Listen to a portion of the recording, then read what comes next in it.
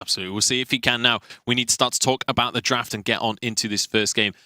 It's 2.9, gentlemen. We've seen a lot of weird stuff last weekend, there was only 3 heroes that weren't played. Yeah. What is there an expectation coming into this week? I feel like Rhyme and Crawl are kind of they're like death and taxes in this patch. I mean, I do think there is an expectation because now teams are settling on what is strong. First weekend, people weren't exactly sure what was strong. Now everyone knows. Alphas, Rhymes, Black Feathers, those are the things that you can expect from the jungle. We talked about Doom, we talked about Agony. Those are the heroes to watch out for them. Yeah, for sure. Rhyme, Black Feather, Kroll, Jewel, I think, is going to make a lot of presence. Arden, the Grace is starting to come back in now. People kind of getting over the shock of the numbers that were reduced. Like, her numbers were hit pretty heavily, but she is still a very strong pick. Now, let's not forget that Mousesports, when they picked Grace last week, that was for Leon in the lane. That was not a Captain Grace. And it was such a great game against Escape lane carry, weapon-powered Grace, and they won with it. It could definitely go back there, but I do expect it to be a captain hero here in this draft. However, like you said, it can be flexed. Yeah, especially with Arden, something like Arden and Catherine still available. Qlash is going to ban the Catherine away just because that is what Mousesports ran last week. And now Mousesports, because of the fact that it was the Catherine ban, they're kind of left with a little bit of a dilemma here because there are multiple powerful picks that are available that they can't really just deny everything away from Qlash. Right. I mean, for lane, we right now our top 3 laners, I would say, in this update are Blackfeather, Kestrel, and Vox. So Blackfeather is taken off the table. Kestrel is now taken off the table. Will Qlash go with Vox? If they do, Baron is still open. That's one of the most traditional counter picks into the Vox just because you're able to outrange him late game. We've also started to see some Jewels in the lane as well, and I think Jewel is a very underrated hero right now. She was very strong the last update. Even stronger now. Her effective health, as long as you don't show your back to your enemies, is one of the highest in the game at the moment. So, very, very strong hero. Would not be surprised if we do start to see her more and more frequently. But it is the Kroll pick that Qlash decided to prioritize. There's still plenty of options for Mousesports. The Alpha is available. You have Reza available in the jungle. So I'm a little bit curious that Qlash didn't try and take away one of the laners, because the laners, I feel like, there aren't as many that are prevalent right now. Yeah, I agree with you. The laner would have been better to take there so that you're also able to save your last pick as a counter pick for the jungle, especially since Vox is still open. You take Cruel. Vox does really good against Cruel because you're able to kite him away. You most likely will get the Poison Shift unless you go for a Breaking Point TM build. If you have the Poison Shift, you reduce his barrier from his A, you reduce the sustain that comes out from his weakness stacks. So it works really well against the pick. I'm surprised that they picked up Cruel first. Flalfa is still open. They could go for that as an option for the jungle. Works extremely well, especially since CP with the Vox that do different damage sources. They go with the Baptiste, however, and we did see a few Batistes last weekend with a Clockwork first build.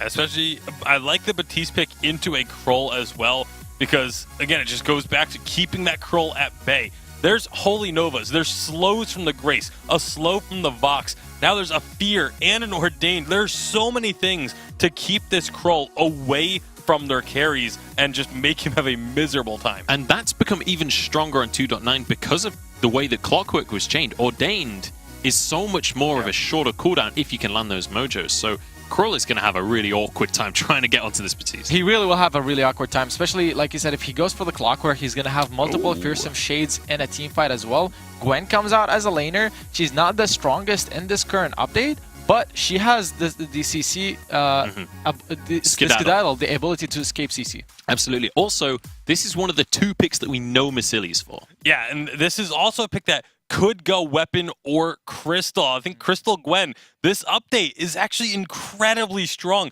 Buckshot Bonanza is already on a fairly low cooldown, and if you can just build up your Crystal power, get that Dragon's Eye, and you constantly are able to harass and just chunk the entire enemy team, especially with the lineup that they have. Like, there's not a ton of health on the side of Mousesports. This Buckshot could do some serious work. All right, let's talk about these compositions overall then. How are we expecting this game to start off? Who's going to be on the front foot to begin? I think it's most likely going to be Mousesports, especially if Gwen does go as a CP hero. Her late game is strong, but her early game is not the strongest. Cruel will probably try to play aggressive. Possibly he has the ability to, but the Vox and the Baptiste, they can definitely shut him down. If it goes up against the CP Gwen, it's going to be hard for them to execute because they also don't have a lot of engage on the Gwen. But if it goes weapon power, I expect the Vox and Cruel to do, or the Vox and Baptiste to do a lot of work. All right, we'll see if that is going to be the case. I'm really curious as to whether this does end up being a Crystal Power Gwen. Also, really curious to see how well the Baptiste does as a Baptiste one-trick myself. I want to see how I should be playing it in solo queue. This should be an exciting match to start things off. But it's about time that we get on into this one. Don't forget to let us know who you are supporting at home as well. Use that hashtag Vainglory8 and let us know whether you want Mousesports to make it to the semi-finals this week or if you want Qlash to find the upset and get some points on the board. Get in touch on Twitter. But it's about time that we jump on into our first semi-final or our first quarterfinal, of Europe. Pass it over to our casters. Well, thank you very much, Munchables. That's right. We've got Mousesports versus Team Qlash. I'm Humanist, and I'm here with Sean Ostino. This is going to be a lot of fun. Sean, how are you feeling? I'm feeling well. Just had my first boy, baby Vox, born, so I'm excited to see him here in the first game today with Mousesports and Qlash. Going to be exciting. Hashtag blessed. I think would be the case, but this is going to be really exciting. Mousesports did incredible last week. Qlash, kind of struggling a little bit, but we'll see if they can find their footing here early on. Yeah, it looks like they're doing the typical. We see both the carries doing some rotations here through the jungles, getting that extra experience already, which is what we've been seeing here a lot in the past couple of updates, and looks like we see them starting as usual. No one's hitting that Elder Treant quite yet, but the captains are poking out.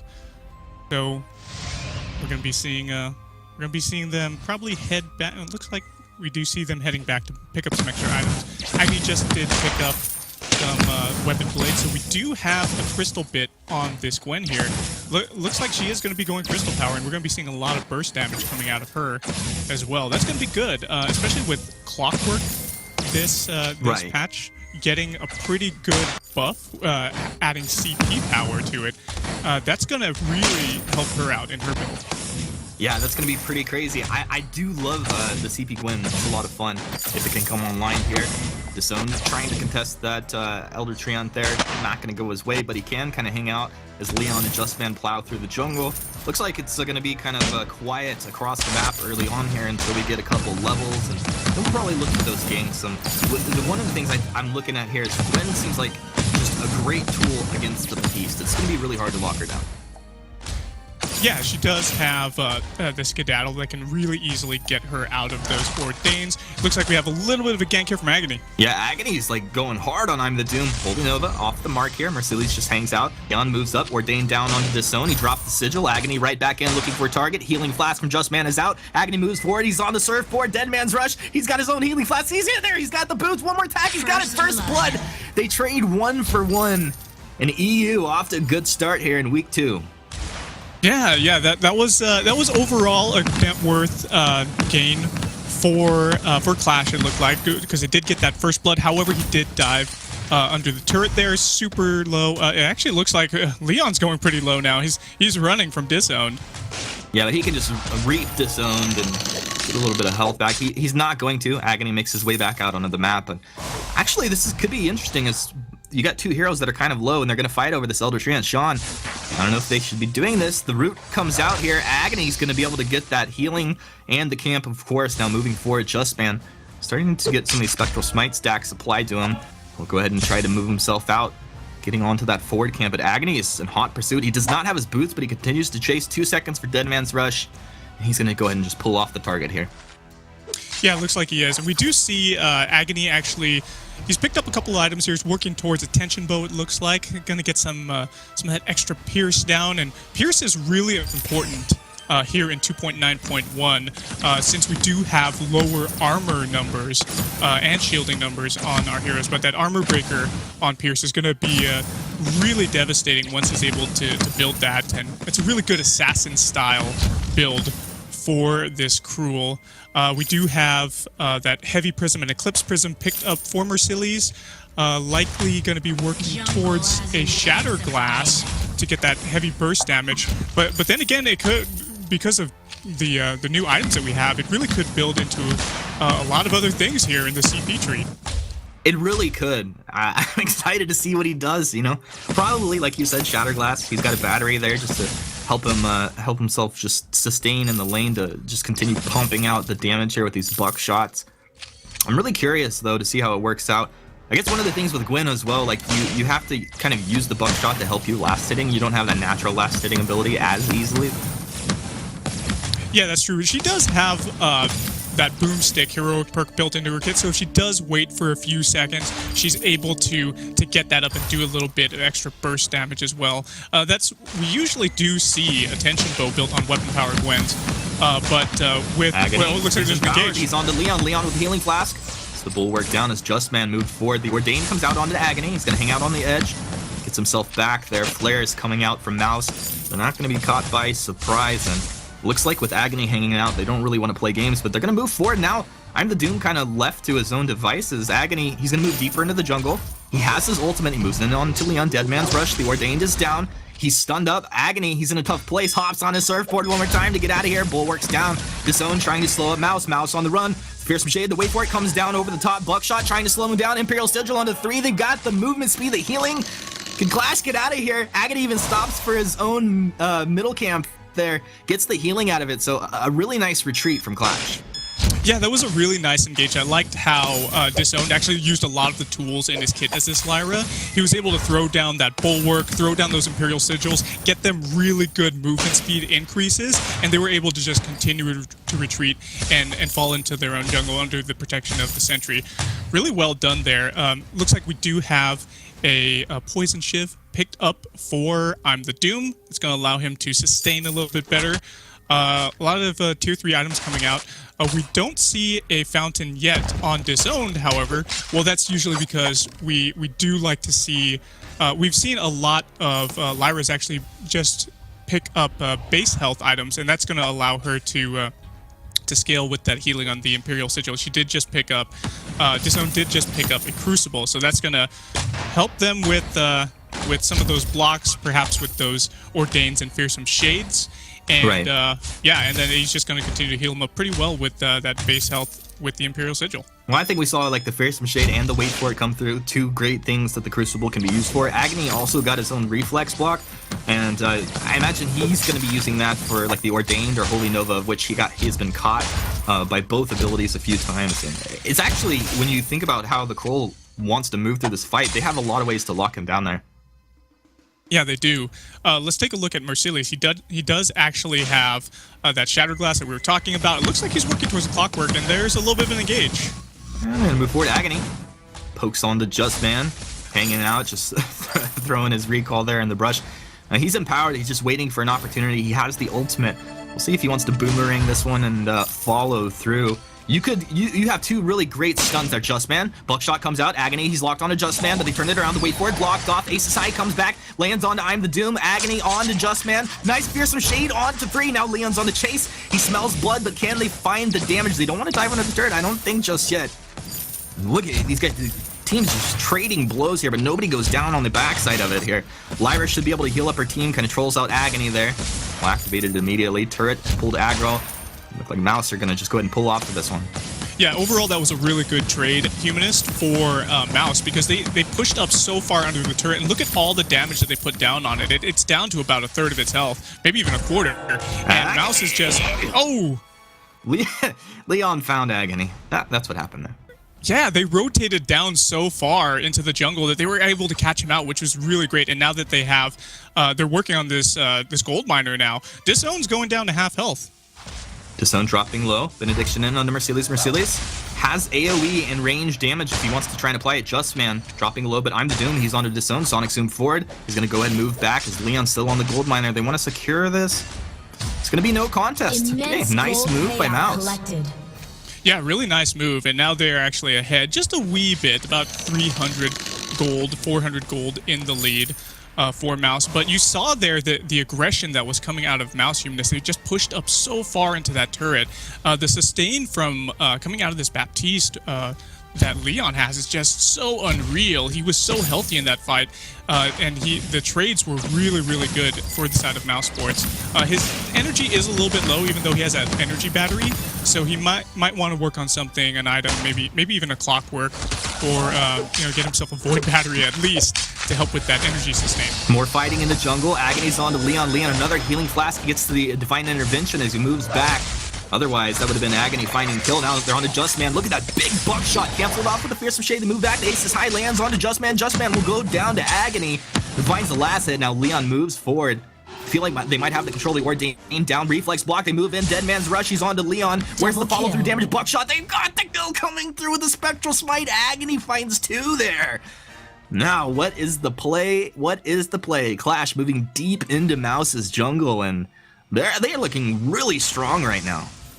Yeah, that was a really good engagement. We do see that the Aegis was actually burnt by Agony, so that helped him out in that last team fight to get through that Ordain and just continue to aggress on Leon. And he didn't give up. He was able to take him out, and now we see 3-2 for the side of Qlash with their kills, and they've just about evened up the gold. That was a really good trade for them because they were actually playing from behind. Yeah, that was incredibly good. Now, it does feel like Mouse are going to try and apply some pressure here. I wouldn't be surprised if they try to take this turret out, although Agony's moved up into the lane again. Mercilli's buckshot's starting to land. Ordained is out onto Agony. What's the play? Benediction in onto the back line of Qlash, but this is Agony onto I'm the Doom. A lot of Spectral Smite stacks going up. Mercilli's, though, he's trading with Leon. They're both dropping low. Leon will get the Divine Intervention. He switches back to Agony. Agony dropping low as well. Look at the sustain coming out of these teams. The Fountain perfect from Disown to keep his ally alive. Now Disown walks back as the last member of Team Qlash to be able to take any of that damage. And as we kind of predicted, their turret goes down. There's not much Qlash could do. No, there's not much they could do. That was a really good trade from them. It looks like Qlash still wants a fight. Okay, there's something they could do. I was wrong. The Arcing Passage in, but do you want to fight? If you wanted to not fight, they take the Arcing Passage through. They're able to find the kill on the Justman. Now, I'm the Doom's chances ground, but Agony's got the kill. They traded it back. Leon finds one himself. Now chases on to Disown. And Disown, he's going to take the little juke down. Leon, you got juked, bud. Disown, he's got the Imperial Sigil. What are you going to do? You're going to hang around here? He's baiting him into the Crystal Sentry. He's dropping low. And Mercilli's went ahead and recalled back. So if he had been able to drop down, maybe they find a kill there. Good job. Yeah, good juke right there. And what's actually interesting, too, about Lyra this patch is she did get a buff on her Principal Arcanum. She was able to do some pretty good damage with that. The CP ratios have gone up, and the range has gone up too, so that makes her actually viable if you ever want to take her going the CP route. But still, it makes her a little bit of a threat as a captain, and it's able to do some serious work here.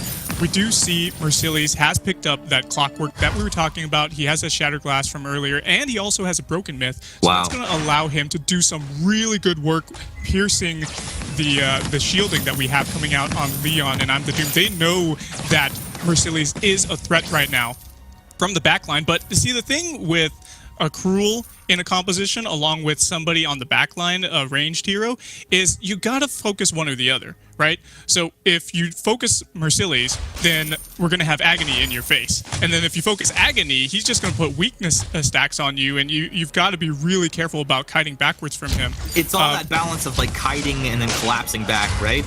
Exactly. Nice Holy Nova coming out here. Justman making the plays. Wait for it comes through as well. Justman taking a lot of damage to the turnaround. Aces High onto Justman, lands. Agony dropping low, standing his ground. He's on to Leon. Leon trying to find the damage with a bad mojo. Ordained down one more time. The reflex at the last second. Not enough as Agony will go down. Disown probably go down as well with the Arcane Passage and Boots able to get him out of there. He'll throw the sigil back towards Mercilli's. Mercilli's dropping Mouse low. Yeah, he's set up maybe for a god play here with that big buckshot AoE damage, and he's in a good place right now, but he's going to go ahead and show mercy on them.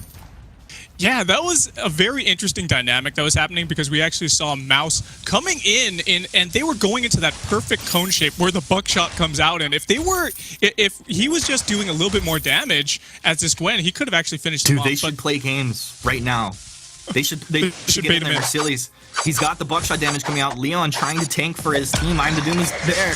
The Bright Bull works down. Fearsome Shade misses. Oh, but he's actually was able to get the gold mine. But Agony's here now. What's the play? Has Mouse overstepped himself? The holy note from Justman. They actually able to get Mercilli's. They burst him down. They traded back. They take Leon. Now Qlash on the run. A double kill coming out for Agony. He's looking for 3. I'm the Doom. A Sonic Zoom coming up. Doesn't have boots now. And Agony is on target. Vox starting to stack up on his Breaking Boy Crystal Century, trying to help his buddy. I'm the Doom is gonna get. I'm the Doom! The juke! Oh, best wall jump EU! Make a new name. Disowned almost took him out with the Imperial Sigil. I'm the Doom!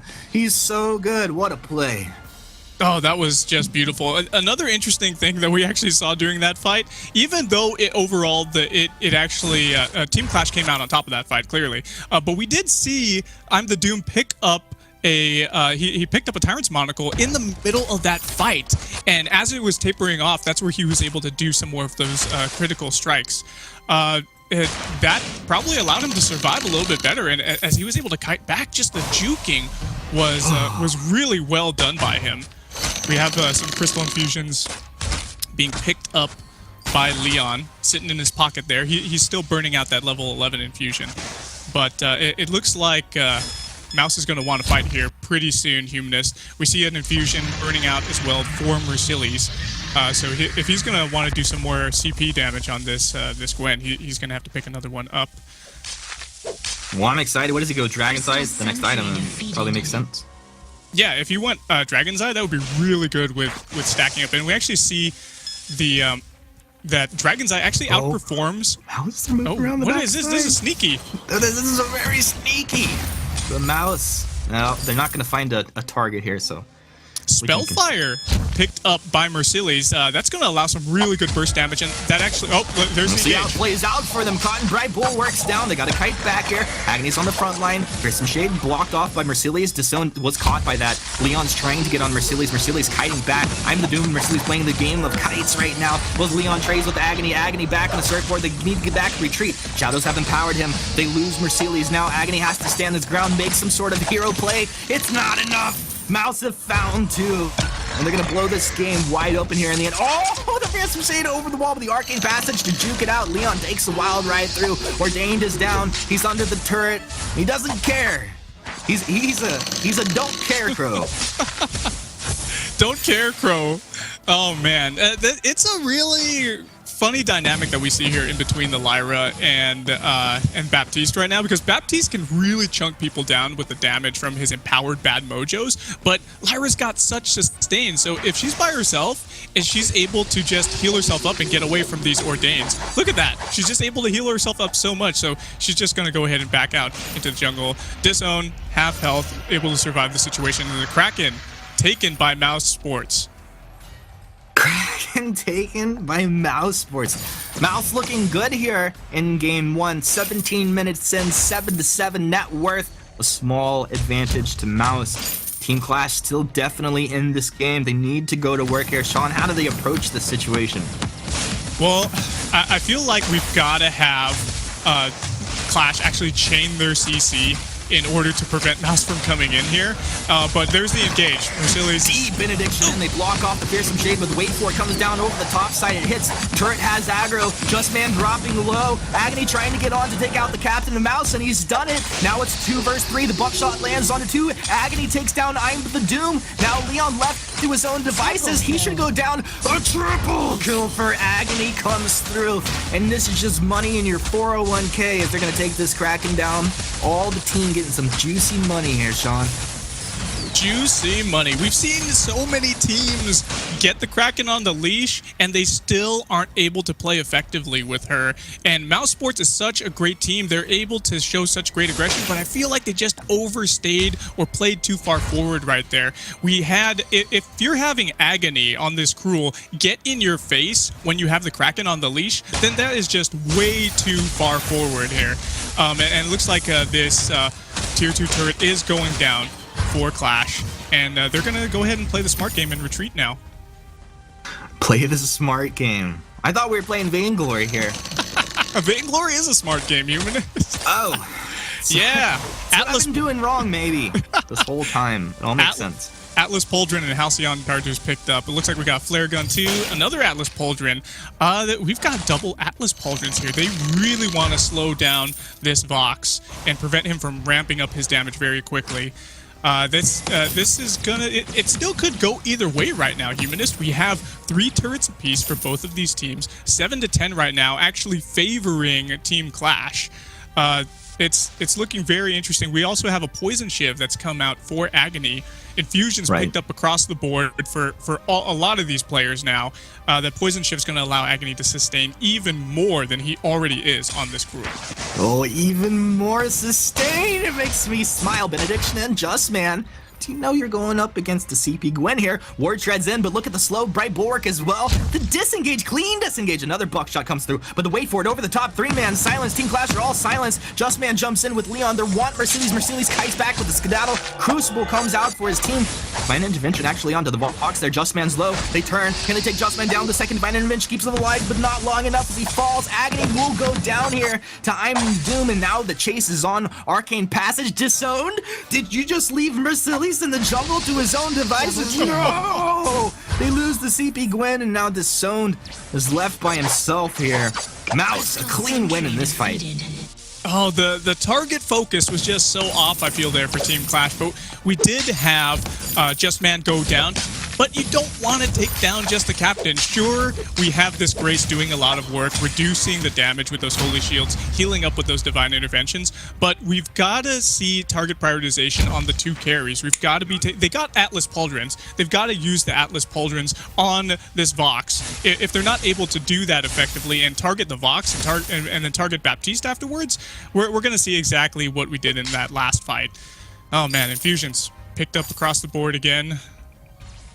Looks like they're going to be looking to fight around the Kraken. Whoever wins, War Treads is actually picked up by Baptiste. We've been seeing War Treads used a lot, Humanist, and they've been popping those things and engaging. Mousesports has been utilizing that very well to just engage in these team fights, and it looks like they're going to be looking for a fight here, hanging out in the tri-bush. They could force the Kraken right now and get another team fight out of this. If whoever wins the next team fight could certainly push a lot of turrets. If Mouse Esports wins this next team fight, I feel like they're going to be... Mousesports finishes the game. You got it, bud. Wait for it. Comes through. It's going to silence up Disowned on the backside, but the buckshot and the kiting backwards from Qlash does look pretty good here. Ordained is out. They've gone too far from Hell's Heart. Connects. Another Fearsome Shade comes out. The wait for it as well. And now they've been completely disrupted. Mouse have broken the engagement here. Or the disengagement, whatever it was. The re-goose. Either way, Team Qlash are falling. And Mouse look like they're going to secure this game very shortly here. As they just blew this fight wide open. That looked too easy. The collapse, the focus coming out of Mousesports is just indomitable. You can't deal with them right now. It looks like they're just going to finish it right now. The death timers are still really high. We're at 21 minutes in, Humanist. That damage is not impressive, though, Sean. It's not, but they have nothing to worry about. Look, there's still 18 seconds, well, 10 seconds at the very least for Mercedes. They're going to be able to take this game. Oh, man.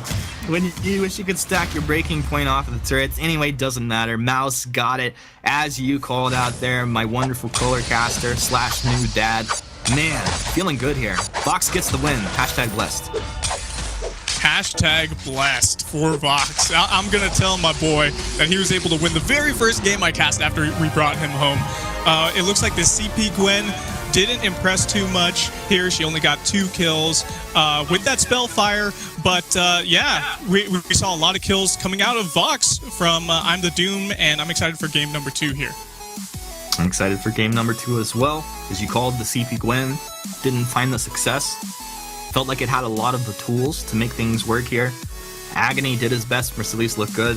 I mean, obviously, it's kind of a weird thing happening without having Hell's Devil in there. They've had some interesting roster instabilities moving through week 1 and week 2 here. We'll see what happens moving forward, though. On the flip side, Leon playing very good for his team. Sean, was there anything large defining factor of what you think caused Mouse to just swing it so hard here at the end? Yeah, I feel like yeah, there was a lot of war treads and engage and disengage, and that's what really helped Mousesports take this game. Well, we'll see if the analysts do agree. Munchables, go ahead and take it away. We said I'm the Doom was the guy to watch. 7-2-4 on his Vox. An incredible job in basically winning that final team fight by himself. So diving straight onto the backline. I love it when we see aggressive Vox players like that. Let's break down that game a little bit, guys. What was the general feel of that? Because that was way closer than I was expecting coming in. Yeah, it was definitely the two teams on paper don't look like they match up that well against each other. But Qlash was able to bring the fight to Mousesports. This CP Gwen, the end KDA doesn't look that great, but was able to put out some pretty solid damage in the mid to late game period. Yeah, I actually think it was the cruel early game aggression that was able to be applied because Rhyme wasn't available, Blackfeather wasn't available. Cruel as a jungler is one of the most dominant junglers. Obviously, we've known this for multiple updates now, multiple metas, and because he didn't have a counter matchup to go up against, it was only the Baptiste. You saw how much early aggression he was able to put on. But once the Baptiste and the Vox killed a little bit, there wasn't a lot that he could do. The Gwen, while she does so much in theory, in practice,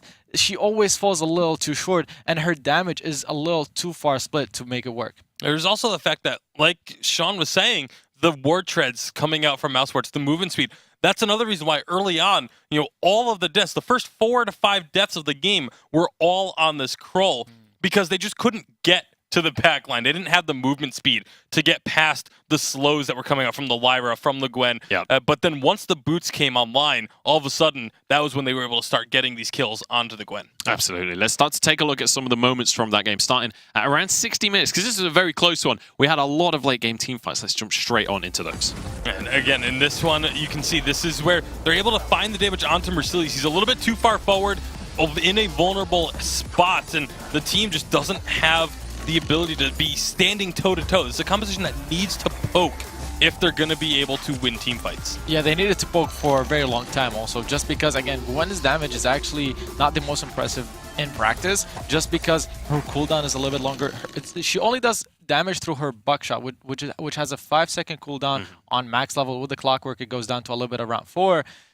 And the clockwork is another thing that we can talk about, because why it's so strong in 2.9 is because of the new change that's been added to it, the passive. You need to spam abilities to reduce the cooldown of your longer standing abilities. Gwen doesn't have a short cooldown ability to spam. It's just the buckshot, which, as I said, is a 4-second. So you don't make the greatest use of the new clockwork. And the thing is, 4 seconds sounds like it's not much time, but in the space of a team fight, if that team fight lasts 20 seconds, that's only 5 buckshots. That's not that, like, when you compare that to something like a Baptiste. Let's take a look at the next fight, because this is where the CP Gwen really came into its own, and Agony got a triple kill. Yeah, and again, this is where they're able to stay back. Look at how far away from this fight Mercedes is, just hanging on the back lines, throwing out these buckshots. This is where you can put in some work. Also, the turrets helping out. Mouse maybe being a little bit overzealous in trying to find these kills, trying to find this team fight. Mercedes, we were talking about it on the desk with the clockwork. You do need to get the cooldown in the build somewhere, but maybe an aftershock starts to become a really good option. The extra cooldown provides, plus again, the percent health can be so strong, especially against someone like, when you have the Grace who's going to be providing that healing. The aftershock can just chunk that health right back down. Yeah. I mean, overzealous was the case. Mousesports went in and dove a little bit too far, just because when you have a composition that needs to get on top of the Gwen, you need to dive, right? But under 2 turrets, that's going to be so hard to execute. So they got a little bit overzealous with the Kraken push, and they took an unfavorable team fight. Absolutely, and that was kind of the last team fight that Qlash managed to get for themselves. Take a look at the next one that happened around 19 minutes in the game, and this was once Mouse had started to regain control. Right, Mouse started to regain the control, but it's the aftershock, not the aftershock, the war treads and the initiations on the Gwen that we saw. Grace closed the gap, then Vox continued. They pushed the Gwen so far away, now they're able to turn back, and that's the great target focus that we saw coming from Mousesports. And at this point, 20 stacks on Vox, the breaking point had ramped up, so no matter what, Mousesports will come out on top. So it's the idea of, we've seen this multiple times with hyper carry compositions that have one very strong backline carry. If you are able to push that carry too far away from his team, he can just turn back and focus the front line, and that's another way to win the team fight. You don't have to kill that carry. Absolutely. Let's take a look at the final replay as well, which was the end of the game. This is Mouse just finishing things off and tying a bow on this first game of the series. It was not a neat bow, but they did manage to take it in the end. We should be able to have a replay of that. And look at how aggressive Doom is on this Vox during the fight. Yeah, they're going in very deep. And again, when you're able to push Mercedes away, even though there is some nice range on the buckshot, you're still not able to be as involved in a team fight as you would like to be. Goes down extremely quickly as well if you're able to actually get onto the target. You know, while we're talking a lot about this Gwen, I want to say Mercedes did do about 58,000 damage this game, which is not a not a bad number. That's where you want to be as a carry.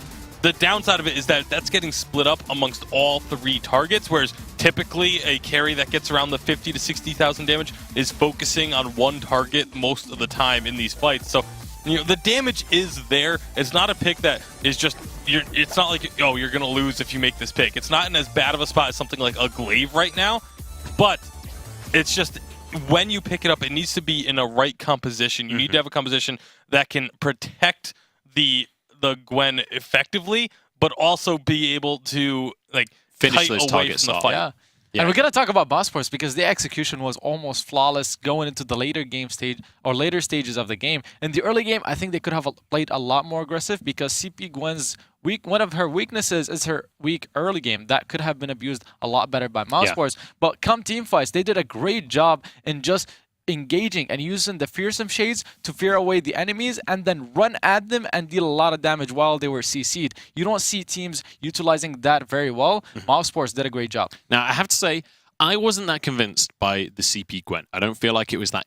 I think it was influential in this game, but I feel like other carries could have done a better job. Are we expecting to see this pick come into this next draft? Is this something that we expect to be a pocket pick, or was it just kind of an ace up the sleeve kind of deal? I think it was a let's see how it's going to work in this situation. I don't think it's going to be a pick that's going to be seen all the time. I think it is a pick that can come out if given the right circumstances. You know, if a team has a rushdown composition, it works well against the rushdown if you have other heroes that complement it as well. I think the Krull in this situation actually doesn't really work that well with the Gwen because you need that AoE slowdown. You need to be able to prevent the opposing team from diving, and that was what happened. Mousesports got the boots, got the movement speed, and were suddenly able to dive again. But this feels like a mistake. Leaving the Black Feather open, obviously Mousesports are going to be feeling confident, but Black Feather's just so strong this update. He really is so strong. You can play him both weapon power, you can play him CP, you can play him in the jungle, you can play him in lane, and in every different scenario you can make him work very well. If Mousesports pick up Vox here, then I would be a little bit better. I would be feeling better for them because Vox does work well against the Black Feather, especially if he goes weapon power. And at the same time, you would think they must have a strategy here prepared for that Black Feather since they let it through. Also, Doom just played Vox last game as well and did an exceptional job on it. So I would love to see that once again. It feels like specific heroes go in different roles, right? Like we saw Leon going in the jungle with Doom on Vox. We saw Doom on the Baron last week. So maybe those two carries specifically, it's Doom in the lane. Well, we've actually seen all 3 members of Mousesports play Vox in the lane now. Yep. The Justman, Leon, and I'm the Doom have now all played Vox in the lane, so they have that flexibility available. A Samuel pick, though. Now, we have a Samuel locked in. Not only is this something we've barely seen on 2.9, but also this is kind of Agony's signature hero as well coming on through. Yeah, I think it's a takeaway from Qlash, just because it also synergizes very well with the Black Feather. They chose to play it in lane. But not only that, I actually you can expect them to flex the Samuel if they wanted to. You can still play it in lane. We know Mousesports how flexible they are in draft. They strive to be unexpectable, and for Qlash to not see that coming is very common. So Mousesports could still use the Samuel in lane.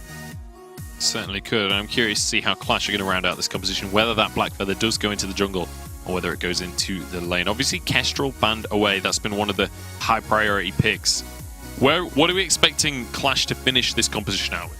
I don't know if there really is an expectation for where they're necessarily going to go. There's a lot of options. You can go many different directions because Black Feather is flexible, can be in the lane or the jungle. You know, we could see them try and run a double heal, but they're instead going to put the Vox here, which likely means this will be a Crystal Black Feather, which feels like then they're trying to go poke for poke against a Samuel, and Samuel's going to win a poke war 9 times out of 10 against a Black Feather. The Lyra is the one thing that kind of could swing that poke battle back in the favor of Qlash, but it's a risky situation to get yourself into a poke war here because Mousesports they could still go for another poke-oriented hero for their third pick as well. Yeah, no, definitely.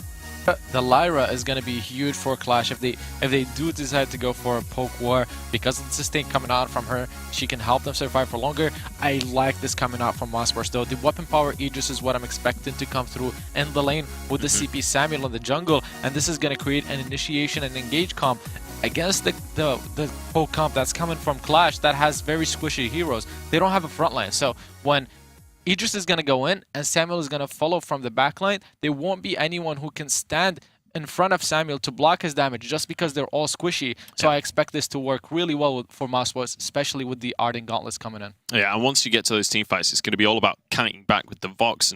But Black Feather is not something you really want to kite back with. And Samuel is someone that loves to chase a team that is trying to kite back. Yeah, this feels like advantages towards Mousesports almost across the board with the Idris pick to round out their composition. I love that pick. I love what it does for their composition and the way it matches up against what Qlash is trying to do in themselves. All right, so what is the play for Qlash then? How do you go into this composition? What is the playbook going to look like? Honestly, if they don't fall behind early game, if they wait for Blackfeather to get to his level 8 and then try to siege and perhaps get a kill, perhaps get a turret with Lyra sustain, they might be able to pull it through. But if Samuel gets the slightest leads in the early game or mid game, it's going to be so hard for them. All right, well, it's time to get on into the second game of this quarterfinal. Don't forget to let us know on social media who you want to take this one. Hashtag Vainglory8. Let us know whether you want Qlash to come back into this one or if you want a 2-0 for Mousesports. It's time to pass it back over once again to Sean Humanisto, or should I call them the Dadcast? Munch, you just call us whatever you want, buddy. We like you quite a bit. But you're right. We've got Team Qlash versus Mousesports here. Mouse up 1-0 in the series. And Sean, these are pretty strong drafts on both sides. Which one are you preferring?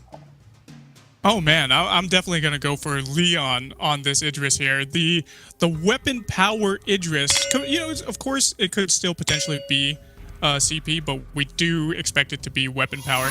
The dive potential that it has to get to Vox there on the back line, and the CP Blackfeather, it has really good potential, especially with barriers here in 2.9.1 being so important. The dive is going to be very important, and as long as Idris is not getting hit before a few seconds before he does a dive with his Shroud Step, it's going to give him a really solid barrier to protect him in these team fights. That makes sense. I thought it was also really well put the way Iraqi kind of explained, you know, when Idris is going to dive and get into the back line, once they kind of collapse down, like Samuel, with the splash damage, seems like he could have a very large effect. I'm curious to see which build Doom goes for specifically in this game. Yeah, so am I. It looks like he's working towards a double crystal bits. Of course, that could go to any number of things that we have for Samuel. We do see a little bit of a Vanguard coming out here onto Leon. Looks like we're just farming up as per usual. When would we expect this game to blow open here? I mean, is this a game where they're going to be happy to just farm for a while? I feel like probably once we get to the level, we already do see I'm the Doom actually hitting level 2, so he's going to have those empowered Malice and Veridix there. That's going to enable him to really get some good range with those things and do a lot of damage, especially that AoE damage that we were talking about. But I feel like we could get to probably mid-game here. I don't know, in the next few minutes or so, we're going to see some action, Humanist. Yeah, I mean, they're starting to kind of play games around the middle area of the map right now, but you can tell both teams not feeling like there's a serious advantage either way, and they're not willing to kind of stick their neck out there. Justman will finally aggro off the Elder Treant. Disowned is watching from the left tri-brush and moves out. They know he's there. He'll pull the aggro back the other way to go ahead and reset it. It's just a standoff. Yeah, it's just a standoff right now. We do see Samuel actually picking up a buff this patch. He does have a Corrupted Genius buff, so he gets more heal and gets more energy. That's a good point. Yeah, so that's going to be able to help him with his sustain really well. Looks like Justman is doing a little captain battle there in the bush. Justman, the best captain battle. Justman's Arden is amazing. I hope I don't cast or curse him here. But I really enjoy this guy's Arden. His gauntlets usually very strong. We'll look to have some big plays out of this guy here in this game. Talking about I'm the Doom some more on this Samuel. His Drifting Dark is actually has an up. Oh, what a the Elder Treant away. Merciless even dropped down to secure it for his team, and he drifted back, fade away. Michael Jordan jump shotted it and stole it. Yeah, the best thing about Samuel is that fade away that he's got there with those Malice and Veredicts. Oh, it's so good to see him throwing those things when he's got them empowered. But he also has a CP ratio per target, which is up 12% in 2.9.1 as well. So again, he's gotten pretty good buffs, and he could be utilized pretty well here. I'm excited to see how it's going to play out. On the other side, Agony just happy to farm up Disown, use the healing flask. Leon jumps in, the Bright works down. Leon's going to get back. The turret doing pretty good damage. Agony's here. Justman dropping low. Justman, he does not have a healing flask. Justman's in trouble. Leon trying to trade damage, but now is Leon in trouble. Oh my goodness. First blood over to Team Qlash, and Leon has to respect the damage coming out. Now I'm the Doom. Has to make a decision. He's going to move up to the lane and try and help his buddy hold this here. Yeah, Mercilli's actually secured that last kill, the first blood that we saw. Really good, actually. He's got that Blazing Salvo, so that's allowing him to do some pretty good damage per second. Oblivion on the top side, Drifting Dark. I'm the Doom, just wrecking Disowned. That was beautiful. That was beautiful, and that allows Disowned to actually go back and buy that fountain. We have still more aggro on this turret here. A little bit of engage, but looks like they're backing off. Yeah, that was actually a really good trade for Mouse. They were able to push up the wave so well. They got a little bit of about half damage on that turret there. Really well-placed Oblivion in that last fight, Humanist. Oh, that was so clean, and that was just a really nice early game usage of the Oblivion. We don't always see it come out too often, unless you're looking for a team fight or something like that. But just to see it, it's like that was sub 5 minutes. He comes out, he pokes Disown, boom, Malice and Verdict. Oblivion is beautiful. Shrouds up forward. Leon trading with Mercilli's, gets the Vanguard, moves in. Mercilli's taking a lot of damage. The Chakram comes through. Mercilli's, he'll get that fountain and uses his own healing flask, I believe, there to keep himself in fighting shape. Disowned actually picked up a fountain first, right? So we were actually discussing in the last game how prioritizing Crucible and Fountain is often something that we see here for various Lyras. I think Crucible would have been better to prevent those Oblivions from locking them down. Ooh, Agony, Rose offensive over. Leon did follow him. And that turret dropped the aggro. He's in with a Shiver Strike. Agony dropping low. He's got a healing flash. Moves back. He's got the on point. Finds the kill. Leon, you went in too deep, buddy. Made a bit of a mistake there. Paid for it. Agony made him pay for it. But I'm the Doom, and Justman will live through this fight. Yeah, this is kind of a flip from what we saw in the last game. We did see some early aggression coming out from Team Qlash last time. I am excited to see them actually continue to pick up the pace here. And it looks like Agony's down! I think Agony forgot which side of the map was his then. See, he tried to take advantage of... Oh, there's Oblivion! You're sleeping! It's a nightmare! He doesn't want to wake up from this dream, but it's too late. Mouse find another one. Mouse probably going to take the turret as well here, Sean. Go ahead with your thoughts. Oh my goodness, are we like 100% on the Oblivion so far, Humanist? Because that put him to sleep, and he's taking a space nap right now. Fox is. But he does pick up a poison shift, so that's going to allow him to sustain a little bit better. Let's hope they pick up some reflex blocks, because we don't see any. Well, we do see one reflex block on Disown, so he's actually working towards Crucible. Ooh, possible game. Oh, Disown, and he throws the flare, who's point blank, and he's taking too much damage. He's down. Oh, Disown gets wrecked. 3-man on point from Agony. Mercilli's is there. Leon, what's Leon going to do? Leon's been pulling the trigger over and over. Agony taking a little poke damage. Vanguard's on I'm the Doom with the Malice, the Verdict. Almost every single one connecting. Leon's wrapping around the backside. Agony, he's in a bad place. Shock him, Shroud step, and get wrecked.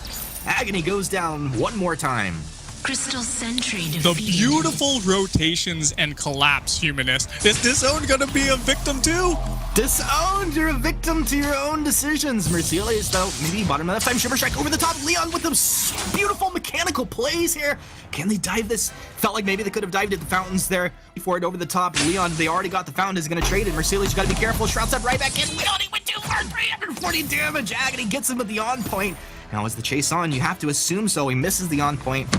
That's probably going to cancel off the aggression. Nope. Okay, the sigil. On point, 457 damage on the Doom. Doom, healing flask. Gets the Vanguard. Throws the Mouse Verdict down the pipe, the Drifting Dark across the lane. He's going to go ahead and clear this here. I'm pretty sure he's going to go and take all this gold. And you know what? I think it's just based off that situation. That's probably okay. Yeah, it's probably okay. That was actually a pretty good trade. Overall, we saw a lot of team fights there, but overall, really good for Mousesports. They have a turret down.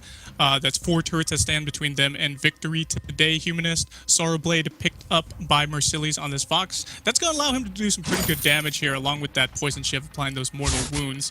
But Leon and the rest of Mousesports really doing well to just rotate, take the advantages where they can. Whenever they're pushing forward, they rotate down, head into the jungle, and look, there's a perfect example. That wave is pushed up pretty well past the 50-yard line, and we have Mousesports rotating down, putting down some vision, and it looks like there's a Chakram coming out, Bright Bulwark thrown up defensively.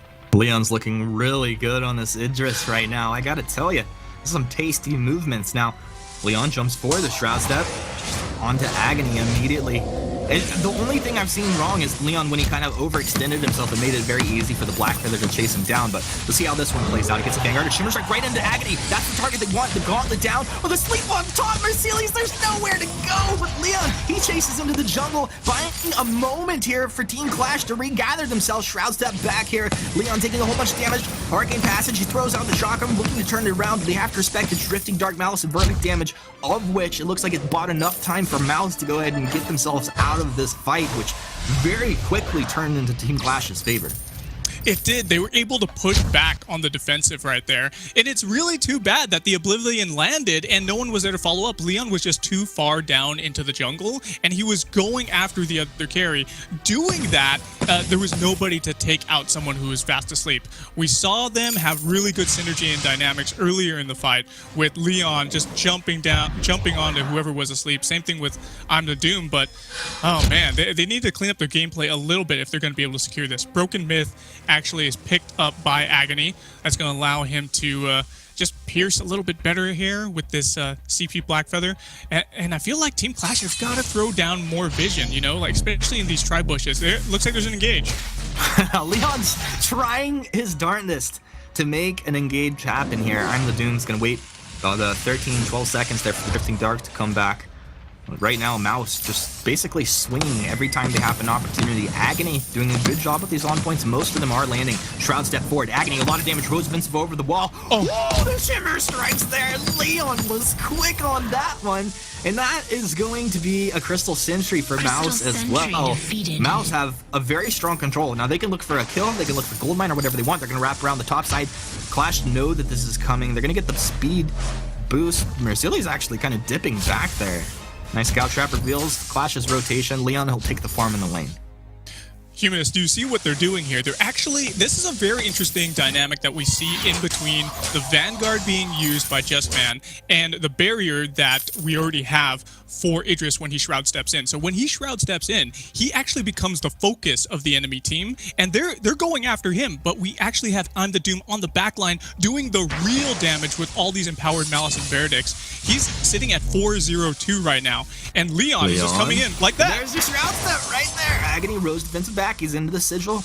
Perfect execution there for the Zone. Just have the Sigil waiting for its ally. Flares out. The Zone realizes they're in a tough place.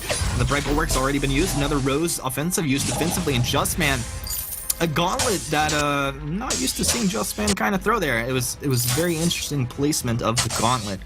Whatever the case, these guys still in range to continue fighting if they choose to do so. Chakrams continue to fly out of Leon. He's probably just trying to get the most efficiency out of his weapon infusion, which is level 9 weapon infusion. This is currently on the downside of that timer there. But whatever the case, they don't go down, they get out clean. They get out clean.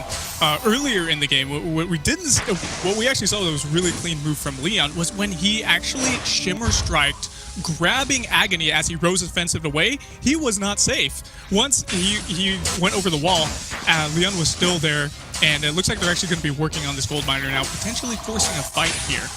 They've been working all game, Sean. It's your mistake. This is not just work right here for the gold miner. Now they're in. Leon on the Shroud Step.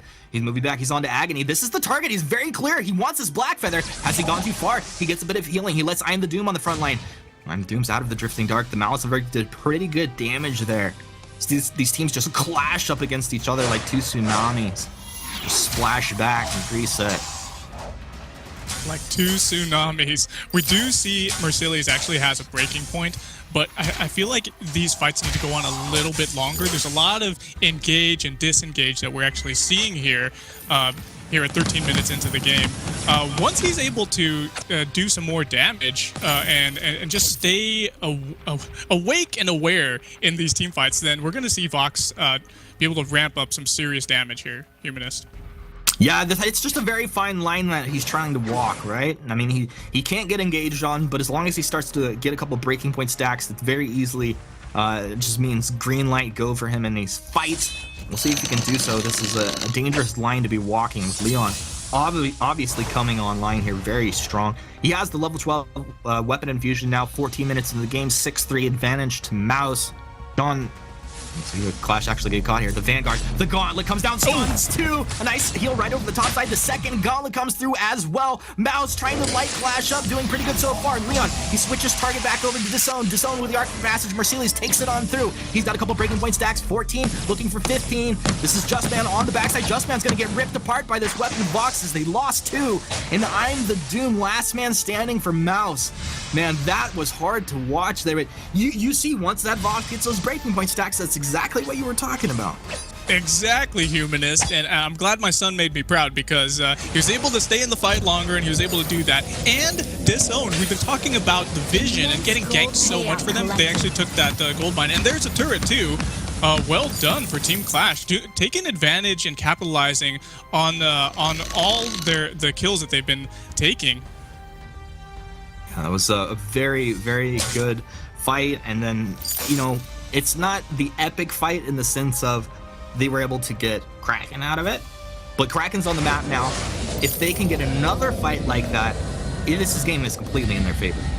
Check out the net worth. It's actually about, they're only 500 apart right now, but Mousesports, they actually want blood. The vision game is really important right now, Humanist. We do see a lot of vision being picked up by both sides. Disowned needs to take the flares, scout traps, put them all over the map. They need to control this crack in the mid area. Looks like Mousesports could be going around, getting a little bit sneaky, but they're backing off. We do see infusions picked up for both sides on the carries. Looks like that level 12 infusion is burning out for Leon, though. He's going to need to pick some more of that up later on. I think he was just juking back and forth between lane and shop. I bet you that's what he was deciding. Do I shove this lane one more wave, or I want to buy that? And then the flare comes out from Qlash, and he's like, okay, I definitely know what I'm doing here. Yeah, it looks like Mercillius is also working towards another Tyrant's or a Tyrant's Monocle. That's going to really give him some serious crit damage in these team fights. So yeah, they're doing really smart prioritization right now with their shielding as well. We do have that Aegis picked up by Mercillius. We know that I'm the Doom has been the main damage dealer, I feel. We've just been seeing Idris, Leon here as the guy who's engaging. He's pretty much like a Cruel. This weapon-powered Idris is getting in there. He has the barrier. He's able to do a lot of damage, but then we do see I'm the Doom finishing them off from the backline. Yeah, that's pretty much how it's been playing out thus far, and as long as Leon can kind of stick on a target, he's usually getting the kills. And the moment they're able to peel him off, it seems the fights start going the way of Qlash. Now 17 minutes in here, Mouse feeling pretty good. We're going to see Leon look to purchase some items down at the shop here. He goes for the infusion. He gets the Atlas Pauldron as well. So this maybe is a tool that he didn't have before. Do you think this is going to have a large impact in the next fight? Oh yeah, Humanist. If he's able to Shroud Step in there, Leon's going to be able to activate that Atlas Pauldron. He's going to be able to slow down the damage output that's coming from Mercillius. If he's able to do that, it's going to be slower for him to get those breaking point stacks up, and that could potentially be something that Mousesports uses to their advantage. There's the Gauntlet. It does stun up Disowned, but that's on the front side of the fight as Leon's there. He's on Agony. He gets the Vanguard, the stun. No Agony. He's walked right into it. Now Mercillius, can he get the damage down? He's got a bunch of breaking point stacks, but there's so much healing coming out here from Mouse. Mouse looking great. No, you went too far. You done Doom on the front line. You're not too tanky. Justman goes down. Double kill for Mercillius. Leon, he has to run his Disowned Mercillius. Now Disowned, what's, it's 4 seconds before he has his sigil. I was going to say you can give him the movement speed bonus there. Between that and the Sonic Zooms, maybe Leon wouldn't have been able to get away, but Leon gets back. And He actually tries to take the mid camp there. He's not going to get it. Mercedes got the damage. He's onto him. Leon, no, you made a mistake. That's Leon. Would you let it, Leon? No, Humanist, what a positional error that we saw from Leon right there. He had the advantage. He was backing off. It looks like Qlash is going to be working on this Kraken now. Virtually uncontested. I don't know if they're going to be able to take it. It looks like it's going down pretty slowly. But Leon, he was going he should have went closer to the Crystal Sentry. If he had just gotten closer or past the Crystal Sentry, then he could have been out of visual range. But because he wasn't, this Kraken is going to be on the leash for Qlash. Forehead fail fish, man. Sometimes you make a mistake. Sometimes that's a mistake that you're going to remember at the end of the day. That one, I'm sure, not feeling very good for Leon. Whatever the case, Kraken has been unleashed. Mr. Ostino will be marching down the lane for Qlash, an ally of Team Qlash. And Mouse, they have all the tools here to take this fight. I think they can take a clean fight, probably defend, lose one turret if they play it super clean. Easy 2 turrets if they make any mistakes here. What's the play? I'm the Doom. Pops that infusion. They start to get a little damage out. Jeffrey Dark's going to move forward, right forward. The Gauntlet comes down, stunning up 2. They're going to be looking for him. War Tread, second Gauntlet comes down. Oblivion on the top, but they split apart. This is Disowned, trying to heal up Mercedes. Mercedes is down. He's going to take the Arcane Passage out. Agony is split apart from Disowned. His Mouse chase, 2 to the north, 1 out towards the southwest. Leon's going to actually let him go and move back towards that Kraken, probably. Oh, he collapses back on the Disown. They'll take the Lyra. Agony's going to try and be annoying with the poke here, but they move back. This is going to be 2 turrets they lose, trading for 2 kills. Yeah, really good trade actually here for Qlash. The 2 turrets down, and the Kraken's still pretty healthy, but it is getting melted by Mouse. Wow, if you are Qlash, you need to be able to play really carefully the next few minutes of this game. Just don't give any more of those kills over. They played too far forward, a little too aggressive, I feel. And then once we had those gauntlets come down, they were just trapped and locked up in there. Even though they were disengaging, they split the disengage. We did see them go to one of them go towards the north. We had Disowned in the north, and then Mercedes, Agony went down, and it ended up being a really bad play for them. Really bad positioning. Yeah, I feel like splitting apart there was... There were reasons why you want to split apart. Obviously, you see the second Gauntlet coming down, there's an Oblivion, you're like, just spread! And suddenly there's a wall in the way as well. Mouse really creating a lot of chaos there that they then took advantage of. So I want to give a lot of credit to Mousesports. Yeah, it turned into a 2v1 up there in the lane, and they were easily able to take out Disowned. He has virtually no damage output as this captain, and a lot of his kit was actually burnt out. So he wasn't able to do very much except for just juke him around as much as possible. But this still could go either way right now. We do have a 4,000 gold lead for Team Qlash at the moment. We've got almost full builds across the board here. It looks like Agony's got to pick up some tier 3 boots there. But Mercili's pretty much full built on this box here. And feeling away that Treant where they can. Just taking the little things away. Or Treads. Engage. Gauntlet comes down. 2-man stun there. We're going to look for a second Gauntlet soon here. Actually, that was a Noive Gauntlet that came out onto Justman, but I don't know if it's enough. Agony, he's chasing here. He's on Time of the Doom. Leon's dropping low. Mousesports, is this the fight that you actually wanted? They started the fight, and they're going to be losing the fight. Team Qlash turning it all the way Triple up. kill. That's going to be a triple kill with 20 breaking point stacks from Mercedes, and that should be the game. Ladies and gentlemen, we're going to be going to game 3. Really well done, the 20 breaking point stacks from Vox, who's able to just stack up so much. I feel like the engage there from Justman, double gauntlets, the null wave silence, we just saw so many particle effects going everywhere. And now this Vein Crystal is going down. Team Qlash doing some serious work here. Almost the opposite of what happened last game, Humanist. 7-2 with Mercedes on this box. I'm astounded, and kudos to Qlash. Nah. Team Qlash looking very strong here. Mouse was first place last week. They lose game 1 to Mouse. They come back strong. We always say Team Qlash is one of these teams that could beat almost any team on a good day. They are showing it here. Are you surprised at all by the results? I'm actually surprised, and we saw that the echo from Just Man. Sometimes they were just too hyper aggressive with trying to do those double gauntlets, and that's probably what actually led to their downfall. Yeah. Really good out of Mercedes here. Well, we'll see if maybe the aggression backfired on them. Munchables, Iraqi, Tasty Bacon, take it away. Thank you very much, guys. What a game coming out from Qlash. We have a series on our hands.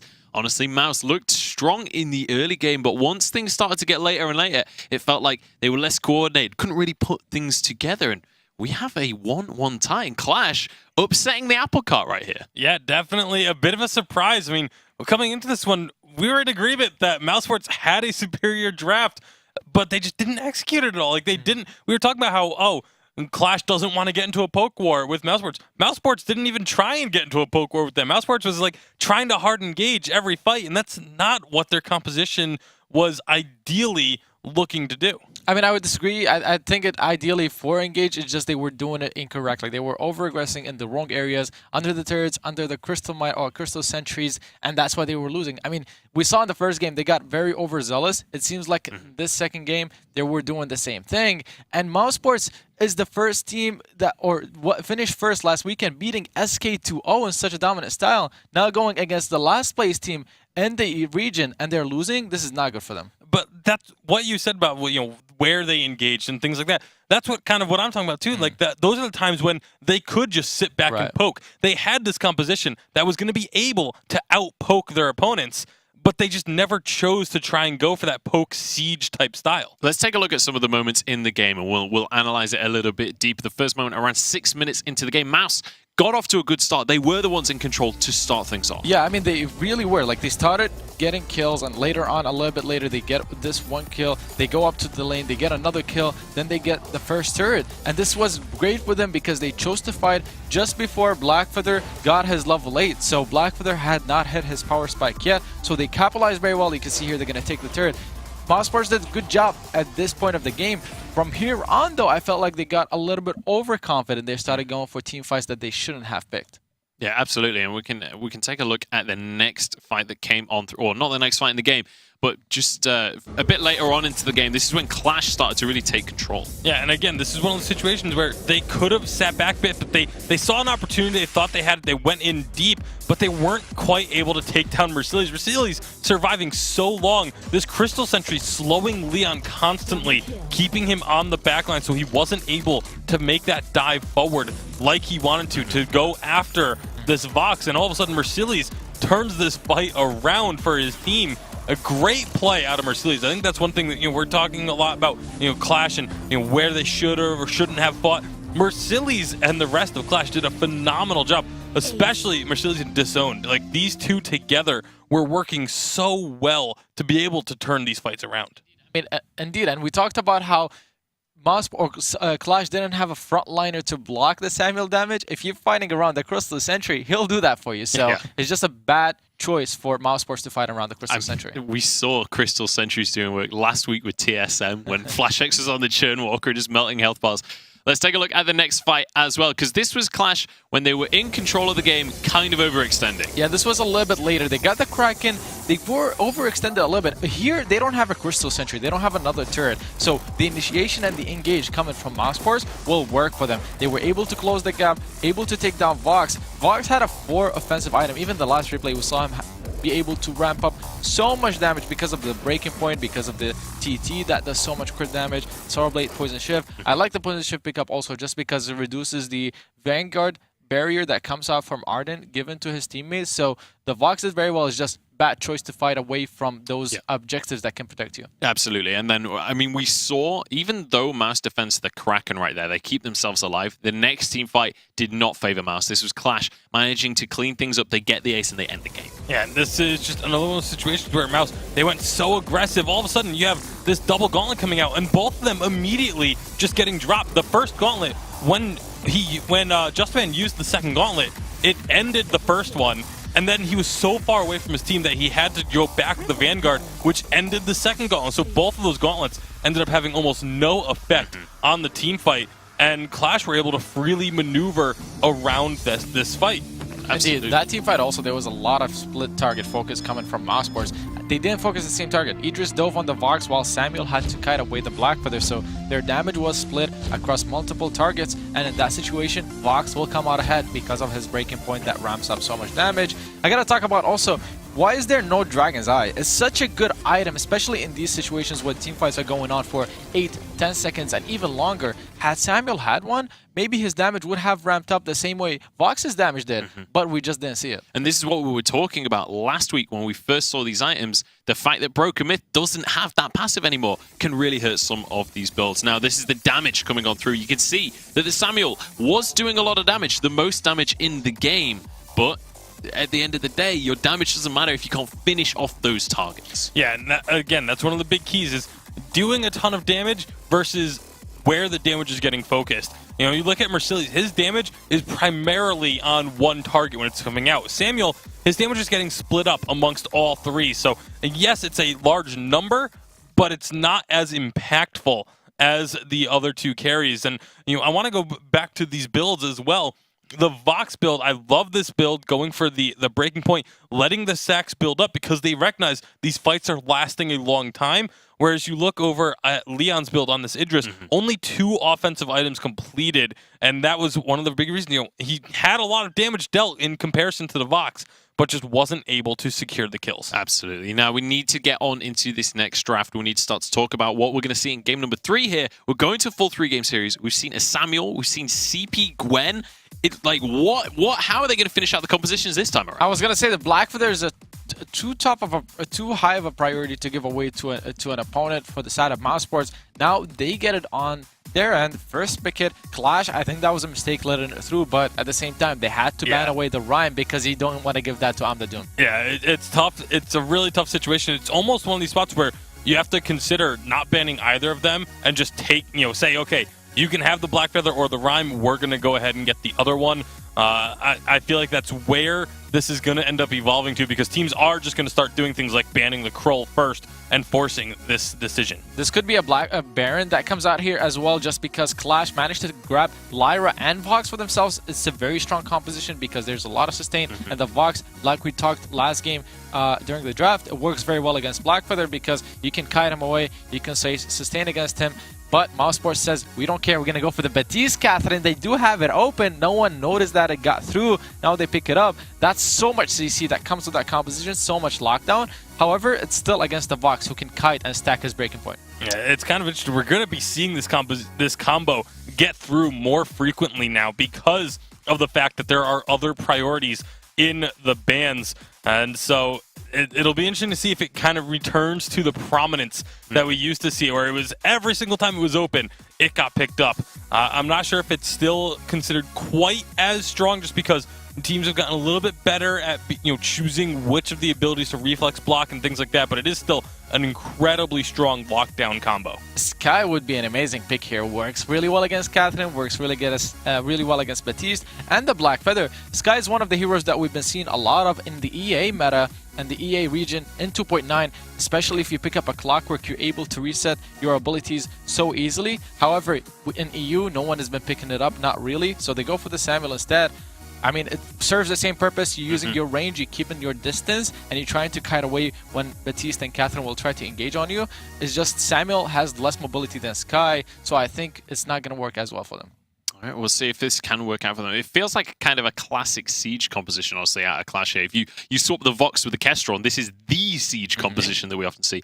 How are we expecting this game to play out? Is Mouse at an advantage here? Is Qlash at an advantage? Who do we expect to be on top? I do still give a slight advantage over to Mouse just because of the Catherine Baptiste. The amount of lockdown that comes through, they're very reliant on their abilities, on being able to actually use their abilities, especially as Samuel. If Samuel gets silenced and gets stuck in that silence chain, he doesn't do damage. So it's a very real potential that Mousesports can just completely lock down the side of Qlash. At the same time as well, though, they have to engage and they have to dive on the back line of Qlash. So if they choose to fight in the wrong areas, it's going to end up being the same as last game, where things can turn really badly for them. Absolutely. It's time to get on into this one. It's game number 3 of our quarterfinals. Hashtag Vainglory8 on Twitter. Let us know who you are supporting. It's time to find out who will win this series and pass it back over once again to the Daddy Casters. I mean, Munchables, don't you want to know who I'm supporting? Well, you always ask in the chat. You're always asking social media. But, you know, I got this guy, Sean Ostino, here. He knows who I'm supporting, but we won't say because we're not #biased casters. But this is going to be a great game 3 here, if the first 2 games have anything to do with it. What do you think, Sean? What do you like about these drafts? What do you not like? Well, Humanist, I do like that Vox has a 100% win rate so far today, so that's really keeping me happy. Marcili's here on this Vox. I'm actually rooting for Qlash right now. I'm going for the underdogs here. Really? So I could be a little bit skewed, a little bit biased. Well, you're not going to be a winner either. I'm calling this one. I believe Mouse will take this game at approximately 17 minutes. 17 minutes, 27 seconds with a score of 15-9. A little bit of poking early on here. Agony's happy to do so with that Corrupted Genius. Heals himself right back up. We saw the power last game of that Corrupted Genius as far as the regeneration and sustainability. Yeah, we did see a lot of that regeneration sustainability.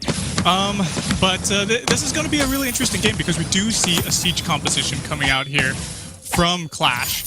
So if they're able to just stay back, you know, not let Mousesports dive too far to get onto them, if we have right bulwarks come out at the right time from Disowned, that could prevent a lot of the engage from Leon especially, or even from Just Man coming down. We need to, I think I would like to see a Crucible coming out first for Disowned as opposed to a Fountain.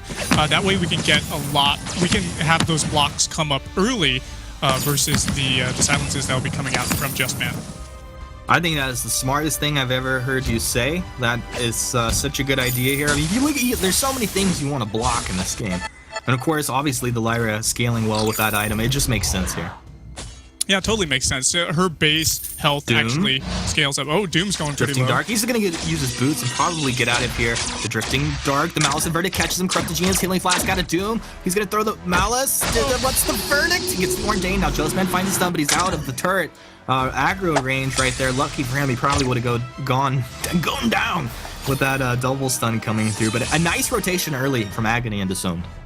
Yeah, nice rotation from him, able to put that pressure in the jungle, but also a nice rotation from Just Man, because if he didn't have that stun there, I would have seen I'm the Doom actually going down in that fight, and First Blood would have gone over to Team Qlash. And as Mousesports, you don't want that to happen right now. You want to be able to snowball this game. So far, we don't see that much of a snowball, and it looks like Team Qlash is going to be putting some pressure on this Elder Treant, taking it for themselves. Yeah, I mean, they just pretty much swarm all over that Elder Treant. Right now, it does feel like Disowned and Agony have a lot more firepower at their fingertips, ready to go in the early game than on the flip side for Mouse. And is it just that Mouse need levels to really come online here? What is it? I feel like Mouse does need levels. We do need to see Leon actually hitting that level 6 power spike as his Black Feather, because that way he's going to have his Rose offensive. He's going to be able to engage, get to the back line so much easier. There's a lot of pressure being put on this turret right now. Ordained is down, the Merciless Pursuit as well, but no one wants to follow on Disowned except for I'm the Doom. The Bad Mojo chunking him out pretty well there. You can see the Reap, Sustain also doing well for I'm the Doom. Just Man hanging around. He'll go ahead and recall back home, but yeah, I mean, they're trying for the engage, just not quite landing it. Yeah, they're not quite landing it. We do see some vision actually picked up by Just Man. Going to have to prevent some of those ganks. That's this turret, man. Woo, there's that siege you talked about right there. Look at that. Turret's almost down. We're 4 minutes in. The jungle just got intense. Mr. Sean Ostino and Qlash. Honestly, they could almost take this turret down and then just drop right to shop. Yeah, they definitely could do that. That would be a good rotation out of them, but they're falling back. They're really falling back, aren't they? Merciless, they turned it around. Leon taking a lot of damage. This is kind of just like, you know, the hokey pokey here. 1 foot in, 1 foot out. What's the play? Waiting for someone to fully commit to this fight. Just Man, he finds a stun onto Disowned. Disowned, I think Ordained as well. Merciless, he moves in. Leon, he gets the on point. Oh, it's enough. One more attack would have taken him down. These guys. Woo! Oh, they're just playing right on the edge. Disowned throwing that sigil forward, looking for maybe a cheeky kill. Doesn't find one. Those candied minions actually were they kind of concerned me a little bit, but they didn't do too much work here. And Team Qlash was able to take that turret. Very good capitalization on that objective because we actually had them rotate down. Agony went into the jungle, cleaned out the mid and the fronts there. The Team Qlash needs to take every objective where they can and every little bit of gold and experience, steal it away from Mousesports, and that's how they're going to be winning this. We do see an Eve of Harvest picked up by Agony, and that's going to allow him for some better sustain here. Shatterglass picked up by I'm the Doom. He's going to be able to do some really good damage with these bad mojos. He's going to be able to just empowered bad mojos reap the souls of his enemies. That sounds very delicious. And we'll see what's going to happen here for the Scarecrow. Just throwing his bad mojos from max range. He's got that Shatterglass, as Sean said, and he's in a pretty good place to start doing some great damage if he's empowered up. Now, the thing is, he also has that Fearsome Shade, and Qlash should have an idea that he has this ability. Ordained down. It's going to stun up Disowned. And this is Mouse just kind of poking and prodding around the edges, maybe looking for an opening, and Agony's going to look to dissuade them by throwing the Drifting Dart, moving forward to the Merciless Pursuit's there. They're going to move, they run right into that Drifting Dart, something you can do sometimes. Wait for it, over the top, Oblivion's going to go down. I'm the Doom, actually, it looked like it clipped him on the edge, but not quite there. Bright Bulwark's down defensively. A game of cat and mouse. Leon Rose offensive backwards, as he looks to just go ahead and kite this one out for a second. Justman, he's back in business. And he dropped, you notice he dropped out of that fight. He went and picked up a fountain there. Yeah, picked up a fountain. That's a really good idea there. Look at those bad mojos, Humanist, that were just hitting 466 damage. That's so strong right now. If he's able, I think the only problem that I'm the Doom has right now is his energy sustain. He's not able to stay in these fights have been going pretty long, so he's not able to stay and continuously throw those things out. If he's able to do that right now with that 466 damage, imagine what he's going to be doing later on. I don't want to. No, I don't want to. This Scarecrow is going to be very scary, very fearsome. It's a very scary crow. Merciless does have a Sorrow Blade as well. Looks like he's working towards a Poison Shiv too. He's got that couple of items, Blazing Salvo there, and that Barbed Needle. So it's going to allow him for some sustain as well. We got the sustain game going on here for Team Qlash. And they are about 1.8 thousand ahead. It's looking pretty good for them right now. The sustain game. I guess they're both playing the same game. The Vayne game. Players come out. Yeah? Oh, I was going to say Disowned actually is working towards that Crucible as well, and we know how important this Crucible is going to be in blocking those Fearsome Shades and the Ordains too. We've already seen him get stunned up a couple of times by Ordains. So yes, as a captain, yeah, we have, and as a captain, you do not want to get stunned up because you have a lot of utility for your team. We do see a Poison Shift picked up by Leon. The sustain game is real, and it's in action right now, Humanist. Someone's about to get wrecked, Sean. I can feel it in my Vainglory bones. Look at this. We got a Blast Trimmer, a Fearsome Shade. Mouse are hungry. This team doesn't like to just sit back. Leon doesn't like to play 8 minutes without finding a kill.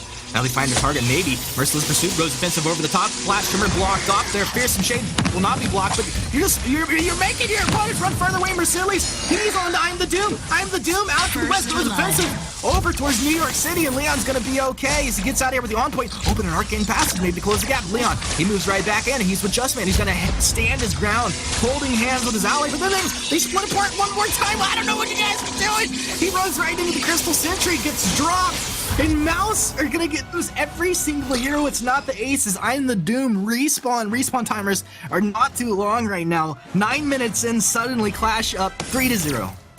If that Rose offensive was in New York, then that Oblivion that came up from Agony was in Florida because it was way down here, but it must have been a zoning tool, or even if it missed, it still worked out to their advantage because they were able to capitalize on that and almost get an ace right there. It looks like this gold miner is going to be the just desserts that Team Qlash needs, and that's going to allow them to increase their lead here. Immense gold payout. 1,200 gold going over to Team Qlash, and they're sitting at about a 3,000 gold lead actually right now. 0-3 in their favor. things are looking pretty good for Team Qlash. Qlash looking good, man. Oh, feels good to see this team start to gain a little bit of traction, but man, this is a scary Mousesports lineup that's starting to bear down onto your first turret here. As their items becoming complete, they're getting nice levels on all heroes across the board.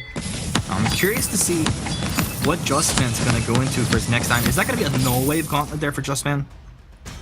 It looks like it could be. He's building into that chronograph. He's got, looks like he picked up the Null Wave Gauntlet. Oh, good prediction, Humanist. The Prophet himself. That's going to allow him to get some good cooldown reduction.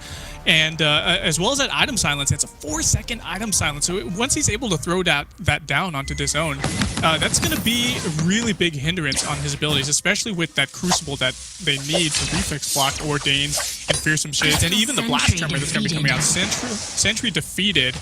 That's taken by Mousesports. They need to take every advantage where they can get right now because they're playing on the back foot. Yeah, Mercilli's really shoving the lane super hard, while Agony kind of kept tabs on Mouse there while they took the Crystal Sentry. So interesting movements, but obviously that's a very clean shot call coming out of Qlash. That kind of thing doesn't just happen by accident. Like you know that this is happening, but when you see clean movements like that, it does give you an idea that they're playing with a high strategy level.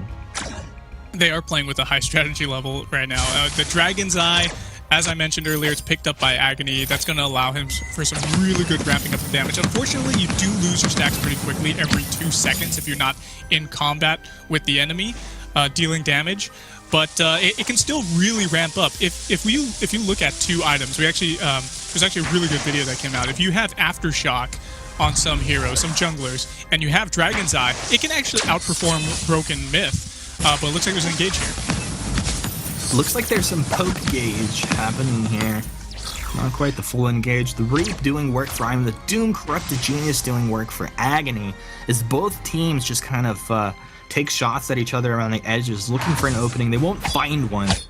This is both teams just kind of dropping down, picking up a whole bunch of flares. You talked about it. This is the sustain game, but it's also the vision game. Very important here.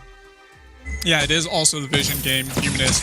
They're sitting in that bush, and there's flares coming out everywhere. I'm the Doom. Oh, it looks like we have Leon diving in. Leon's deep. He's onto Disowned. His teammates really not sure of what to do as Leon pretty much single-handedly taking this fight on by himself. Ordained is there. Blast Trimmer over the wall. Fearsome Shade as well. Team Qlash being forced back against the wall. Mouse have made the call to go, but haven't gone too far. They're on the retreat now. Another Ordained comes out on the Mercilli. He stands his ground. Mercilli staying well. 13 breaking point stacks. Looking to chase down the target. He's going to find one. Now looking for more. Don't get trolled by the Arcane Passage. Disowned. You almost pulled a Humanist, man. Mercilli's chasing him. Mouse incredibly low. Faint of heart will get Leon. Leon! No! Leon! Oh, Leon, did he? Please don't do the same thing that happened last game where he hung around too long. Leon. Team Qlash are in hot pursuit. The Mouse and Verdict bearing down on their heels. Justman will go down to one more attack. The Null Wave Gauntlet coming out from Justman. Is he going to survive? Maybe. I don't know. They both get out of it. Oh, man, this is ridiculous. Oh, man. What? That was so ridiculous. Don't hang around too long. Oh, my God. I'm so sorry. Oh, Humanist, they're going to be porting back now. But, it looks like Agony's caught out of position. But this is my Ordained. Leon on point. Leon's there. He's going to get all of these attacks down and should be able to take him out. Yes, he does. Mercilli's, though. Mercilli's getting nice breaking point stacks. Stand his ground. A nice block on that Fearsome Shade. This is such a good job by the Doom and Leon to juggle that damage there. Justman coming in at the last second for his team. This could be a gold miner, though. They're going to hang around. Disown knows what's happening. Mercilli's is going to move back. I think he took the mid. He's going to get a little bit of regeneration there. What's the play? Look at Mercilli's moving up. He's going to throw the wave forward over the top. He just got the infusion from the shop. Ordained stunned up. He's going to be able to get Justman. He gets one. Can he get the damage? They're trading. Mercilli's dropping low. He got the healing coming out. Can he take the Doom down? Yes, he can. Mercilli's is done, and now they chase down Leon. Mercilli's! Oh, Mercilli's! Triple kill coming through. Mercilli's the merciless Humanist. The triple kill coming out from him. He was taken out during the previous team fight. Looks like that turret's actually going down. They're working on this choke point turret next. But when he went down, he went fast asleep, took a dirt nap for a little bit. He came back. And because he came back, they won that last team fight. He was able to stack up so many breaking point stacks. And look at his itemization. He's got Sorrow Blade, Poison Shiv, the breaking point, of course. He is able to sustain so much. And that's why they won that last team fight. It was really good rotations. You see this replay here, Sean? We got this little replay going right now. We're just kind of Yeah, we're looking.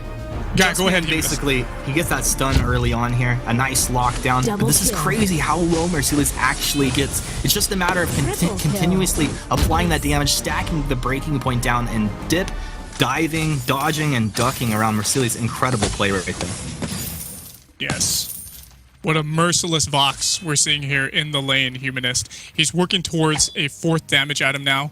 Working towards he's got that lucky strike there. He's going to be getting himself a Tyrant's Monocle pretty soon. They just got to keep snowballing like they are doing here. We're sitting at 1-7 right now. Team Qlash doing some serious work. Still at about a 5,000 gold lead.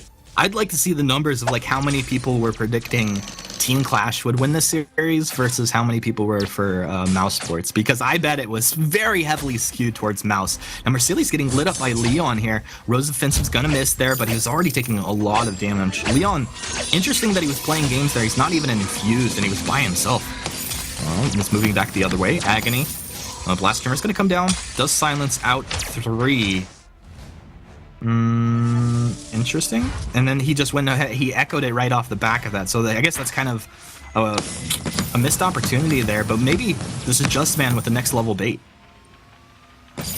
Yeah, it could be. He's sitting on a 70-second cooldown on that Null Wave Gauntlet.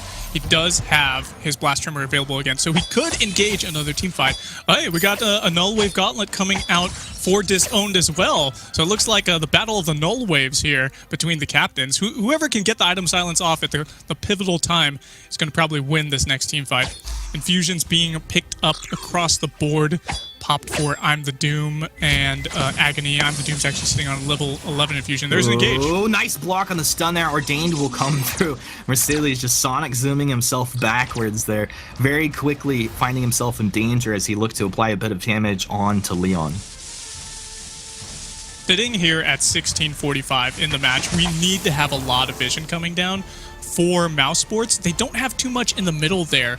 And that's what's really important, Humanist, because we have the Kraken sitting there. That's a major objective, and it looks like the item silence actually came out onto Disowned, but they're going to continue to aggress into the jungle. Yeah, but I mean, there's nothing to block. There's no wait for it coming through, nothing else. Oh, what's going to happen here? They're going to lose Just Man off the bat. He did throw the foul now. Now the fight is on. Qlash, the full engage. Leon, he knows that he has to make the hero play. Rose defensive out of there. Yeah, I said Rose defensive. They go for the Crystal Sentry. Agony trying to just catch him with a tip with that Malice and Verdict.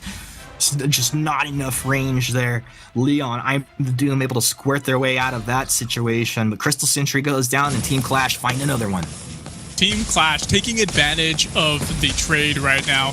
This Kraken's going down pretty quickly. As you know, Humanist, the Kraken is easier to take now while she is neutral, but once she's on the leash for whatever team it is, she's got more HP, she's going to be harder to take, and Lyra secures that for them. Team Qlash has got Kraken, and they're ready to push the last 2 turrets. Team Qlash. Oh, just in here, just shaking up prediction, shaking up EU. Leon, looks like Leon is really ready to fight here. Interesting situation, Leon. You're very low on health. So is Merciless, but I mean, I'd rather have one go down on my team, traded 1 for 1 if we have a Kraken pushing. Let's see how this is going to play out now. Ordained stuns Agony. I'm the Doom. That's his second Fearsome Shade, I believe that was. The chase is on. Merciless very low. Leon is the first to lose. They traded for 1 for 1. They turned it around the other way. The chase will be on, but remember we have that Kraken on, passing the choke point turret right about now. And this is the siege composition that you talked about earlier. They should be able to get pretty decent poke damage out from the Lyra and the Samuel here. Yeah, they should be able to. However, they've got to be really careful here. He's got those empowered attacks. Stun! Malice, Verdict, Bright Bulwark. All right, looks like at the end of this, 1 turret will be remaining. And the 2 of Mouse should be able to take this Kraken down. But I mean, Qlash are in a really good position right now. They are in a really good position. And if you look at Agony too, he's actually got Dragon's Eye.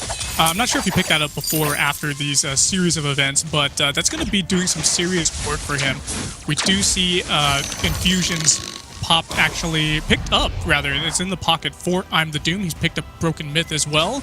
So hopefully that's going to allow him to bypass some of this these Aegis shieldings that we have here for the side of Qlash. But this is a really dangerous situation for Mousesports right now. If they're able to survive the next team fight, they're still going to have to push 5 turrets. All 5 turrets are up right now, and we do have about a 4,500 gold lead for Team Qlash at the moment. 5 turrets, easy peasy. Let's see what Mouse can do here. Maybe Mouse just training for the hardest games, putting their backs against the wall, and coming back with the epic wins. I'm the Doom poking here. Bad Mojo's just coming out consistently. He's guy's like a little turret himself. Every time you walk within range, boom, Bad Mojo connects. What's the chase now? Justman moves forward. Stormguard timed out. He finds the stun onto Mercedes. A nice block on the Blast Trimmers. They move right back into their half of the jungle. They're happy to do so. They have the positioning advantage. Both of these teams just flares moving out. Uh-oh, Agony potentially caught out here. A nice block on the second Blast Trimmer. The kite back. Leon, Rose offensive over the top side. He wants Mercedes. The fearsome shade destroying Team Qlash. This is Mousesports' fight to come back on. It looks like Leon can get the on point. Yes, he can. He's on to Agony. A couple more basics should be able to take him down. Disown doing his best to keep his allies alive. They're almost dropping, but if they can find that kill, they're going to get the ace regeneration and live through this. A double kill. The ace comes through for Mousesports, and they have done it, Sean. They find the epic fight that they needed. That is exactly what they needed to do, Humanist. Crystal Sentry defeated, 1 life remaining. Turret! The first turret's destroyed finally for them. Woo, they're going to be able to push this a little bit. And Kraken is up too, so this is a really good opportunity for Mousesports to continue the onslaught. There goes the second turret, actually, thanks to Leon. And what actually went really well for Mousesports right there is they finally feared them somewhere other than to just completely make the enemy run away. They feared them into the wall in the jungle, and that's why that team fight went so well for Mousesports. That fight was so... Like, the moment... Exactly what you said. The moment... Because they blocked the Blast Trimmer. I think they blocked, like, 2 Blast Trimmers coming out there. Kill. At least individual Aegis and reflexes, and then one was Crucible, but... when you see that fearsome shade catch them into the wall, that was the moment you knew that Mouse absolutely have this fight. Leon was locked on like a tick onto his targets here. Wow, Mouse in a very good position. They have the Kraken. If they play this could be Mouse taking the game here. That would feel pretty troll from Qlash. Crystal Sentry is gonna move out. Crystal Sentry now. Are you gonna work for a Qlash here? Yeah, Crystal Sentry making it happen. Kraken slapping on this choke point turret here. Mouse just kind of trying to poke from range, but Batiste doesn't have huge range. The Black Feather as well. Interesting situation. Blast Trimmer, it connected. I think he's actually still holding the null wave there, so that was just a straight up Blast Trimmer. Yeah, just straight up the Blast Tremor. I'm actually surprised we didn't see any null. We did see actually the null wave pop by Disown, but we didn't see the null wave pop by Justman. So he's saving that for another time. Woo, that turret doesn't go down, so we have 2 turrets remaining. Contraption picked up by Justman. That's going to enhance his cooldown reduction. Atlas Pauldron Infusion picked up. And Disowned. Maybe he's looking for a little bit of those really good Arcane Passage Bulwark Atlas Pauldron combo engages. If he does that, that's going to be a beautiful thing. What's actually interesting, though, is that Leon wants to dive them as this weapon-powered Blackfeather, so he's not going to be hanging back too much. So maybe once he comes to them, he could throw down the Atlas Pauldron. But it's still a very delicate situation.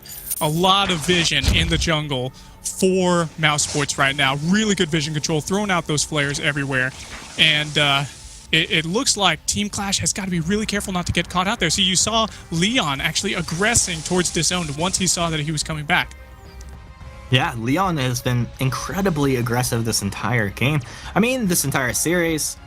He really had more than usual. Disown, and he throws a flare every time he's so close to the brush now. War treads in by Justman. Leon with the Faint of Heart on point there. They blocked off, I think, the first blast Timber coming through, but the stun from the Ward Dane catches on to Disown. Second Rose defensive over the top side. Leon taking a lot of damage, and Team Qlash potentially turn this around. Item silence coming out very late in that fight there. You can see it on Disowned as Team Qlash now chase back towards Mousesports. Fearsome Shade on cooldown. Blast Trimmer on cooldown. They have the Echo ready to go for Catherine. Maybe they can get like a double stun or something like that. Dasone taking a whole bunch of damage. Ordained sitting right there. He's going to go ahead and Crucible. Fountain moving backward. Mercillius is completely caught. That Fearsome Shade wrecked right on through. They're going to lose actually Agony as well. Yeah, Agony. He's going to go down. What a play by Leon and the gang. I'm the Doom. Perfect Fearsome Shade. Just Man, great control of the fights. And that is the ace for Mousesports. And, well, that's the game. That's the game right there, Humanist. What actually was a pivotal role in that last team fight too is we saw Disowned run out of flares. He was forced to face check the tri-bush there on their side of the jungle. And doing so, he didn't see that they were on the other side of the tri-bush near the jungle. They were coming back, and therefore it ended up being a snowball. This crystal is going down, and Mousesports takes the game, takes the series. Mousesports takes the game and the series. I was joking around a little bit when I said easy peasy. That is no easy task to come back in a game like this. Your opponent's got 5 turrets up. What did they have? 1 turret remaining? They were on the back foot. Qlash playing incredibly well. Mousesports they really know how to put it together when it matters. Yeah, they do. And feels bad, man, that Mercillius on this Vox, my boy, ended up losing, and that puts Vox's win rate down for the day. But still happy for witnessing this game, and it was pretty fun to see Mousesports take it away. Yeah. Well, speaking of take it away, Munchables, my darling. Thank you very much, babe. We are going to get into the analysis of that. That was really weird. Let's talk about the fact that Mouse managed to take this series. It was not an easy series for them. Right from the word go, we saw Qlash were actually the ones in charge of this game. Qlash, honestly, for the majority, they felt like they were going to win this one. It was only right at the end of the game that Mouse actually managed to flip things on its head. Yeah, this was looking so good for Qlash. They were playing their composition exceptionally well. They were taking advantage of every little mistake that Mouse made. They were, every time they got a slight window of opportunity, they were throwing that window wide open and just charging on through. It was really, really great stuff for them until about like the 18-minute mark when all of a sudden everything came crashing down. Right, I mean, they started the game really well. They had a very clear idea of how to execute their composition, how to siege, how to try to get a leads. And we have a clip actually here around the 8-minute mark where you're going to see that they're able to win the team fight by utilizing their range advantage and playing around the turret, that the protection it provides to them, not allowing Blackfeather to dive onto Samuel. They just executed very well throughout the early game. Absolutely. We can take a look at that clip now as well around the 8-minute mark. And this was the early double kill that Qlash managed to grab.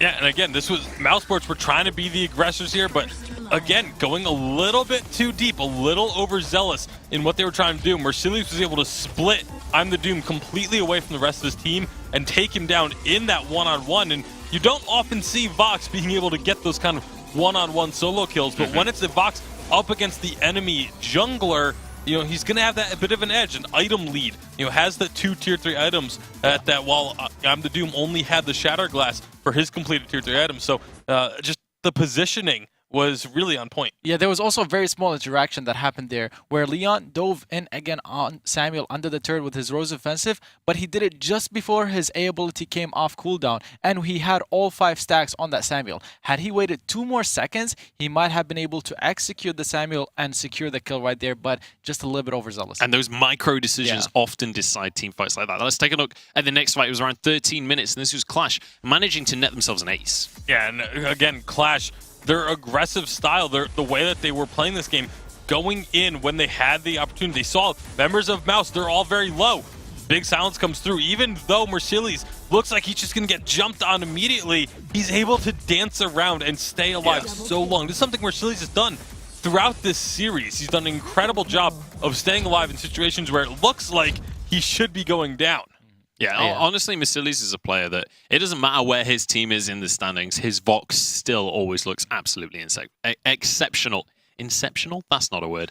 Let's take a look at when Mouse managed to turn things around, though, and managed to get the control of the game for themselves. Yeah, this was where they turned it around. And we see the first Silence come through. It's blocked by the Crucible. Catherine doesn't have an Echo yet, but the Fearsome Shade comes through, and this time there isn't a Crucible to block it. It's 20 minutes into the game, and that's when this composition becomes so strong. The Baptiste and the Catherine, the CC they bring into a team fight with the Fearsome Shades, with the Catherine ults is just too much to handle. And with the new Clockwork, Baptiste now has the ability to use Fearsome Shade multiple times in a team fight without having an Echo. Blackfeather being able to follow with the damage, even though he didn't have a breaking point, which would have worked so well for his team just because he has so much time to deal damage, it still managed to turn the team fight. Yeah, and again, talking about the abilities that you need to Crucible, they did a great job up until that fight of, even in that fight of being able to block core abilities. There was 2 Blast Tremors used that fight. The first one was only going to hit one target. They individually reflex blocked it. Mercedes blocked that himself. The second one comes down. A great Crucible blocks it off. But then now you're still left with the Fearsome Shade, and no one has reflex blocks left to deal with it. This is why this duo of Catherine Baptiste was banned away every single time it had the opportunity to come up. Yeah. This is the thing. This is the kind of combo that transcends what patch you're on, because it's such a powerful combination of CC. Let's take a look at the final fight of the game. This was Mouse just kind of closing things out in this match, and this was an overextension from Qlash. It definitely was an overextension. Before this replay played, we saw Lyra teleport in, trying to catch Mousesports because they thought they had the better or the advantage, but Mousesports turned around. It was a Fearsome Shade that feared Samuel away while they used the Merciless Pursuit to lock down Vox. So Vox was locked down in front of them while Samuel was CC to run away. So it was great capitalization from Mousesports, recognizing that Qlash had overstepped, turning it around. They didn't even need to heal up too much. They just reached the shot barely. They got I believe they re-infused perhaps for the Catherine, and they turned around and they just wanted to fight.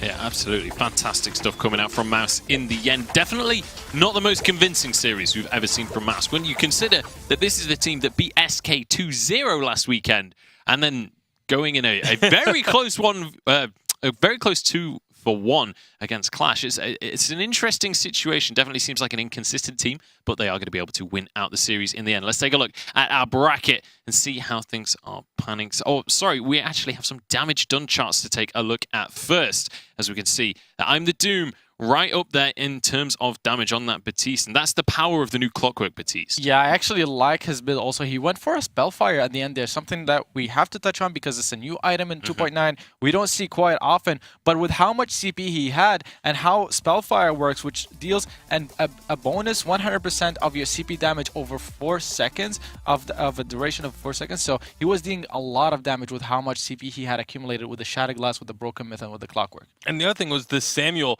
They did such a good job in the later team fights of playing around this Samuel. He was constantly getting forced out of his Drifting Dark and not able to get the same level of damage dished out. He had a build that I think we both really liked with the Dragon's Eye being finished very early on. But if you can force Samuel out of the Drifting Dark, this has always been the case. If you can just get him out of the Drifting Dark, you cut his damage potential almost by like 3/4 or so. It's a huge drop-off versus if he's in the Drifting Dark or if he's forced outside of it. Absolutely. Let's take a look at our bracket and move on with our day, as that is going to be our first quarterfinal done and dusted now. It's going to be Mousesports moving on after a 2-1 victory over Qlash. Calamity Reborn versus Salty Potatoes is going to be happening off stream.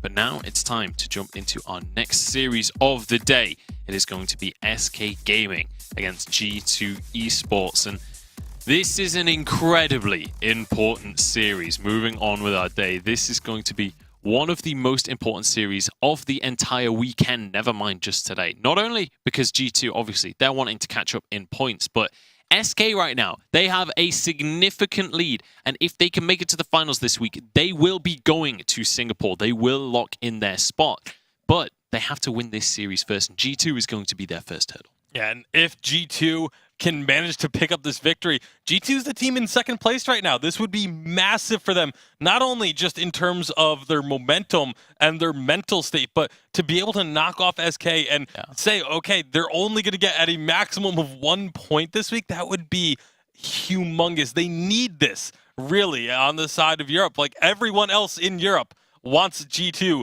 to be able to pick up this victory just to give them all a chance at getting to Singapore. Yeah, I mean, for SK to have the top 3 or the 3 teams from the top 4 in their bracket side in this weekend, it's both lucky and unlucky for them, because one, if they manage to get to the finals, then they secure their spot for the Worlds, but it's the same time the top 3 out of the top 4 teams in the region, so it's going to be a difficult task. And starting with G2, it's the second place, definitely going to be really hard. G2 can manage if they play really well, if they get the strategies, especially in draft, and try to execute on later against SK. And that's one of the things I'm really looking forward to in this series, is how the draft pans out, because these two teams have very individual styles coming on in it. It is going to be SK Gaming going up against G2 Esports. Now, G2, they want to be climbing this table. SK, though, they have the ultimate motivation. If they can just win 2 series this weekend, they are going to be going to the World Championship. Like, it doesn't get better than that for a team. And honestly, that's always something that can motivate you so much. Because as a player, you think, I've been playing thousands and thousands of games in this game just to practice and get to this point. Now, all I have to do is win 4, technically. 4 out of all the 1,000 games you played in your career. So it's definitely a task that SK can do. This is definitely the final stretch for them. They're on the last 100-meter sprint, but we'll see if they have what it takes to keep going. Let's remember, they lost 2-0 in the finals last weekend. Let's take a look at the roster for SK Gaming. Coming on in is Hegman, Kvolafar, and Tyras. Now, obviously, Hegman stepped in towards the start of this season. He has become one of the real cornerstones of this team. He's been doing the early game shot calling, and since he joined, this team has just looked so strong. Yeah, and this is just SK. When they make these transitions, this is one of the few teams that they'll make a roster change and immediately you see a drastic improvement. Usually, when a team makes a change, it takes a week or 2 for them to really gel and synergize together. That just wasn't the case with them this season, and that's why they were able to take 3 weeks in a row or 4 weeks in a row, of victories in the Vainglory8 and able to just really run away with things in terms of the standings, and now, like I said, looking to try and finish the job here this weekend. Yeah, they're looking to finish the job. At the same time, though, they can't get ahead of themselves. We said they have to win only 4 games to get to the finals and secure their spot. They have to take it 1 game at a time. Versus G2, this is, as we mentioned, a team that can beat you, so take it slow, focus 1 game at a time, 1 draft at a time, 1 objective at a time even, and try to take it slow, SK. Yeah, you got to treat it like each individual game, because each individual game matters so much at this late stage in the Vainglory8. Let's take a look at their opponents. It's G2 Esports, Keanu Nakoa, Hundor, and Dark Potato. Now, this is a team that we've been talking about a lot in terms of the draft. Obviously, historically, Hundor is this hyper carry and the rest of the team builds around him.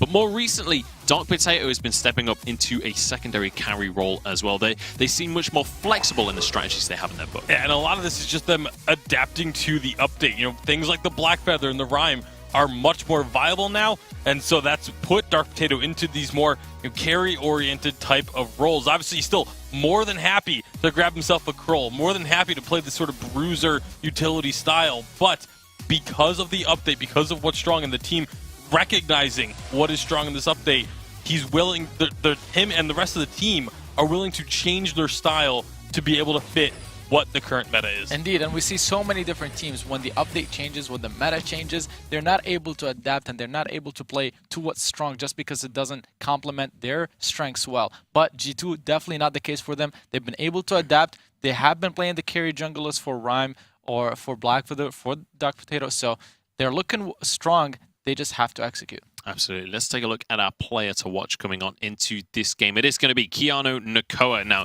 he is the captain for G2, and he's the team captain, not just in terms of in-game captain, but also in terms of the overall team. So there's quite a bit of pressure on his shoulders to live up here, and going up against a team like SK with how strong Hegman has been, you need your captain to be solid. He's when you look at a Vainglory 3v3 team, the captain is almost like the cornerstone of the team, that you have to be great in every scenario. You have to be the pillar for everyone to build on.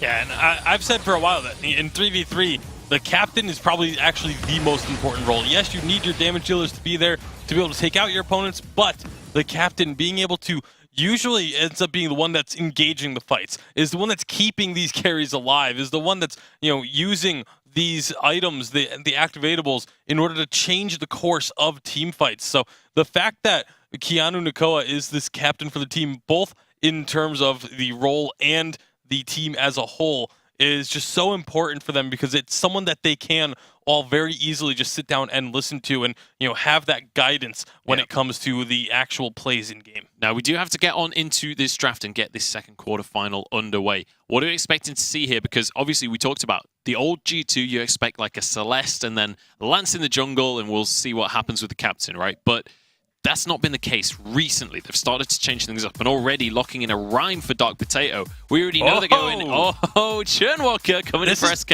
I believe this is our first European Churnwalker that we've gotten. I think so. This will be really exciting, especially someone as talented as Hegman getting his hands on this hero. We'll see how it's going to work out for them. You expect the draft for SK to then now revolve around a little bit of AoE damage.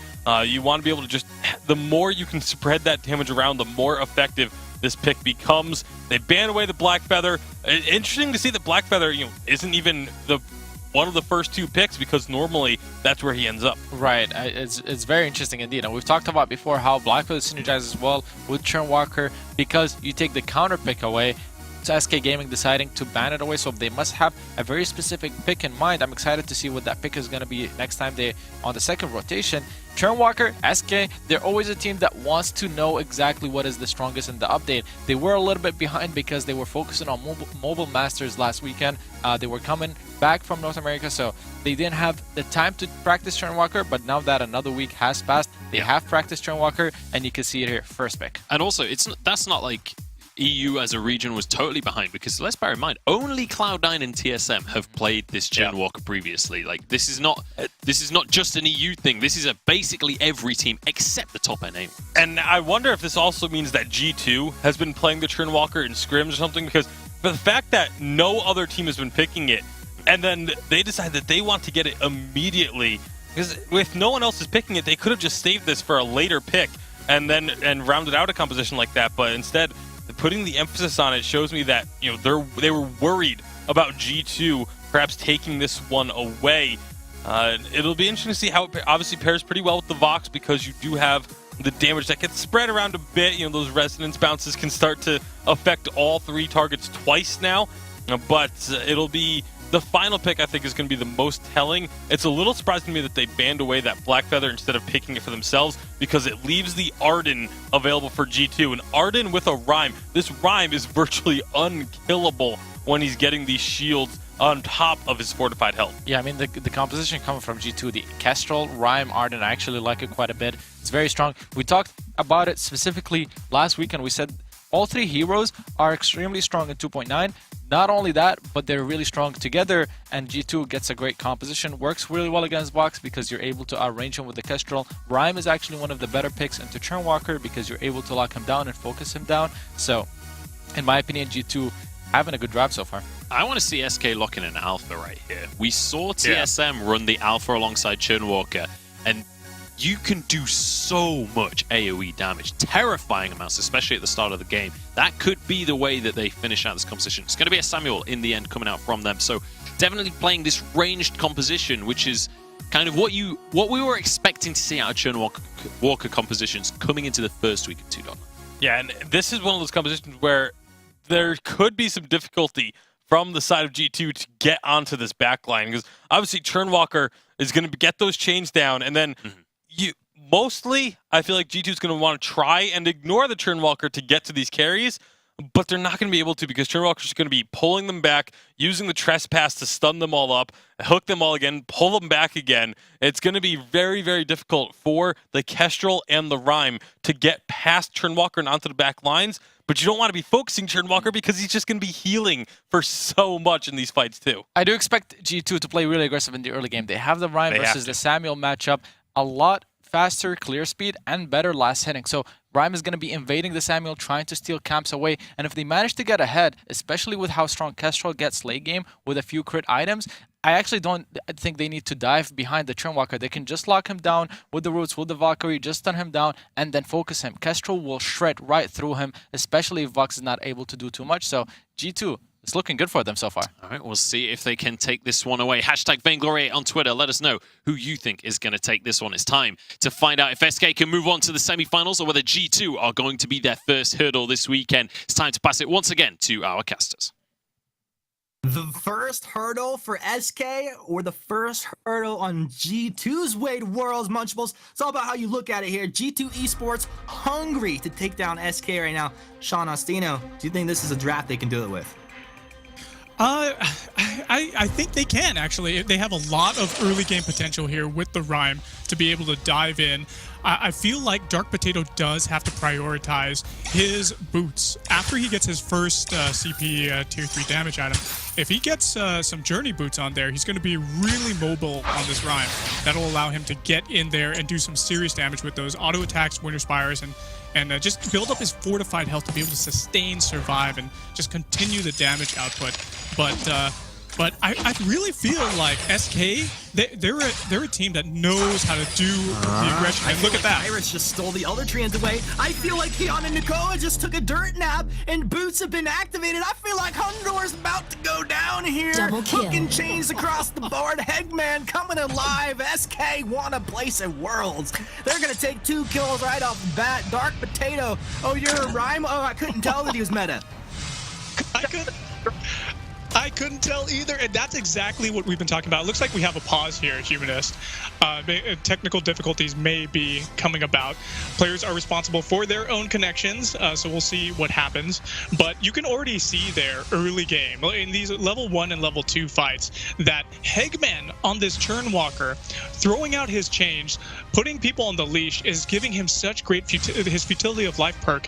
It's stealing life, and it's allowing the damage to be conferred on the other enemies that are chained up as well. So with, and Tasty Bacon actually touched on this, with Dark Potato on this Rhyme, he typically has a lot of fortified health that he's known for, so that allows him to be really tanky. However, if his fortified health is constantly getting reduced because of the damage output conferred onto him by the Futility of Life, by the chains that Churnwalker's throwing out, he's almost a mute point at this case, because he's not going to be able to have the same kind of sustain. Yeah, I totally agree with you. And honestly, look at the damage Coming out there. Yeah, the damage that's coming out is the AoE out of Tyrus is going to be really good at synergizing with Churnwalker as well. He's going to be able to just... The AoE, along with the conferring of the damage from the Futility of Life, is really, really good. And we're just going to have to see a lot of the resonance bounces as well. So AoE damage, resonance bounces, it's going to be really great. Hegman throwing out some chains over there. Throwing some chains out. Keanu taking a lot of damage as well on Hundor, and Hundor just trying to last hit from max range there. Hegman very healthy moving forward, and one of the other things is Hegman also has his own healing flask. He's bullying them out now. SK moving forward down in the jungle. Tyrus, he's got Dark Potato pinned in, a little hook and chain as they take Dark Potato out, and this Rhyme is just getting worked over right now.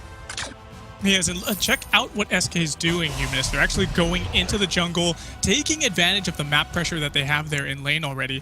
And while we have Dark Potato rotating back, we actually have Tyrus stealing away his jungle camps. Check out the farm. We have 6 farm for Dark Potato versus 26 for Tyrus. This is a really good lead, and they could snowball this. Hegman's getting aggressive. Hegman on the front line. He's going to pop the healing flask. He's got one hook and chain. There goes the second onto Dark Potato. Tyrus. Oh, Tyrus! Okay, Tyrus is level 5 at 3 minutes. It's up to the level 3 Rhyme. Like, what is happening here? The torment is what happened, Humanist. Hegman had those chains out. Yeah, sure, the chain's not hurting that much, you know, it's only doing 18% lifesteal. But as he continues to go out, he can still be on the chain if he doesn't break it. He was able to pull that torment in, get another extra hit from Tyrus onto him, and that's what took him out. A lot of turret damage coming out by SK as G2 pinned against the tier 1 turret here.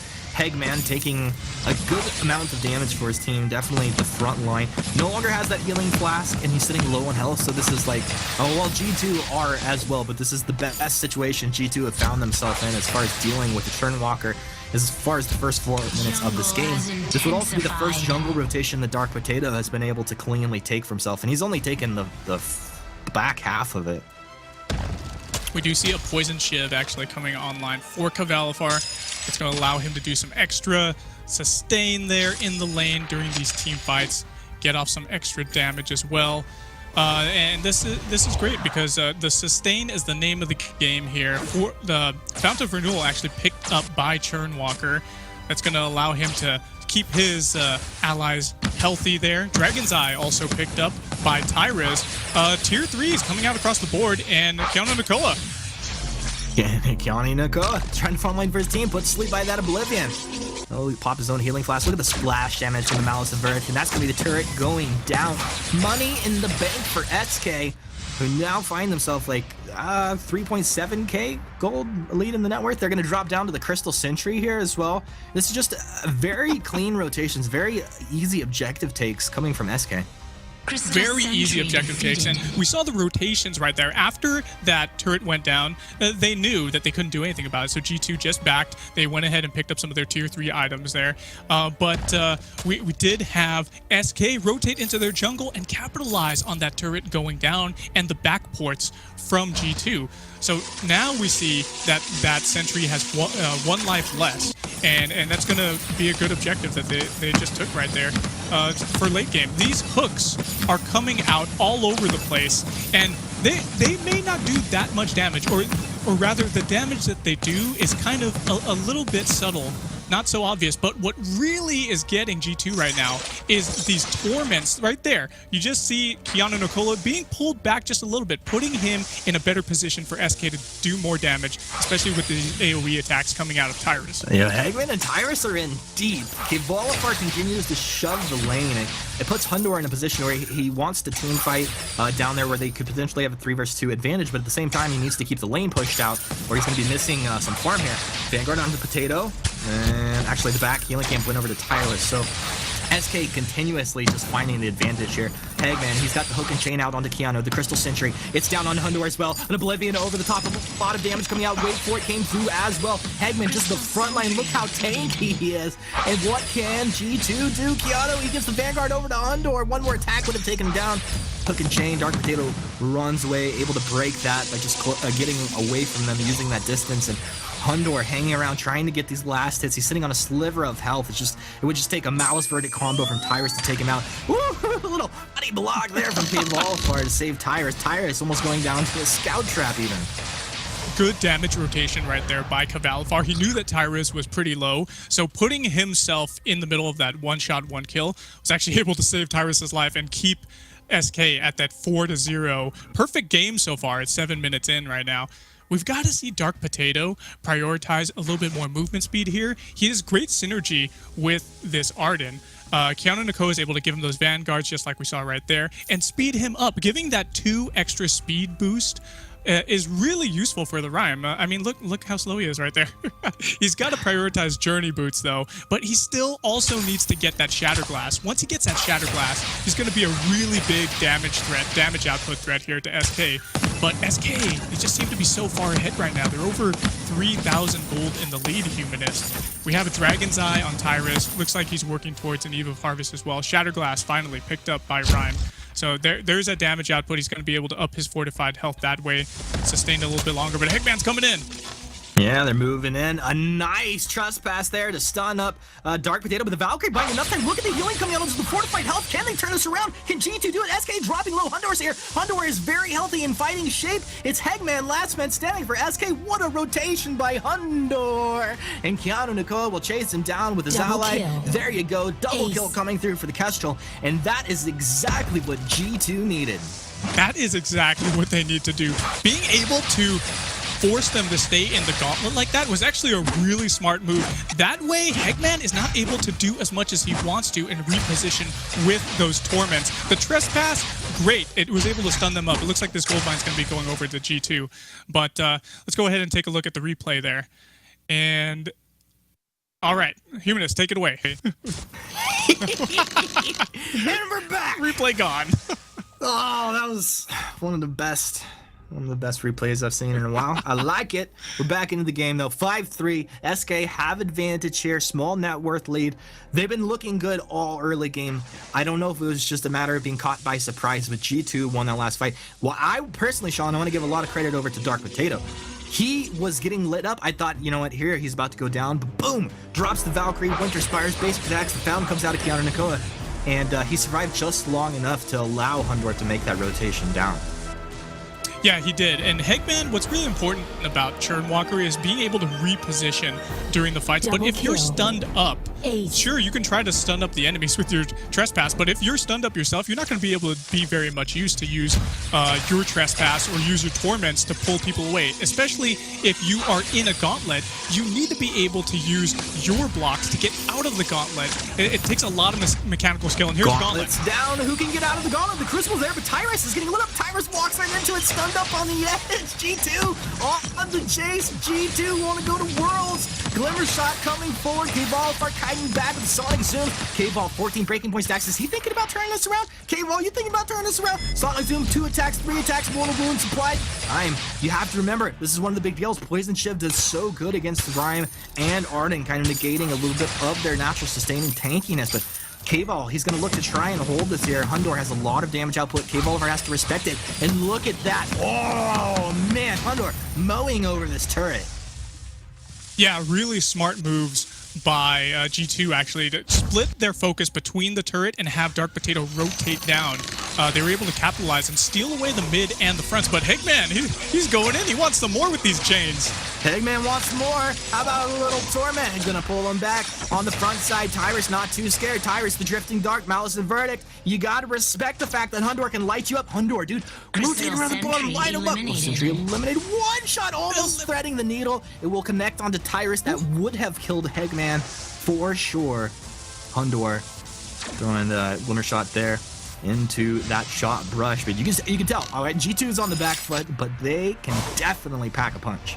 This is a push back and push forth coming out of G2. They've been on the back foot for a lot of the game. We're at 11 minutes in Humanist, and we actually saw their Crystal Sentry getting eliminated, going down this early in the game. This is a really precarious situation for them. They're not going to be able to fall back into the safety of their own jungle as they had before.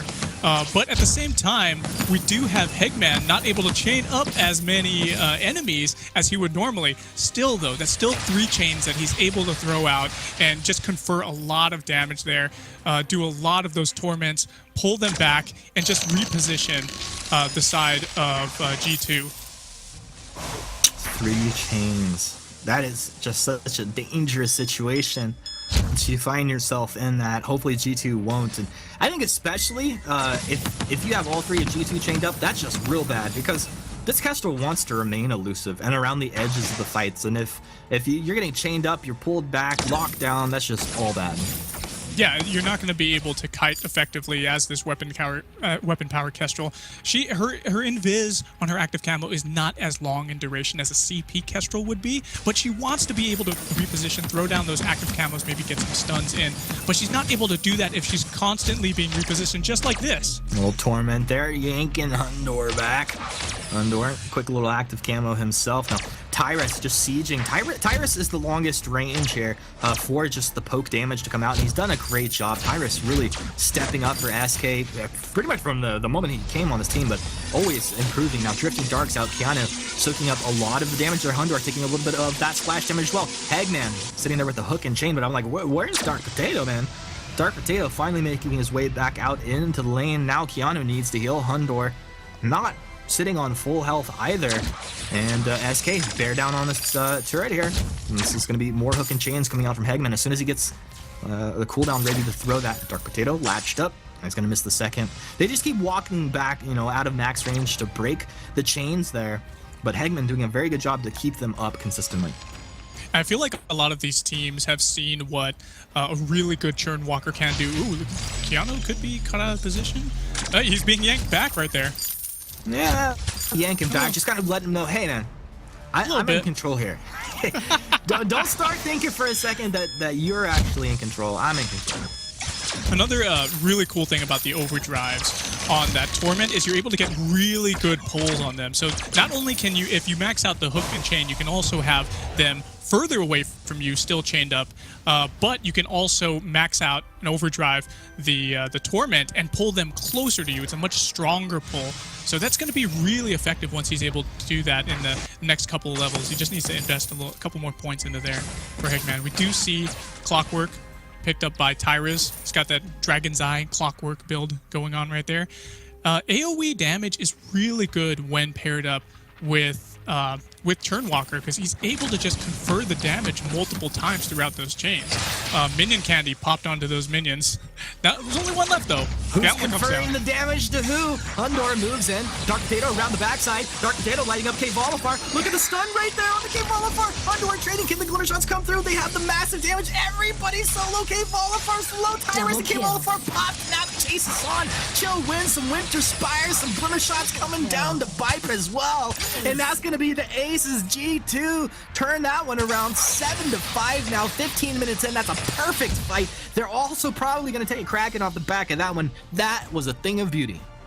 What a big turnaround. Yeah, you never want to be able to lose a team fight, especially getting ace right when the Kraken is respawning, Humanist. And we see those death timers still kind of low right now, since it's only 15 minutes into the game, and that turret just got destroyed. However, there is no way that they're going to be able to contest this damage output from Hundor and Dark Potato is just too much, and now the Kraken is on the leash for them. Let's go ahead and take a look at the replay there. So we actually saw the root. The gauntlet was down, stunned up Kvalifar, and as he was going down, he was just so low despite the sustain that he has. We had Hegman trying to reposition the rest of G2, but he wasn't able to do it quite well enough, and that resulted in a triple kill and an ace for this Kestrel. The damage output from Hundor is just obscene right now. Sorrow Blade, 2 Tyrant's Monocles, and a Piercing Spear working towards a possible Tension Bow right there. Oh, the Kraken. I would have been spamming We Need Vision, man, because Dark Potato came around from the backside. Tyrus has a lot of damage, and he's been pretty elusive just off his positioning, but Dark Potato walked around the backside and completely caught him out. That was huge credit to him and the shot calls for this whole G2 squad. Now Kraken marches forward. Keanu pulls the trigger on a gauntlet. Hegman's there with the trespass. He has the stun. Can they find the damage? K Volifar, but the Valkyrie's actually off the mark. Hundor, he's slipped around to the bottom. He's glimmer shotting and attacking. He's gotten one turret down. Kraken's still fairly healthy. Hegman's gonna move down. Eats a bunch of glimmer shots. Tyrus as well, trying to juke and drive, but look at Keanu. He's blocking it. He actually gets him. Hundor is going insane. Hundor is going off. Last turret's getting taken down. K Volifar can't take out the Kestrel. No, he can't. K Volifar takes out the Kestrel. He's got a double kill. Kraken's low. He get on the potato. Get onto the potato. It's the darkest potato that you ever seen. SK now. G2 have done it. G2. Woo-hoo! G2, man. Oh, what a game. What a game, Humanist. G2 playing on the back foot for about 3/4 of this game, and they just got a couple of good aces in there, and they were able to just continue to push. Losing the fight at the time the Kraken respawn was not the best thing for SK, and that was a really great facilitation for G2 to be able to push so many turrets right there at the end, and took them game 1 in the series. Oh, that was so clean. So clean.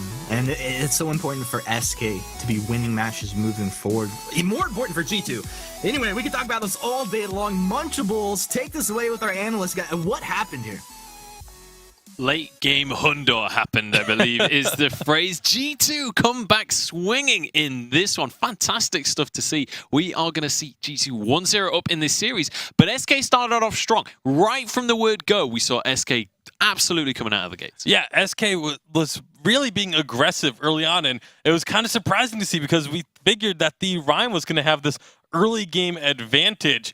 Ended up just not being the case, though, because it looked like G2 was almost not ready for SK to be going so aggressive. I mean, the Rhyme will get the advantage after he clears his rotation a couple of times, because then he's able to utilize the fact that he's cleared his rotation faster than the Samuel. But first level, before anything was cleared, the range composition will always have the advantage, especially with Churnwalker, who's such a strong early game captain, especially level 1. SK pushed aggressively, and they were able to get the first kill. Absolutely. Let's take a look at the replay of that first kick, that kind of kickoff fight, if you will, where we saw SK being so aggressive right from the word go. Yeah, and it looked like they were really going to be trying to just pressure the side of G2, make sure Dark Potato didn't get these clears and didn't get this early power spike. They did a great job of shutting him down early. Dark Potato, his average first tier 3 item comes at about the 5-minute 50-second mark.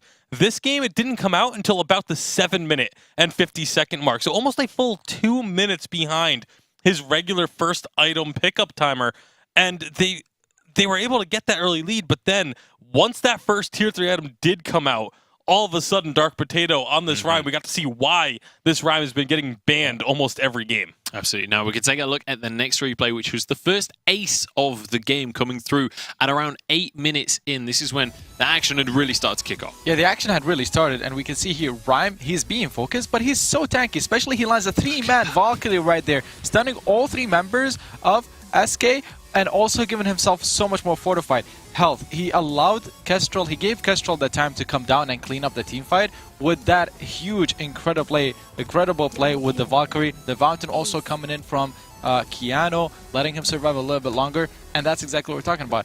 Rhyme is so tanky. He's able to deal damage to gain his fortified health. Yeah, and that fight was literally about 10 seconds after he had picked up that Shatter Glass. It just shows how impactful that first tier 3 item can be to a team fight. Even if you've been behind all game, that first tier 3 item is such a big impact. Yeah. And again, it's something that I don't think we talk about enough, is the difference of having an item that you just purchased versus a team that has gold in their pockets to spend. That was what allowed G2 to kind of get back into this game. I mean, a gold lead doesn't mean anything if it's still in your pockets. Let's take a look at the next replay. This was an ace that led into a Kraken, and this was a huge swing in terms of the momentum of the game.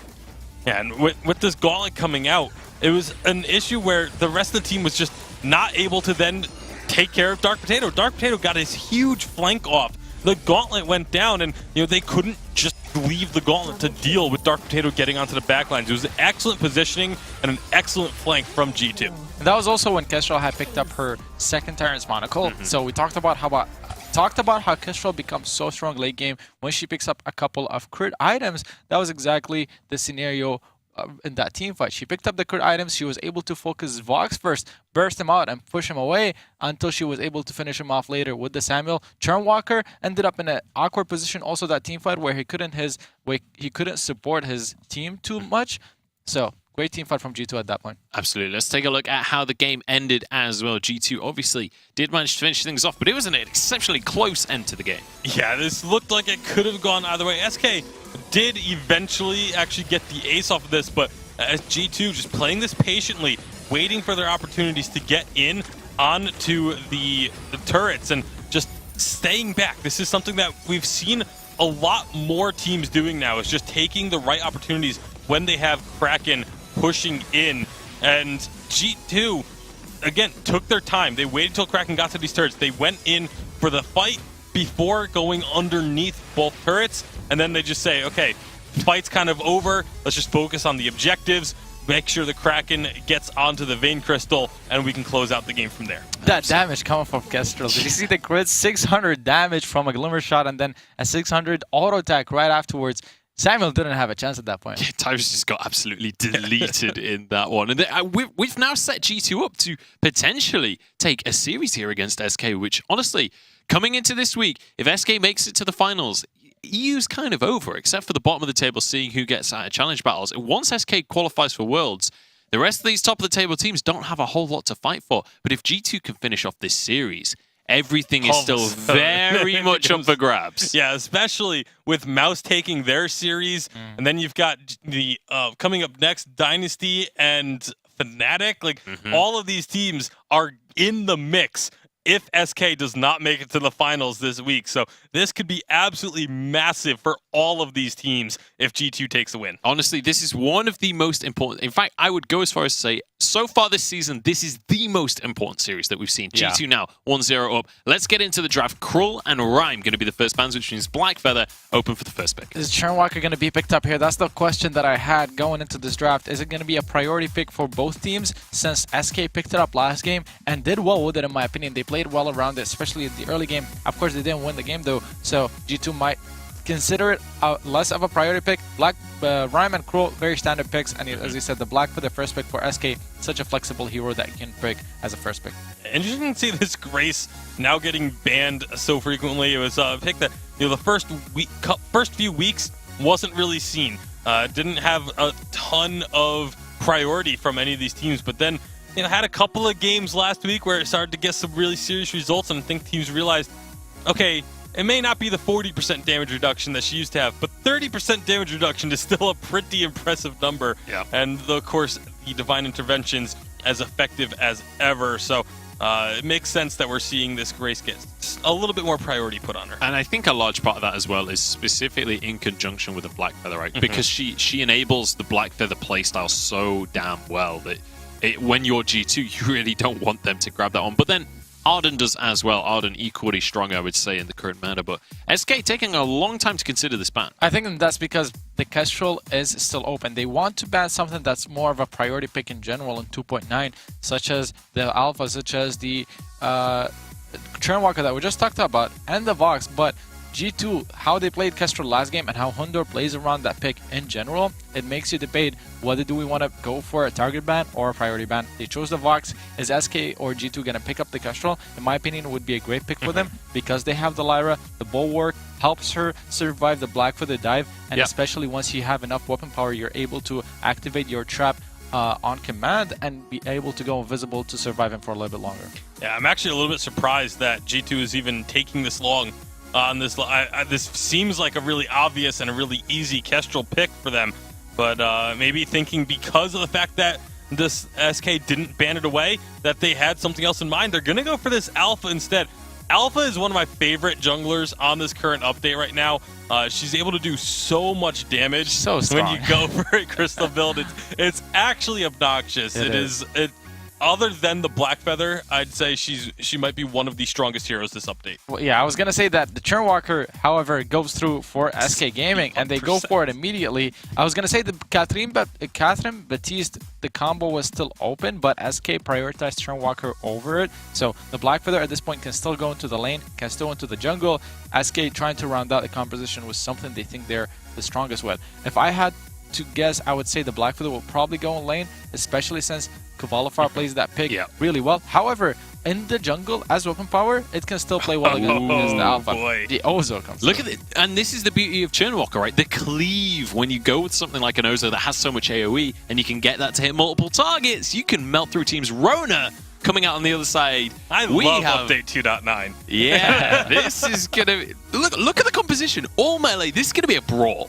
It's going to be an absolute brawl. Lyra, the only member that is a ranged hero, and she's not really going to be focusing on the damage being dealt. So it's going to be absolutely hectic in these team fights, and whichever team can manage that, can have that controlled chaos type of style, I think is going to be the team that ends up with an advantage here. Now, I want someone please explain to me the Ozo and the Rona picks here, because these are not things that we've seen a lot in previous updates. What is the logic to this? So the Ozo, like you said, with the Churnwalker, you need that AoE damage, you need the durability on the front line to also go in with the Churnwalker. Ozo serves perfectly with that in mind. He goes for the Aftershock. I'm assuming he's going to go CP in the jungle. Goes for the Aftershock, becomes so strong. Healing comes through, and then the Alpha or the Rona on the other hand is just because it's a triple melee composition that they're going up against. So the Rona does really well against that, especially if she's able to red mist on top of all three characters. All right, so just able to survive in these fights, stick on that front line. It's time to get on into the game. Hashtag Vainglory8. Let us know whether you think G2 can finish this one 2-0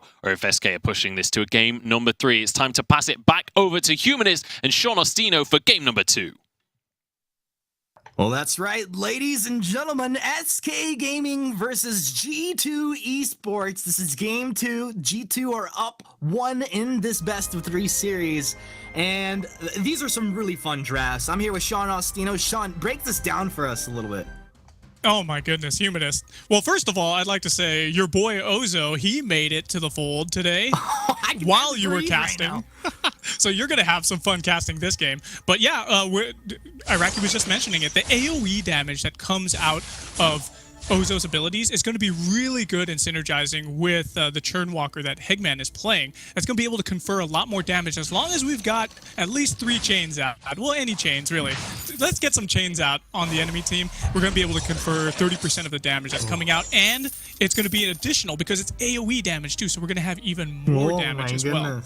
I mean, there is an ideal situation, right? 3 chains, 3 acro bounces onto all 3. They probably just pop.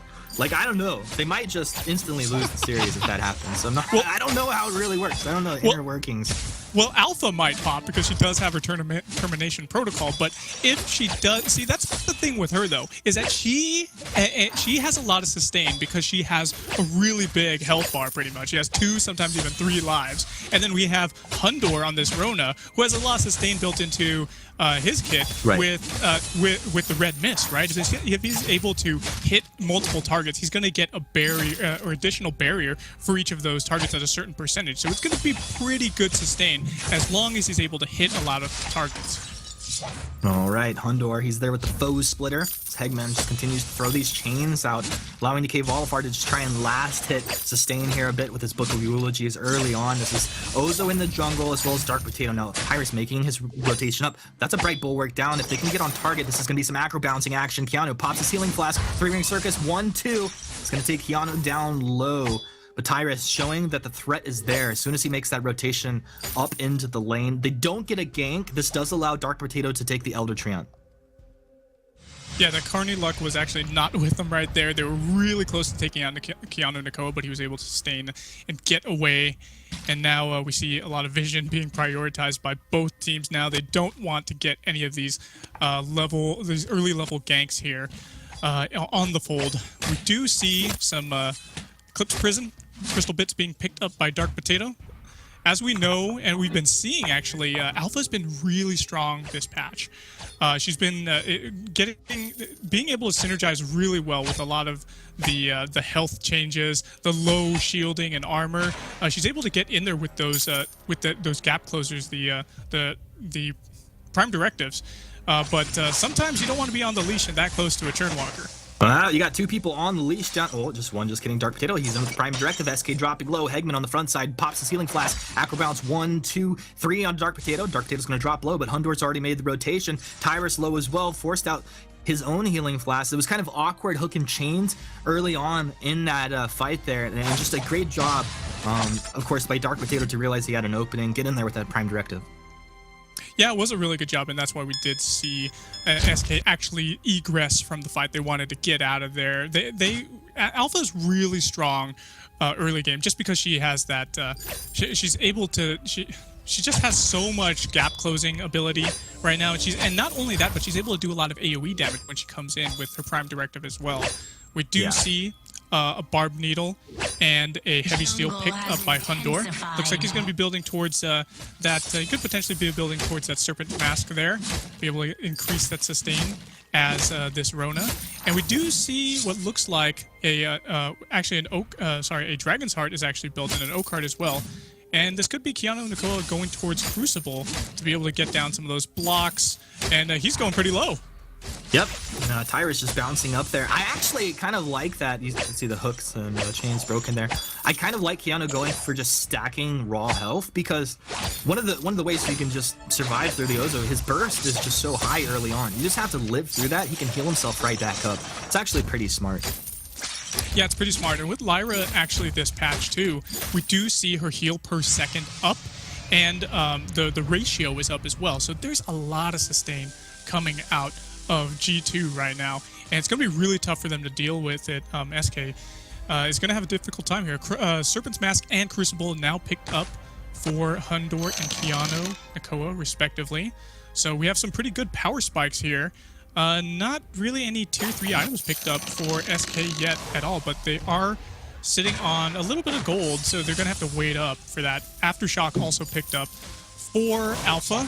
That's going to allow Dark Potato to get some really good lifesteal there as well when he comes in. He's going to get that bonus damage down. Fountain of Renewal picked up, as well as a minion candy for Churnwalker. It looks like he's going to be wanting to push up Hegman's this gonna wave. face check right into Dark Potato here. G2 collapse down, the acro bounces begin. Hegman dropping low. He's got the hook and chains out though. They're starting to spread damage. A nice torment. Tyrus is there. Tyrus has the damage. He's making the plays. Kvolifar chasing down Hundor, but it's Hegman with Tyrus playing games with Dark Potato. Can they take him down? This is Kvolifar trying to take out Hundor. He's got him. That's your first blood.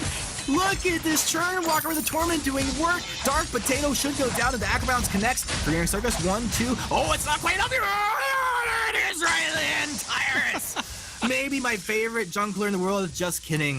It's so hard to choose between him and Status. Oh man, Ozo doing some work here, capitalizing on the trade, going into and taking out that mid, taking out the fronts here as well.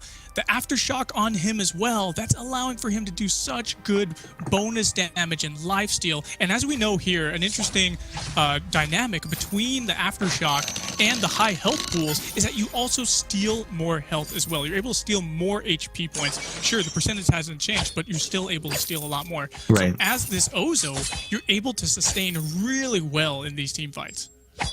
So much sustain. And look at that clear speed. What an amazing hero. No, I'm just kidding. I'm not going to harp on it too much. Just a little bit, just enough. Tyrus doing pretty good. SK up 2-1. 7 minutes in here. Both teams just clearing out the jungles. Dark Potato has made his way up towards the lane. There's not really an opportunity for him to take here.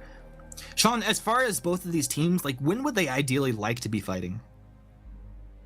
Well, I think we're going to want to have, well, we already have a lot of the big power spikes in. We have Kvalifar at level 7 now. He's able to get that Rose offensive to go in and out, disengage into and disengage away from the team fights, engage in if he wants to. We have Hegman. He's got level 6 as well, so he's going to be able to use that trespass and stun up one of the enemy carries. If he's able to do that, that's going to allow them to just dive in, and we do see a lot of dive potential from both of these teams, actually. It's a very interesting dynamic to have. Hey, we want to dive, and you want to dive, and we have Hegman here wanting to kind of stay on the back line a little bit, maybe reposition, maybe even a little bit more forward to pull some of the enemy carries away from the healing and sustain that Lyra provides. It's going to be a very interesting situation, and here we are at 8 minutes in. 2 kills for the side of SK, and the gold is pretty much even right now, so it would seem we just have a little bit of a stalemate, and we're gonna want to have the side of SK actually go up to late game here. That way we're gonna have a lot of damage coming out of Kvalifar and Tyrus as well on this Ozo. Nice bait out on the Bright Bulwark there by Tyrus. That's a very long cooldown, and we're talking over 20-second cooldown once that Bulwark is used. I think it's also important to keep in mind that if Ozo has already started bouncing, the Bright Bulwark will not stop him from bouncing. So it kind of feels like that, but as long as he's already started to bounce, not really a problem. We saw that happen once in one fight. He got stopped in the other. But I think the Bulwark, the cooldown could be a large thing to try and fight around here. Kvalifar making a rotation with Tyrus through the jungle, right back up into the lane. Kval doing pretty good, keeping, up as far as the last sitting. He's not taking a lead on Hundor, but he's not really falling behind too far. They've got their chains on the Lyra right there. It looks like they're diving this turret now. Yeah, turret taking a whole bunch of damage. Hundor into the fray right there. Gonna look to just clean out these lane minions here. Protect this turret as much as possible. But Dark Potato really starting to come into his own. What do we see Dark Potato go for next item? Well, it looks like he could be building towards a couple of items here. If he wants to get down a lot of burst, he could go for Spellfire, actually. I would consider that. Torment does come out, but it looks like G2 doesn't want to fight right now. So he could be going towards Spellfire. I could also see him going towards a Shatter Glass as well to be able to get that really high flat damage coming out. But yeah, the Spellfire is going to give him an additional CP damage. So if he builds a lot of CP items, that's going to be a pretty good item for him to pick up as well. A lot of these fights, well, a lot of these games where you do see the Ozo picked, his sustain is so good, but a lot of times teams will focus the carry, focus another hero besides him. In this game, does it make sense to be focusing the Black Feather down? I think it does make sense to focus the Blackfeather, but it's kind of like a pick or choose thing. Like if you focus the Blackfeather, he's slippery. He could Rose defensive away. We do see a trespass nice come out. Torment. They got the stun there. Keanu dropping low. They move forward. Tyrus. Oh, that bright orb was actually perfect. Hundor with the red mist trying to sustain there. A bang ring will knock him back. Build acrobatics forward. Oh, he's not onto the target he wants there. The freeing circus, but he got the healing. Keanu with the perfect arc and passage. Ooh, what are you doing? I can't believe he did it against Volafar. He is so cute with that Rose offensive. Offensive, defensive, making the plays happen. All he knows is G2's missing. Dark Potato wants to get in there, wants to play some games, but he doesn't know exactly where to jump into this fight. And honestly, the Alpha just kind of watches as they take down that Lyra. This is such an interesting game we're having right here, Eunice. He wanted to get the Lyra so bad, and she went down so early, but then she was able to get to portal away, able to just run towards the tier 2 turret, but Qlash just dove so deep. Now we still have this tier 1 turret pretty low, but it hasn't gone down yet. Qlash wants a little piece of the action, but he's gonna, oh, the Prime Directive! Well, he's gonna get some of that action. Dark Potato hits him with that Prime Directive from downtown. Then you can see the damage is pretty real there. And he did go for the Dragon's Eye. He went for the Dragon's Eye. Interesting pickup. So that's going to allow him to stack that, to get those stacks, and he's going to be able to do a lot more CP damage as opposed to burst damage. So he has to stay in these team fights. As long as he's staying in these team fights, which we can see an Alpha do because of her sustain, because of her long life bars, right? Multiple lives. Yeah. She could potentially do a lot of damage with this Dragon's Eye. It's a very interesting pickup for me to see. We do see an infusion actually picked up by Rona.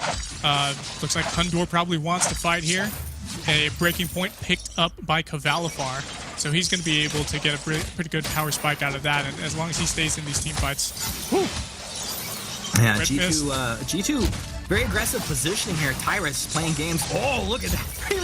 531 damage coming out. What's going on? Acro bouncing around, clearing out the wave here, just buying time for Qlash to make his way back out from the base. On points landed. Qlash has a breaking point, Sorrow Blade, and Poison Shiv now. This Blackfeather's ready to truck some people. Yeah, he's ready to truck. In, on to 3, Acro Bounce begins, where it's gonna be on to Alpha. No termination protocol.com, Dark Potato, what were you thinking? That's not the play. Now Hundor into the frame, right back in with the big ring. Oh, you done goof, Rona. You made a mistake and you paid for it. The Ozo bringing the pain train home. Tyrus, Hegman, Qlash, they take the turret as well. SK up 5-1. The pain train. It is going down south. That turret goes down, rotation comes out from SK. They're going to take what they really need here in this game. They already have a couple thousand gold lead here in this, but they're going to increase it even further, getting themselves 1,200 gold right there. Not to mention the gold that they picked up from that turret that went down. Oh man, they're starting to gain some momentum here in the game, and we're actually at 5 kills to 1 so far. 13 minutes in. It's a pretty low-scoring game so far, Humanist, and only one major objective. That turret is off the map for G2. Oh man, things need to come back onto the front foot here for G2 if they're going to be able to take this series 2-0. Yeah, it definitely will, but I mean, they have a composition, I think, that can kind of catch you by surprise with the amount of damage that it can actually do. Sometimes it just takes a Rona living through just with a sliver of health, life stealing right back up, stacking that breaking point and going to town. But right now, SK look really good. I like Tyrus going for the Broken Myth second item, gets a little bit of CP, a little bit of piercing, and the natural damage is so high that it just really fits well, I think, with this Ozo. Yeah, it does, and we actually don't see that much shielding on the side of G2. There's a little bit of engage, but it just looks like they're just poking. A lot of chains coming out. Yep, Hegman keeps Hundor chained up, looking for the second, and he just waddles his way forward. The Churn Walker. Tyrus looking for a target there in the backside. Oh, the trespass, they find the stun. They're in there. The Atlas Pauldron actually landed onto G2. SK having a great fight. The termination protocol not rocked off one more time. They're going to take the Alpha, the second life. Qlash dropping low. The Acro Bounce is back. All right, we're looking for you, Ozo. Ozo making the plays. But look at the sustain. Hundor's doing it. Hundor's getting the breaking points. Tyrus is going to go down here. G2 have flipped it around. This is exactly what we were talking about. The sustain, the huge damage, 20 breaking point stacks, and GG for Rona. And it's a damn shame that we cannot see how many Dragon's Eye stacks that Dark Potato has on him. I'm sure it's a lot because he was able to sustain so much. Sure, he was down and doing his infinite reboot for a bit, but coming back into the fight, being able to just keep going. If she didn't have those extra lives, then that fight would have went the way of SK. But because Alpha was able to get back up and continue to output damage, there was just so much work being done for her. Let's go ahead and take a look at the replay while they take the Kraken. Oh man, it looks things were just going so bad for them in a way. Dark Potato infinite rebooted, went in with a prime directive, and just annihilated Cavalifar. They Focused split the their target. focus, right? Yeah, it was good focus actually. And then after that, they only had to worry about Churnwalker, who's lumbering away on those platform shoes of his. I mean, honestly, I'm saying it was bad focus in my opinion. We'll see. We can go back to that. Focus. I think SK, they misfocused. They focused the Alpha and, of course, the Rona. Rona spinning in the red mist there. K-Vol are dropped low as well. Applied that Atlas Pauldron on point lands. Acro Bounce does begin. Tyrus doing a pretty good job there. K-Vol forced to use his boots and get out of there. Oh, the Prime Directive from across the map. What is this? One shot, one kill from Dark Potato here. Unbelievable. Oh, he gets the longest one I've ever seen. Dark Potato. My goodness, Dark Potato has like a buff on this Prime Directive, man. Just diving in so much. No fear from Dark Potato here. Dark Potato does not seem like a potato. He's a spicy potato. Oh, ooga, ooga. Are G2 about to actually do this? Are G2 about to make the legendary plays that they needed? And the biggest potential series maybe of G2's Vainglory lives? If they put SK down here, Sean, I mean, we're talking about such a huge swing in momentum of the overall point standings in Europe. What a power shift would occur if G2 can put SK down without giving them 1 point in the series here today. It would be so huge for this G2 squad. Yeah, this would be really huge. Here, let's take a look at the replay, Humanist. So we actually had them pushing, continuing to push. We slow it down here just a little bit. From across the map, just like you were talking about, Cavalifar, 700-something damage just taken away from the fold, and he's going to have Look at a this. lot of respawn. Oh, my goodness. Oh, the next one right there. Going so deep, and they weren't able to finish him off. But really, this Alpha Dark Potato really doing a number on SK. I mean, SK, it felt like they had strong control of this game. Some things have shifted here. I think a little bit of a power shift on the map is now G2 kind of feel like they might have a little bit of control themselves, and I don't even know how SK want to approach this next fight. I mean, Sean, what would you think? Oh man, I feel like they've got to not, just like you were talking about earlier, they can't focus. It's interesting because you want to focus the high damage output of this Alpha, right? But if you focus her, she has pretty much 2 or 3 lives. Hundor needs to be focused as well because he's able to sustain and do so much damage with these red mists into the phrase, getting in there. He's got a Sora Blade, Serpent's Mask, Breaking Point. The Breaking Point stacks are going to stack up so quickly with the red mist. So it's really difficult to prioritize who you want to take out. I would say take out Hundor. If you're able to take him out, then the rest of G2 is going to fall.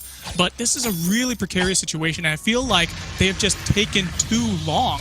And because SK has taken too long to push this game, G2 is just taking over. We have infusions being popped up across the board.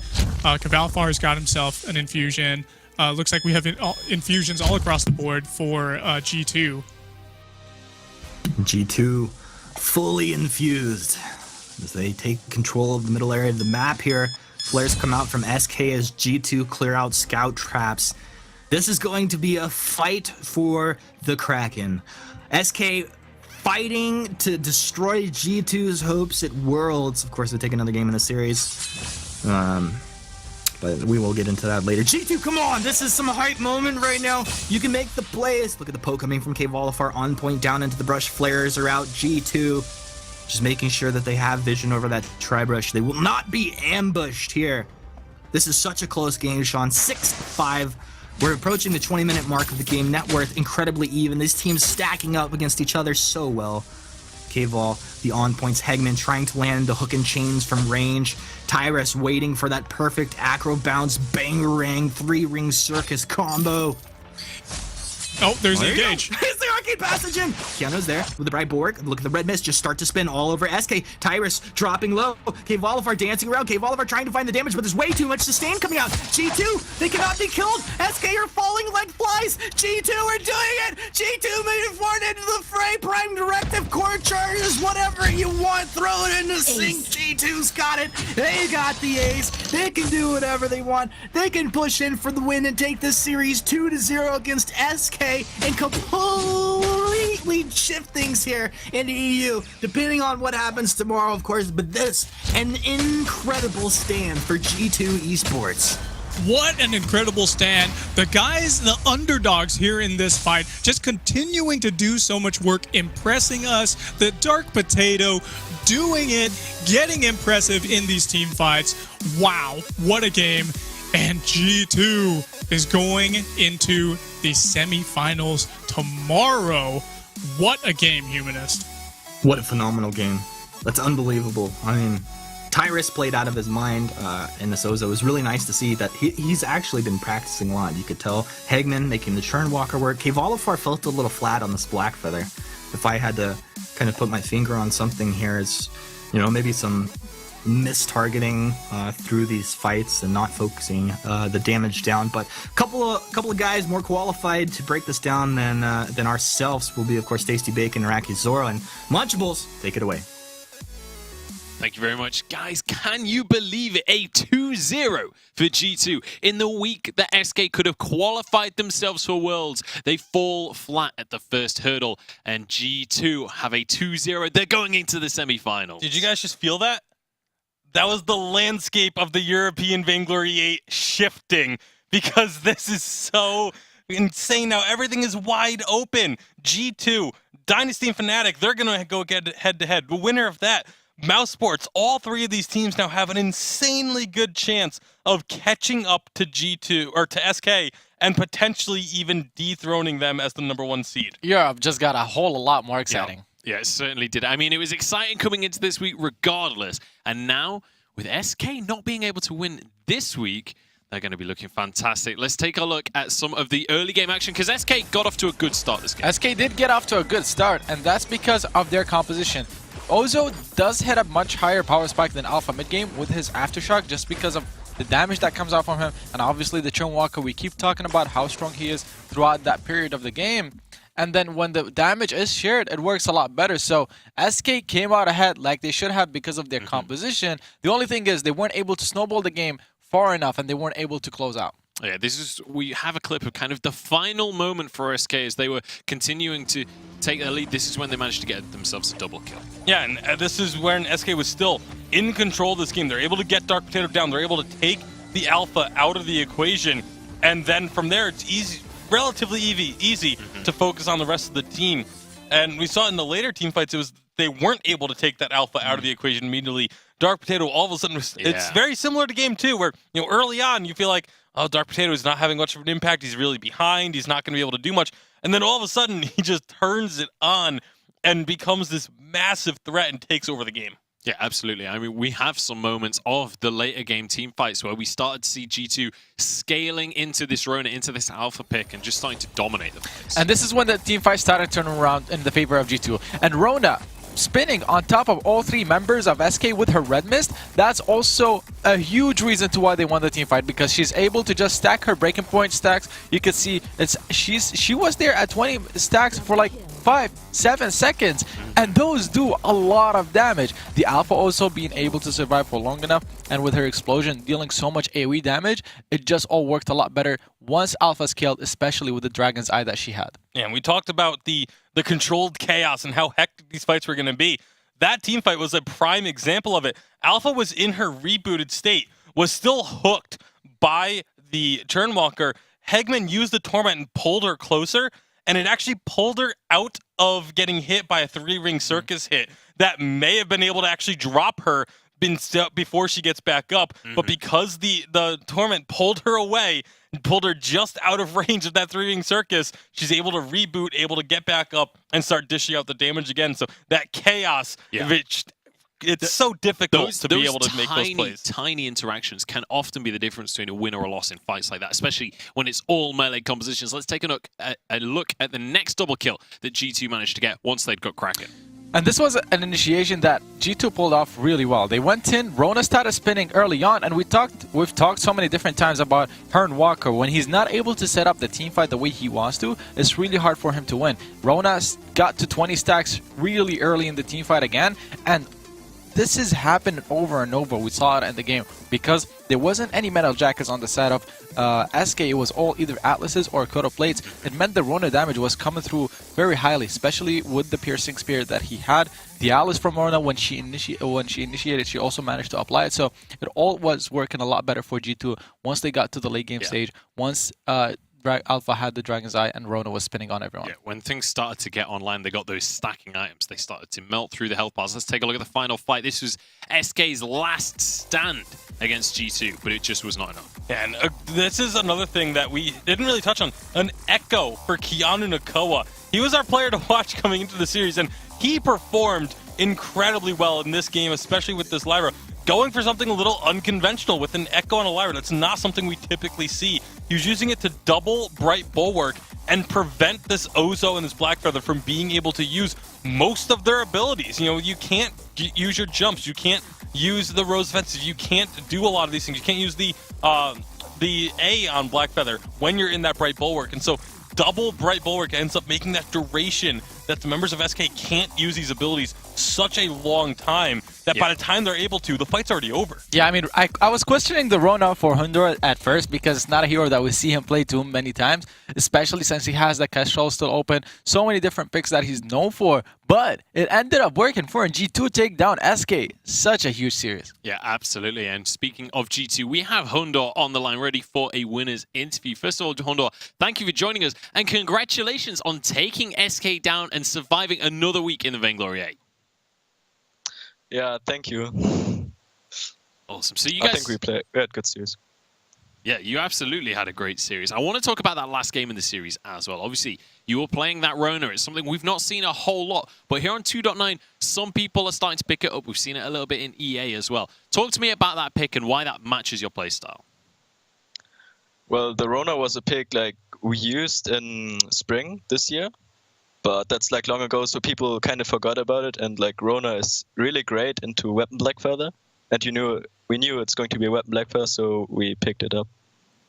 Now, in these fights, obviously with so many melee heroes, it's really easy to get lost in the fight, so to speak. How do you guys manage to keep everything under control, like in your voice communications and, you know, even on a personal level, when you have all 6 characters right on top of each other in a team fight?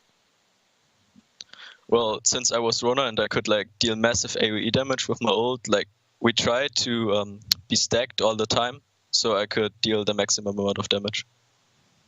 All right, making sure you can maximize that DPS during the fights is what we like to hear. Now, I have to ask, you guys have taken down SK now. Mouse are on the other side of the bracket. Are you guys going to make it to finals? Is this going to be the first G2 week of the season? Yeah, I think after how we played today, we are definitely capable of winning this week. Hundor, I gotta ask, since you're the carry for G2, I wanna get into your mind a little bit and pick at it. Who do you think are the top heroes in this meta 2.9? Now that you've had more time to play with it, a couple of weeks, what would you say? I would say for lane it's Vox and Kestrel, but in the jungle it's obviously Ram and Krull. On Roam, it's Arden, Lyra. Lance can also work, Grace in some scenarios. Like a lot of picks are good, but like these are the top picks in my opinion. Awesome. Thank you very much, Hundor, for that one. And you can tell there with the captain picks that is so wide open because there's many other things that you can kind of argue would be up in that captain top pool as well. Let's take a look at our MVP for this one. It's going to be Dark Potato. Playing that alpha during the last game, Dark Potato had an exceptional series here against Tyrus. Yeah, and again, both games were a lot about Dark Potato. You know, getting to those item spikes and coming online. He was getting punished early game, but then once he got the items, you know, on the Rhyme, once he got the Shadow Glass, on the Alpha, once he got the Dragon's Eye, able to turn things around and have a massive impact on the games. Yeah. I mean, speaking of impact on the games as well, we actually have the damage per second chart or damage per minute, sorry, not damage per second. We can take a look at that in a moment after these replays of just seeing how effective these picks are, because the things like the Rona, things like the Alpha, often it's difficult to visualize the amount of damage they're actually doing. But when we see Hundor sticking around in those fights for so long, you can see there leaps and bounds ahead of everyone else in the game. Bear in mind, this is damage per minute, not total damage. So that margin above everyone else, that's multiplied by every minute of the game. So Hundor skyrocketing ahead of everybody else. He really did, and now you have to worry about his Rona on top of all the other heroes you have. Another thing that teams really need to worry about going up against G2, in my opinion, is the fact that Dark Potato is a carry player now for the team. He's been showing it for multiple weeks, and teams have not been respecting it enough, in my opinion. The Alpha pick, the Rhyme pick, even the Cruel, he's been able to play really aggressive with it and allow his team to get ahead throughout the early game. So teams really need to respect Dark Potato a lot more. Yeah, G2 is now a team that is very much on the radar. They're still in second here in Europe, but they've beaten SK. They are looking to close that gap. But that is going to be our second quarterfinal done and dusted.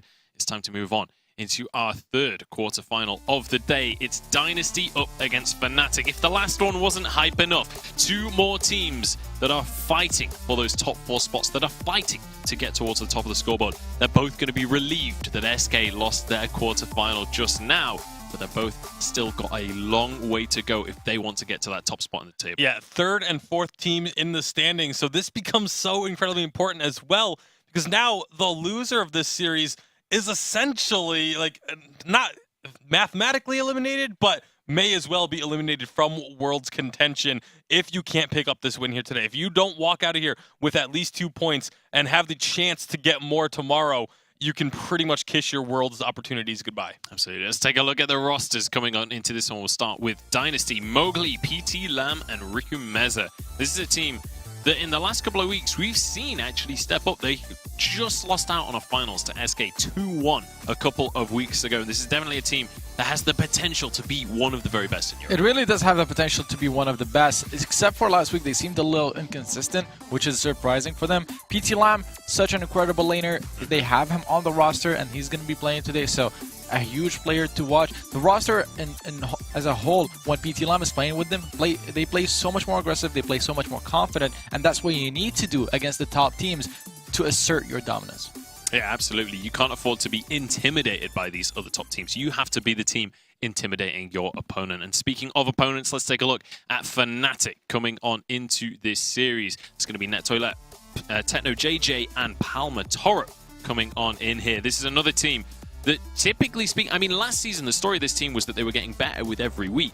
This season, it feels like they've been fairly inconsistent. Yeah, it's kind of been a roller coaster ride for Fnatic fans. A lot of really high highs, going to the finals, taking a game of SK in the finals, and then losing out in the quarterfinals a couple of times as well this season. So you don't really know what you're going to get with Fnatic this season, which is a problem for them because of the fact that you need to be so consistent. If you want to try and get this world spot, you need to be able to win consistently. Yeah, and you have to ask which Fnatic is going to show up. That's always the question. So which Fnatic is going to show up today against Dynasty? That's the real question.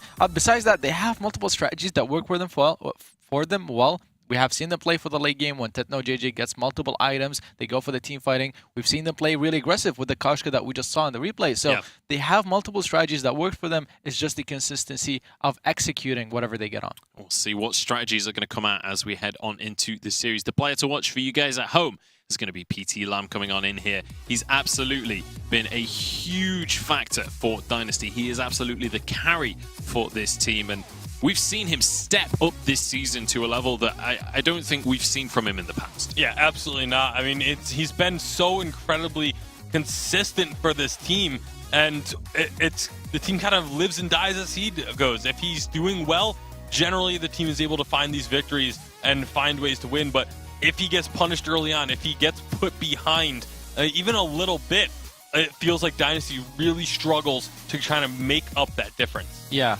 I mean, it's really scary serious for Fnatic because Dynasty have been performing so well. Even last week, I said they were inconsistent. They were up against SK. That's who they lost to. Another team that's first in Europe right now. So it's not as serious that you can be too sad about. Techno JJ, however, we talk about PT Lam as the player to watch. I'm sure Techno JJ will be able to keep up. So how well PT Lam will be able to play in team fights to allow his team to win, that's the real place to look at him for. Especially with the carries in the current meta, those late game fights are always what you need to keep your eyes on. But I want to start to talk about the draft on this one, especially when it comes to Fnatic, because we've started to see them ramp up the speed at which they like to play. Obviously, playing that Koshka last week, that's something we rarely see over here in Europe. Yeah, and it's been interesting because over the last season or two, Fnatic has been this team that's been at the forefront of trying to imitate the more aggressive style that we've seen out of other regions. And then this season, also, they seem to revert back to their former style. Now it's like they're trying to mix it up a little bit and trying to be somewhere in the between.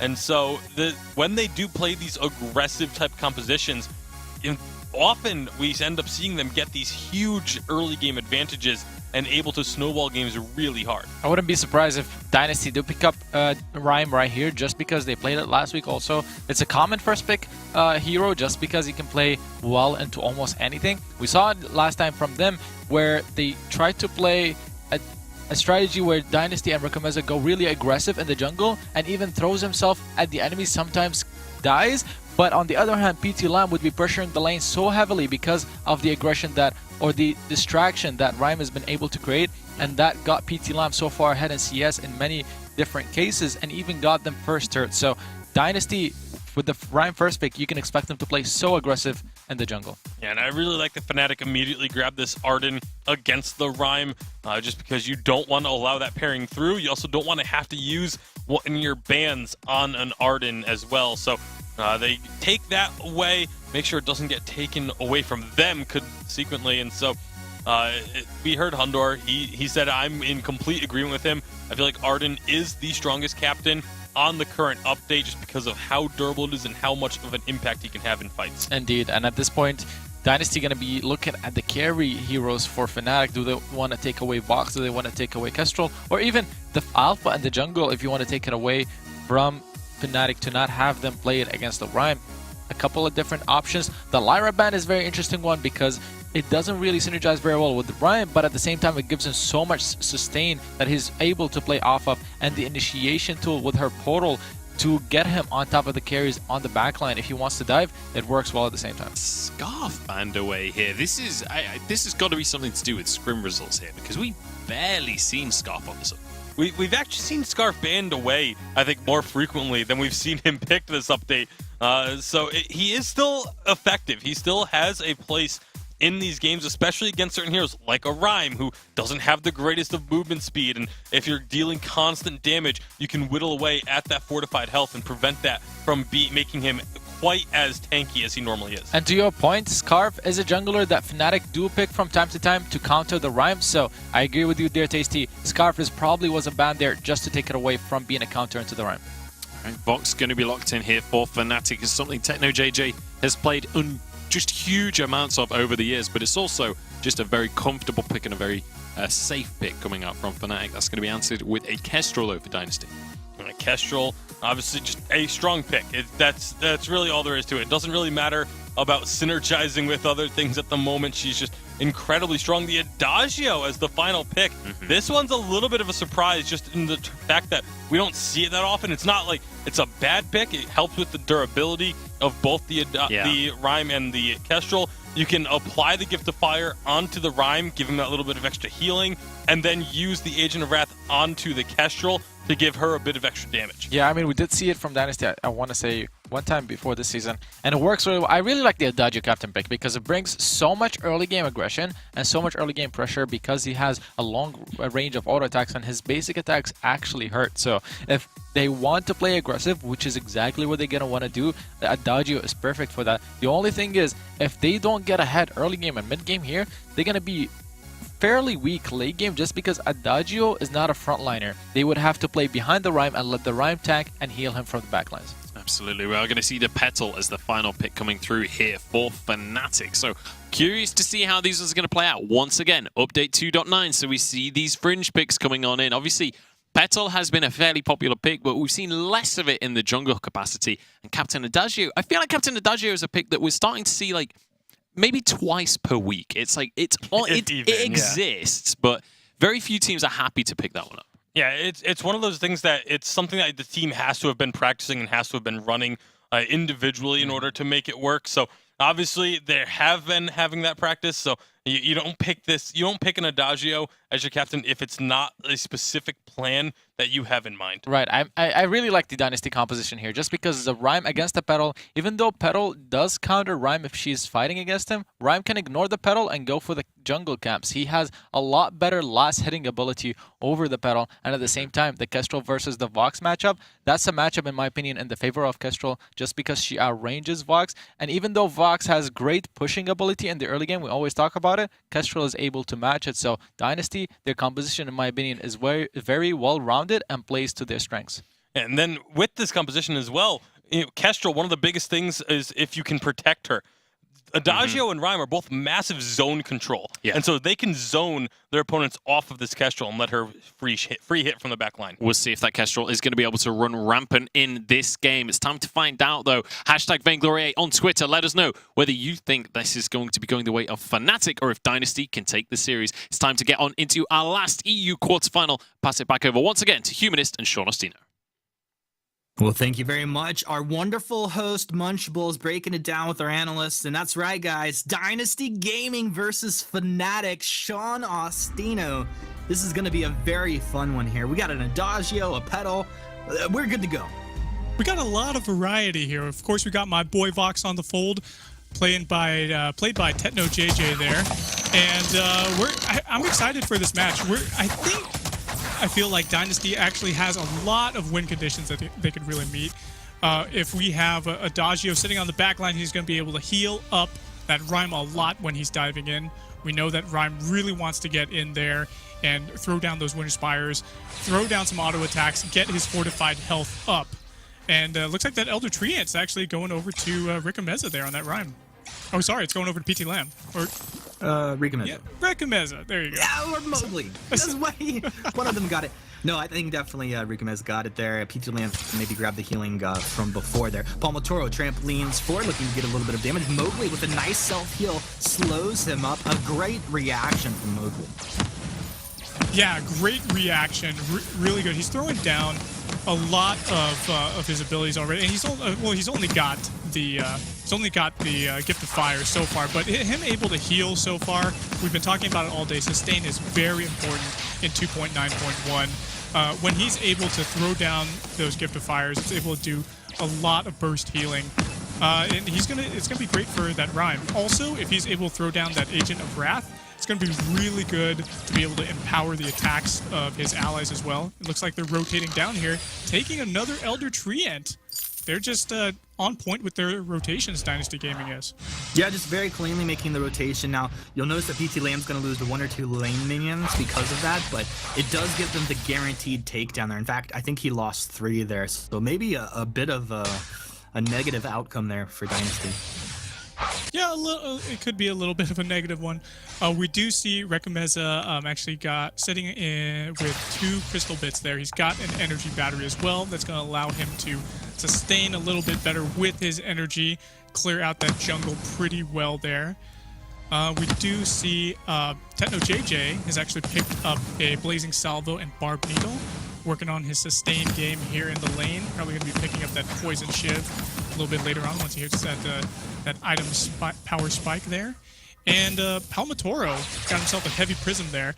That's going to allow him to, of course, build towards, hopefully, that Shattered Glass. Hopefully it's not Frostburn, you know? Palmatoro's taking a lot of damage.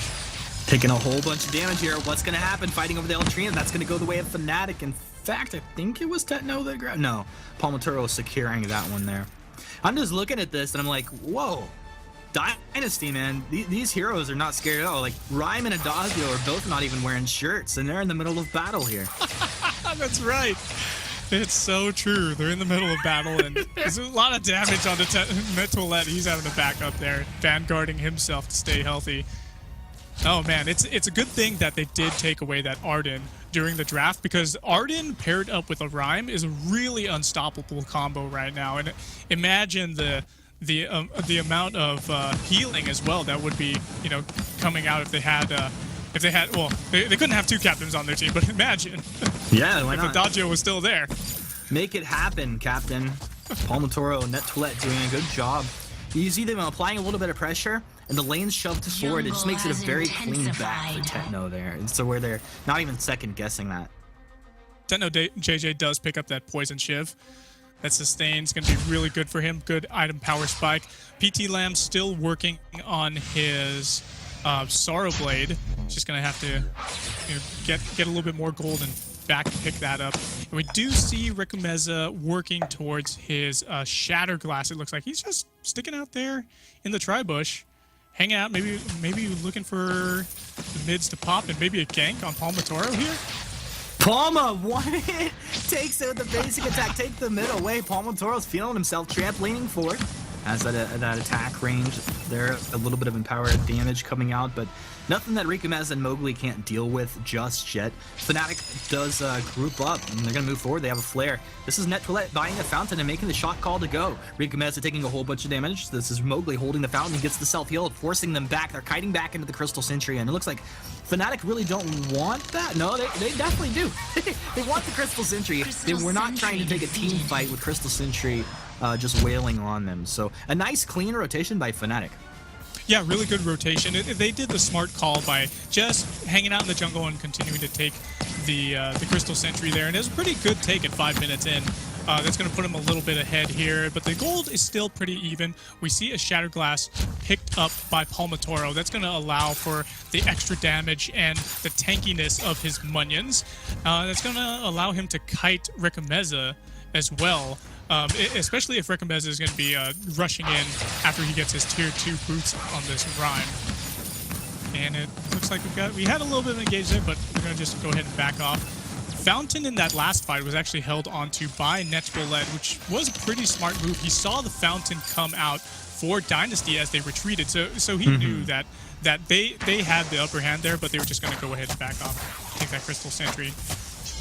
6 minutes in here. Huge deal. Like, I mean, like literally a huge deal for healing to your team, but also the mind games that puts in your opponent's heads. Like, okay, well, I know they have Fountain. I don't even want to really risk getting caught out in a team fight, so you just have to completely let that go. Early infusion Humanist picked up here for Palmatoro, just sitting in his pocket though. Breaking point picked up by Techno JJ. Pretty good and early here. He's got two or three items on him, so that's going to allow him to really ramp up his weapon power damage in these team fights. We also see Shatter Glass picked up for Rikumeza. That's going to allow him to do some heavy damage with his Winter Spires. Valkyries, he's already at level 7 there. His Valkyries are going to hit pretty good now, and he's going to be able to get that fortified health up pretty high. He just needs to work on his boots next, and he's going to be able to be a bit more of a threat. I like that BT Lamb picked up a weapon infusion a couple minutes ago, but hasn't used it yet. It's just in his back pocket, just in case. And he's even been holding on to it so long. He's been back to the shop where he started working towards his Tyrant's Monocle. We've seen what the weapon Kestrel can do, especially coming out of Hundor. Techno eating a Glimmer Shot there. As Fnatic pressed down onto the first turret here for Dynasty. Rikumeza taking his mid there, split apart from his team. I'm really curious to see if Fnatic are actually going to try and take a team fight or bait something out. Rikumeza moves across the map. He'll realize that the Fnatic mid has not spawned just yet, and I don't see why he doesn't want to collapse back into lane. No, he's going to go for the Crystal Sentry. A clean Crystal Sentry take down in the jungle. Now Fnatic know that they can take this fight. First, the Judgment's going to come out, connects onto the edge of Fnatic as the Crystal Sentry is taken in the meanwhile, of course, by Rikumeza in the jungle. Rikumeza will go ahead and take all the backs as well. This gives a free angle for Palmatoro to move into the jungle of Dynasty and take their backs. Really nicely done with the counter jungling here coming out of Palmatoro. They knew that Rikumeza was in their jungle, and he's continuing to clean out the entire jungle after taking that Crystal Sentry. Smart move to at least minimize the loss of CS from his jungle, actually. And it looks like the gauntlet right on top of Mowgli's head. Nettoilette, who are you? The spontaneous combustion and first blood coming through for Fnatic.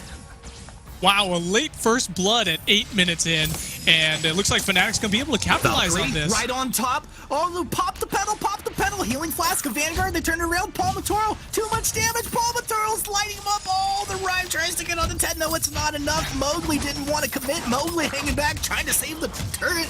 It's not enough. Turret goes down. He loses an ally. Right over the one shot right there. Oh, he takes out Tetno. The clean one shot from PT Lamb. Player to watch. Oh, wow. Really good one shot. As he was getting away, too, and he did so much work in that fight, but Tetno JJ just couldn't avoid it that time. He went down. He avoided it earlier in the mustache push, but, man, that time he was just wide open for the shot. And it looks like Dynasty Gaming has a little bit of an advantage here, as Tetno JJ is just going to have to come back to the fight. Nettolet's going low. And that name Tetno JJ messing with you a little bit. I heard that. Hello, Tetno GJ, Tetno Day Day. You're gonna get it. Tetno doing a good job here as he moves forward. Oh, the Wait Force is gonna come out. Look at this. The Kestrel's so much damage. They can't fight through this, can they? It's the Rhyme on the front side. Actually, no, it's the dodge with the burst, and he's gonna get taken down before he can even come through. They run right in with the Rhyme, and he's down. PT Lamb on the run as well. Nettolet's gonna look for the Self Vanguard. What's he gonna do? Self Vanguard right there. Oh, yeah, cleans it up with the ace. And Fnatic playing like they're on another level. Fnatic have this game in control. So good right now. We already know that Arden has gotten a buff this patch 2.9.1. He has his Vanguard buff. He's got his Blood for Blood buff. So why not just go ahead and dive in? And now it looks like Fnatic's going to be taking the second Crystal Sentry away from Dynasty, and that puts it at 1 life remaining. They're going to just go ahead and clear out the rest of this jungle, buy themselves some well-deserved items. Sorrow Blade coming up. Dragon's Eye as well for that pedal, and that's going to allow pedal to ramp up some damage. Now, it does not count as ability damage from the Munions this patch. They've actually changed that, so he's going to have to do. He's going to have to think about something a little bit differently with Dragon's Eye. But if he can just go ahead and sustain himself in fights, this pedal is still proving to be a threat at 3-0-1 right now. It's an interesting decision Palmatoro goes for here. We'll see how it's going to play out for him. Fnatic definitely have this game under control. They're going to move back and go for a clean gold mine take here. It would look like. One of the things I wanted to just mention, like early on, that I thought was really good that I think I skipped over. Just I like the poison shiv immediately out of Tetno here in this game. It just seems to work so well. Yeah, it was a really good pickup. He hit that item power spike before a lot of the other heroes out here on the fold this game. He's also gotten that Sora Blade breaking point. He's doing a lot of damage. Echo was just picked up by Nettolet. That's a pretty good power spike for him. That's going to allow him to throw down those double gauntlets and just lock people up here on the fold. Ooh, my goodness, Nettolet. Just the Arden Lord. The Arden Lord and Savior. This guy, you know, like, he was one of the first Ardens, besides, of course, Qlash, that I was just like, wow. This guy, I mean, like, he's one of the players that lands the gauntlet right on top of the target. It's not like they have to walk into it. And when he gets the Echo up and running, it's usually a thing of beauty. Right on top of their heads. And, you know, he doesn't even have to do the gobble gauntlet. Gobble the gauntlet! Gobble the fun! Double gauntlet. He could use it on Vanguard as well. If he does a double Vanguard, maybe on himself, maybe on both of his allies, it's going to give him some really good movement speed. Yeah, oh yeah, Humanist. Nettolet's looking to light them up. Nettolet is just a shark looking for an angle to drop 2 gauntlets and end Dynasty's hope of having a good day. Saw Mowgli, and he had to finish some things he was doing to get here into this game, and man, it would feel bad, especially to be losing it. You know, coming in here and Fnatic just playing so incredibly well. Okay, if you were Dynasty right now, what are you telling your team? How do they approach this fight? Oh, I would say not to get caught out by a gauntlet, Humanist, but they're getting poked pretty hard in that turret. Oh, the Valkyrie comes down. No, that's not the Valkyrie that you wanted. Rikumeza, one shot. Oh, coming through. The Crucible that actually came out on the Fountain coming out the other side for Dynasty. One gauntlet coming out. Nettolet, he's got another one. He's going to throw it. That's the Kestrel down. Mowgli wise up for the Verse of Judgment. Rikumeza trying to stand his ground, but enough is enough. Fnatic takes the choke point turret. They take the ace, and that is just a taste of the power that Fnatic can bring to the table when they show up practiced and with a clean strategy. Are they going to be able to take this? They're splitting the damage really well. The game's over. That is it, Humanist. Wow. Fnatic, what a great show coming out of them. The double gauntlets just doing so much work. That Vein Crystal is falling. I take back what I said about double Vanguards. Double Gauntlet's the way to go on Netwillet here. Those godly plays and just dropping them.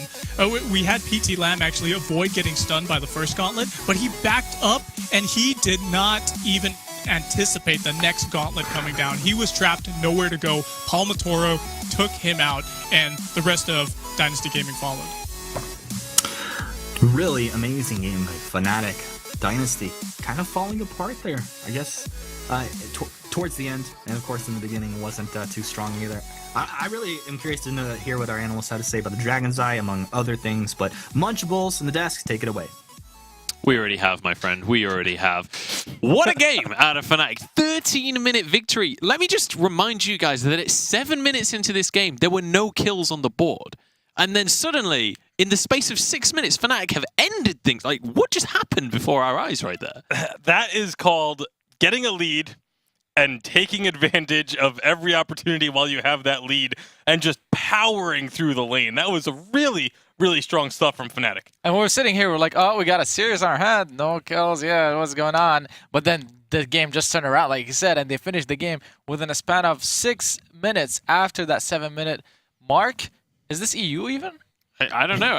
I mean, me and you had that conversation on the desk, like, oh, classic EU game, kind of joking around it. And then Fnatic were like, I think they heard us. They were like, wait a second, let me show you how it's done. And this is the aggressive Fnatic we've been talking about. Palmatoro playing Koshka last week, being aggressive and showing that they can do that again here. We have a few replays from that game.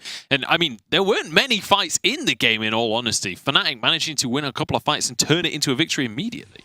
Yeah, and you can see early on the lead that Fnatic has just in terms of CS at this point. Techno JJ is up by about 20 CS, and it just continued to grow. There was a point after this fight where, decided Dynasty, they were giving the jungle farm to PT Lamb just to try and get him caught up because Techno JJ had this humongous lead in the lane, and they were never really able to overcome that and get themselves back on even footing.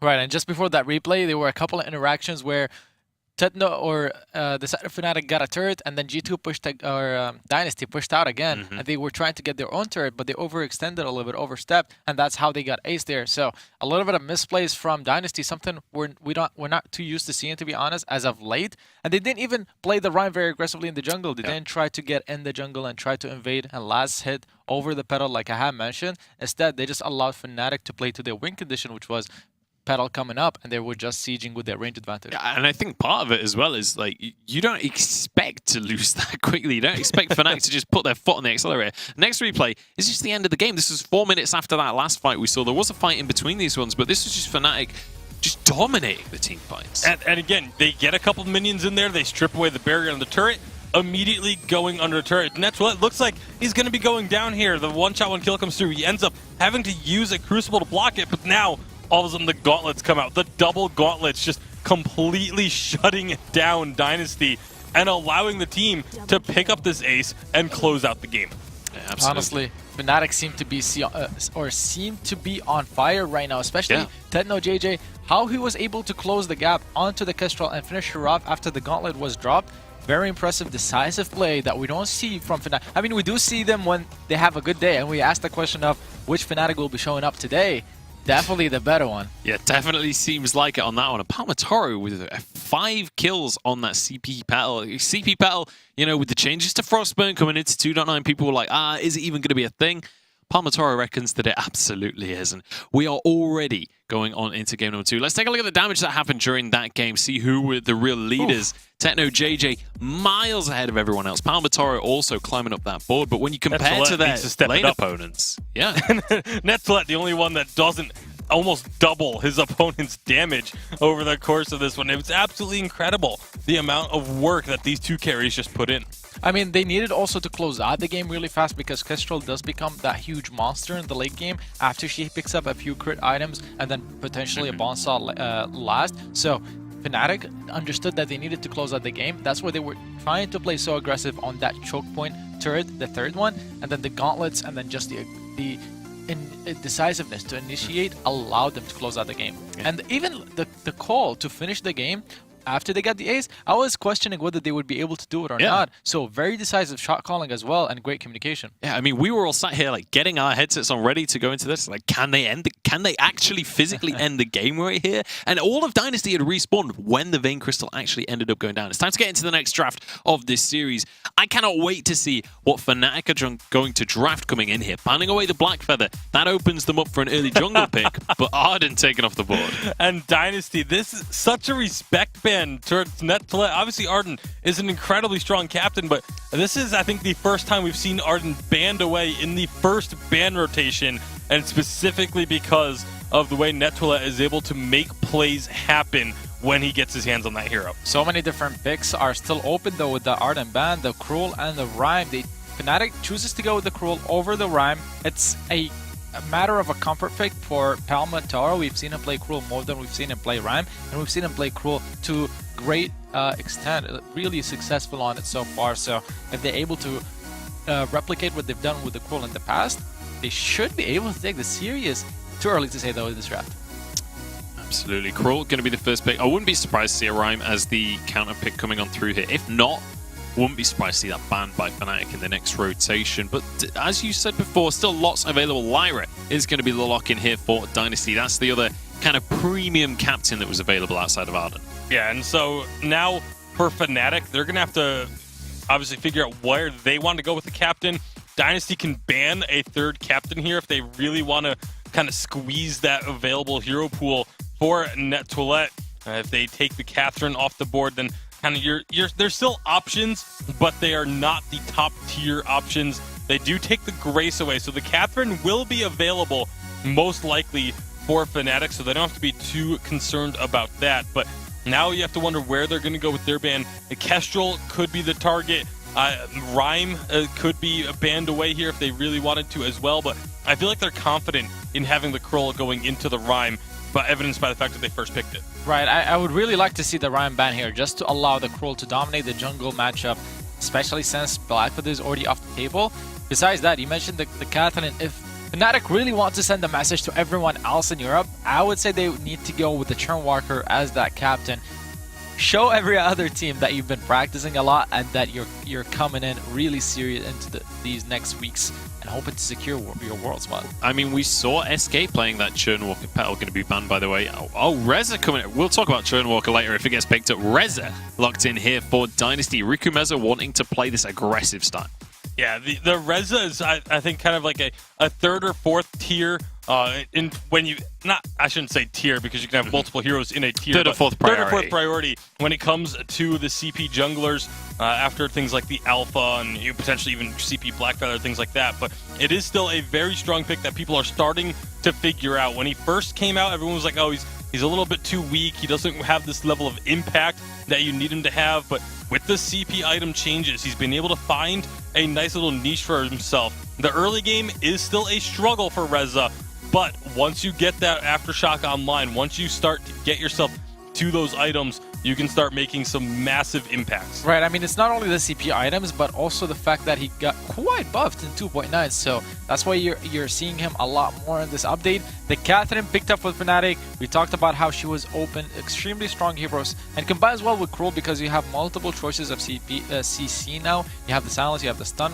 from Catherine, on top of the stun that you get from Cruel, and with the Box, a hero that TennoJJ just played really well, they're able to have that backline damage to carry through the game later on when Cruel's damage falls off a little bit. And look how aggressive this composition is once again from Fnatic. You can really force these fights and really, like, this is a composition that wants to chase people down, but Idris going to come through here for Dynasty. Would expect that one to be going into the lane with the Reza in the jungle here. So what are our thoughts on these compositions then? It feels to me like Fnatic are once again going to be trying to be aggressive, trying to force the issue. Yeah, most likely going to be the case. They want to make sure that this Reza gets shut down, doesn't really get into those power spikes until it's already too late.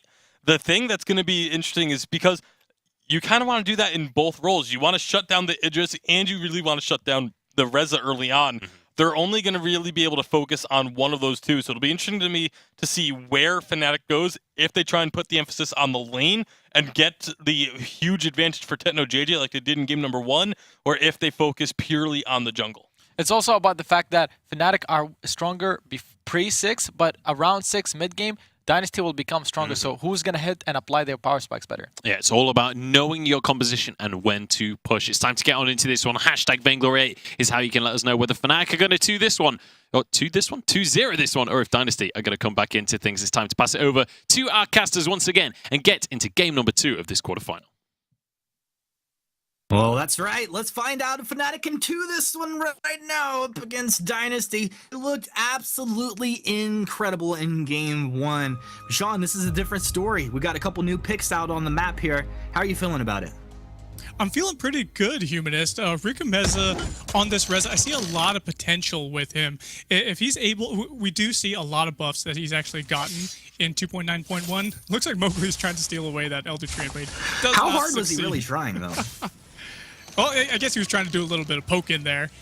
Just harass while his carries actually go ahead and farm up, do their double carry jungling right now. But Rikameza, so him on this troublemaker here, he's gotten a lot of buffs actually. His Nether Form detonator, it has a longer duration. He has better fortified health as well. He's able to have a better cooldown, lower cooldown on his troublemaker, so he's able to just zoom around the fold very, very easily.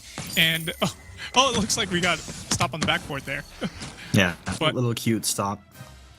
Yeah, taking a good chunk of damage up in lane as Palmatoro and made the rotation up, just letting him know that he's hanging out empowered in the shadows. Yeah, that's another thing that we need to watch out here from Fnatic, though, is this Cruel, really, really strong hero for the past couple of patches. We've been seeing him get a lot of play here on the fold. Looks like they're going they could be going double weapon power here. So if they do, oh, well, there's a little bit of engage. Mowgli? No? That's a poke gauge. Little poke gauge, and then minion candies popped as well. But if they do go double weapon power here for Palmatoro and Techno JJ, then all we have to do is have Dynasty just go ahead and pick up some metal jackets, and that's going to really help them out. Unless, of course, Palmatoro does pick up a bone saw later in the game, some kind of pierce, and that's going to be allowing them to get through that armor breaker status. Now, the reason I said that Mowgli had like a strange kind of harassment early on is because he actually allowed Net to just stack, get a couple stacks on his passive there. Net sitting at 7 Captain with guard stacks at 2.5 minutes. That's actually really, really good for Catherine. Yeah, that's pretty damn good. And even though she has gotten a nerf on her Captain of the Guard stack, she does not build 2 armor and shielding anymore. She only builds 1 per stack. It's still pretty strong because we do have oh, looks like they're going to go ahead and back off. And it looks like Rikameza did take that Elder Treant there. But yeah, the Captain of the Guard stacks, they're still important because we need all that extra shielding and armor that we can get on Nettoilette, because armor and shielding has been reduced here in 2.9.1. Yeah, I mean, absolutely. Net, you'd like to sit around 2 per minute, ideally. I think if you can, a lot of people not going to hit that. He was sitting at 3 per minute there early on, now just continuing to get more. Mowgli, he's going to move up, throws the sigil into the brush, giving a little bit of vision and a little bit of sustain if he gets into any sort of skirmish there. He's ready to support PT Lamb up in the lane. Nettoilette just moving forward. You see these stuns, like, if there's anybody watching and they're just like, why is he doing this stun? I mean, you get a stack on that Captain of the Guard every single time, and it really will add up. Yeah, it really will add up. And then by late game, we can still have Catherine get nearly unkillable in some instances.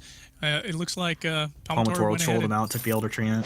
He sure did. And it looks like he is going to be building towards... he's got a Heavy Steel and a Swift Shooter right now. So he's building some attack speed. He's got some flat damage in there as well.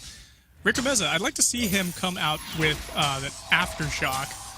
And if he's able to do that, he's going to get some really good bonus Shroud Step damage. defensively, Healing Flask, PT Lamb getting lit up, 351 damage from the Spectral Smite activation there.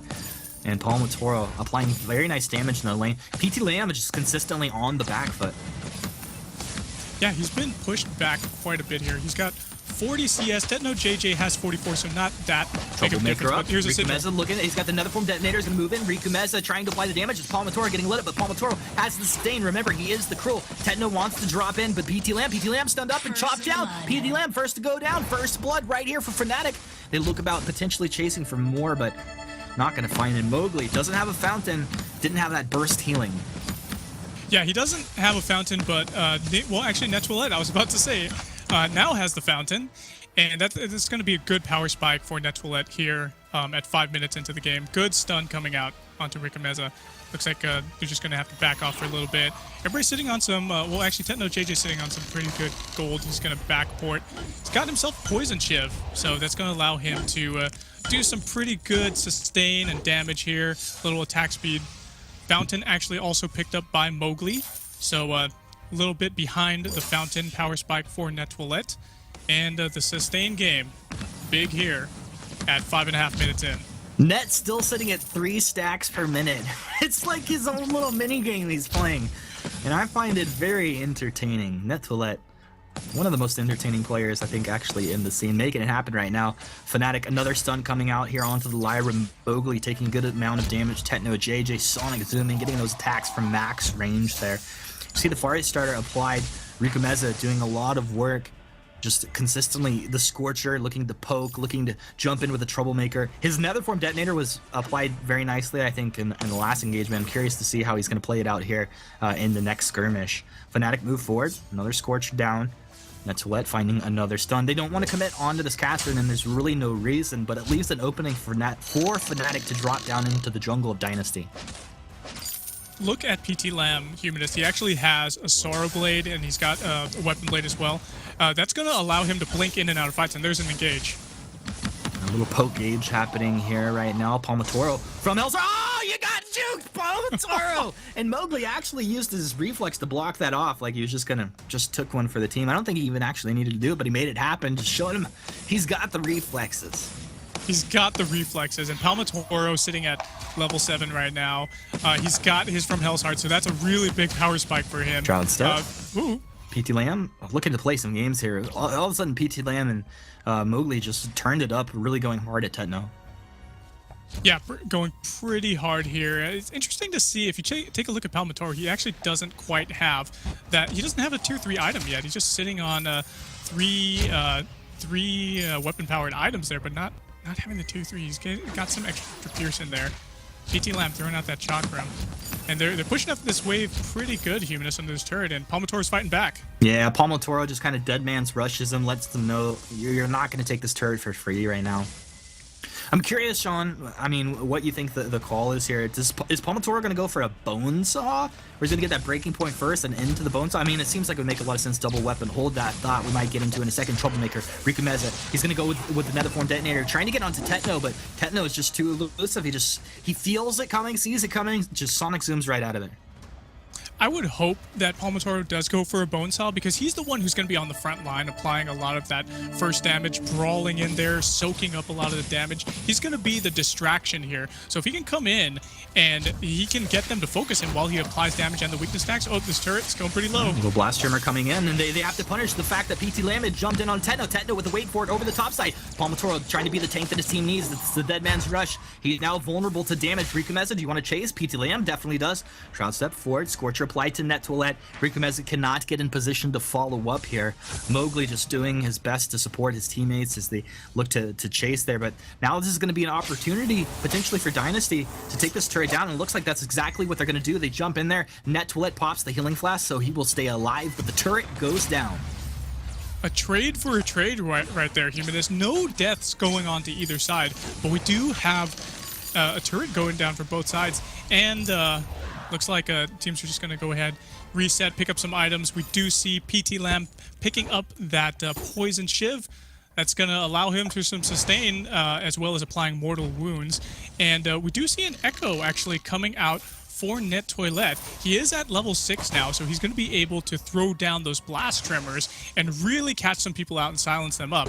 But you know, they need to be really careful about how they engage Dynasty Gaming, because they don't want to miss a silence and have some abilities get used, like Rikameza on you know, throwing down his Netherform Detonator, throwing down his applying those fire starters, and just doing such bonus damage.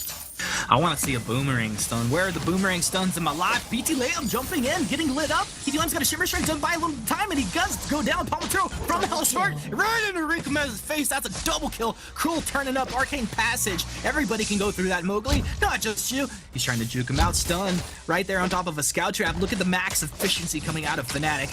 His Mowgli tries to juke them out there. Palmetto making it happen. Not the triple kill, but he gets all three. That'll be a gold miner as well as Fnatic blow this game open to, I mean, the net worth lead, but it feels like the control has been blown open. Yeah, the control has been blown open now by Fnatic. What was actually interesting about that last team fight is that we did have the portal come out for Mowgli. He was trying to juke and get away. Immense gold payout going over to Fnatic there. And his bulwark came down just a little bit too late. And if he had thrown that bulwark down, it would have prevented just a few seconds longer delay for the side of Fnatic to come through that portal. Man, that's pretty crazy. I think that's a good analysis there. But just looking back into the fight, and you see Fnatic, they're chasing Dynasty down from behind. Bright Bulwark is down from Mowgli here early on. A nice block on the Qlash Shimmer, but what's the play here? Shimmer strike out. This is Tetno trying to find the damage on PT Lamb. He's got it, ladies and gentlemen. That's actually Palmetto with Spectral Smite, turning it up, finding the kill. I don't even have 4 kills. This is insane. Palmetto is having a crazy game. Rikumeza dancing around the jungle, they won't be able to find him there, and Mowgli is able to get out with his life, but Palmetto and Netsled are going to drop down, probably take the Crystal Sentry. Oh, Rikumeza gets out with a recall, but, you know, as we said, they are moving for this Crystal Sentry, and they should be finding this right here. Yeah, they're going to be finding that. Crystal Sentry defeated. 2 lives remaining, and we do see 34 Captain of the Guard stacks. It looks like Dynasty's looking for an engage again. Yeah, PT Lamb potentially looking to get on Tetno. It's Net dropping low. Palmetto, Dead's Man's Rush right on in. Rikumeza not doing too much damage. In fact, he's taking a lot of the damage himself. This is Nettolet. Look at it. He's holding the fountain. Nettolet still has the fountain. Oh, there it will finally come out. Now the chase is on, but that is Mowgli falling down low. Breaking point stacking up for Tetno. JJ. Tetno, hey, Fnatic coming through, taking the jungle away from Dynasty. Basically, you see all the resources on the map? They all belong to Fnatic now. All resources do belong to Fnatic, Humanist. Oh man, and if only the base would belong to them, but that's probably going to be coming up in a few minutes. Fnatic doing so much work with NetToilet here. 37 Captain of the Guard stacks, just tanking himself up. Palmetto doing 5 kills, 5 and 0 here he's sitting. But no one has died on the side of Team Fnatic. This is just a steamroll so far, even though the gold doesn't necessarily show it. It's a 4,000 gold lead for them, 12.5 minutes into the game. Dynasty has really got to do something here if they're going to come out on top. It does feel that way. Mr. Sean Ostino, Mr. Nude Daddy feeling good. Feeling good that Mr. Luke Vox is finding another advantage here, but I just don't know what the call is, because PT Lamb is like engaging. You see that Dynasty have made some engagements where it completely goes the other way, and then I just wonder, like, are they not really realizing the actual damage output potential and the control that's coming out of this Fnatic lineup? No, I don't think they do realize it. Fnatic is just really taking advantage of objectives. We actually do see Nettoilet. Looking at him, he's just sitting there in the tri-bush, making sure that he's able to scout out if Dynasty is coming in while they take this gold miner. They block the first blast trimmer. He's got another one coming. He just echoed that up. There's the stun. Second blast trimmer comes through. That's a 2-man silence. The wait for it over the top side. Bless the from Hell's Heart. Netherform detonator over the wall. Rikumeza buying a little bit of time, but Tetno JJ's on the chase. He's on to Mowgli. Mowgli, you're the stacks on my breaking point. Just kidding. It's PT Lamb. We switched over. We don't want to take the arcane passage. Shimmer Strike trying to buy a little bit of time. PT Lamb will go down here. 1 kill for Fnatic as Dynasty's ship is sinking. They're still on it, and they are in the middle of the ocean. This is a tough place to be in, Dynasty. Their ship is sinking, and you don't want Rikumeza on this fire starter to be going into the water, because he needs to burn people up, and it looks like he's doing a little bit of that, but they kind of disengage a little bit. That's not a bad play. They forced the fountain out of Fnatic. They're actually, in 20-25 seconds, they may find an opening here where they might have an advantage. Yeah, they could have an advantage, but Aftershock. Look at this. They're so far ahead. NetToilet feels the confidence to pick up an Aftershock so we can get some additional lifesteal. Shiver Steel also coming out on the Palmetto. I feel like they really just want to slow down and kite the members of Dynasty as they fall back, because we've seen a lot of disengages from them. If Palmatoro can actually activate that Shiver Steel, get some auto attacks off, he's going to be able to slow them up even more and just to take them out very quickly. Rickameza has got really good disengage potential, so does PT Lamb with his Blink, but if Palmatoro can just get on top of him, he can continue doing the work he is. He's sitting at 5-0-1. 5-0-1, and it feels good, man. Palmatoro, one of the OGs showing up today. Mr. Dark Potato himself went off. If you guys did not get a chance to see the SKG2 series, watch those back later when the VODs go up. Some of these OG players just making it happen here now. Arcane Passage in as Mowgli looking to find Techno JJ, who was isolated, but a swing and a miss there. It's going to leave Dynasty with a full count. Yeah, full count of 50 seconds left to get on to that Arcane Passage again. It's a pretty good engage tool, but I don't know if you want to engage onto a comp that wants to dive you with this stun, Flash Palmatoro. Tremor blocked off, but he should have a round 2 of that coming through soon here. I don't know, he didn't have it. Actually, here's the boomerang. Here's the boomerang coming through, blocked off by Rickameza. Oh my, what reflexes. What a delicious thing to watch. But PT Lamb getting taken down by Techno, who's got about 13 breaking point stacks himself. Yo, Fnatic, that's not your turret. They'll go ahead and take the kill, and they'll back themselves off. Remember, Sean, we're past 15 minutes. Kraken has spawned on the map, so now that Fnatic take a fight, they can really force this Kraken take here, or they can use it as potentially a bait to force Dynasty in. They very well could. They're already pulling it into the opposing Tribush right now. They're definitely going to be forcing the fight right here, Humanist. Rickameza and Mowgli, right now, they're sitting on the back foot. They're behind in their jungle. They're farming up, but it looks like the Kraken has actually been pulled to the opposite side, and it's going to go over to Fnatic right now. Oh man, once this Fnatic Kraken is on the leash, it's going to be extremely tanky. It's going to be very hard for Dynasty to deal with. Unleashed, on the leash, I don't know what's happening here. Mowgli, breakable work down. An attempted disengage, successful disengage actually. Mowgli, he's got to hold this down for his team. We need to see a godly Atlas Pauldron come out of Mowgli, and there you go. It's actually blocked off. Techno, he blocked the Atlas Pauldron. What a play coming out here. Boomerang from Palmatoro from downtown comes in. He's actually going to find the kill with the haul from Hell's Heart. It's so good. Drop your Craigasms in the chat if you appreciate a boomerang from Hell's Heart for the kill. As Fnatic up 11-0, destroying, putting the boot down on Dynasty here in week 2 of Split 2. Fnatic really feeling themselves here. That was a beautiful from Hell's Heart. It just came backwards. The boomerang all the way back. Didn't even need to stun up Rickameza. He was so low on health, it just straight up killed him. Oh, and now they're coming into the base. They're going to be able to take it. I don't see that Dynasty's going to be able to repel this attack. Just overpower them. Just flex upon them, Fnatic. What is the play here? Oh, Dynasty actually making a good stand. Rickameza trying to apply the damage with the Firestorm, but it's not enough. Techno sustains through it, enough to trade 1-for-1, leaving PT Lamb with Mowgli to try and fight against the healthy Kraken, plus Netwit and Palma Deadman's rush in. PT Lamb chopped down right there, and Mowgli can only cry one sad single tear as he watches his allies fall. He'll troll Netwit by sucking him into the fountain there with the Arcane Passage and taking him down, but Palmatoro will chunk through this Vein Crystal as Fnatic take this series 2-0. Low and Steady wins the game here on the Fold for the side of Fnatic Humanist. It was just a slow ramp up, a continual aggression, a perfect game here, almost perfect game. 13-2 coming out for Fnatic. Really well played, and let's point out Palmatoro, 7-0-4 on this Cruel with godly moves.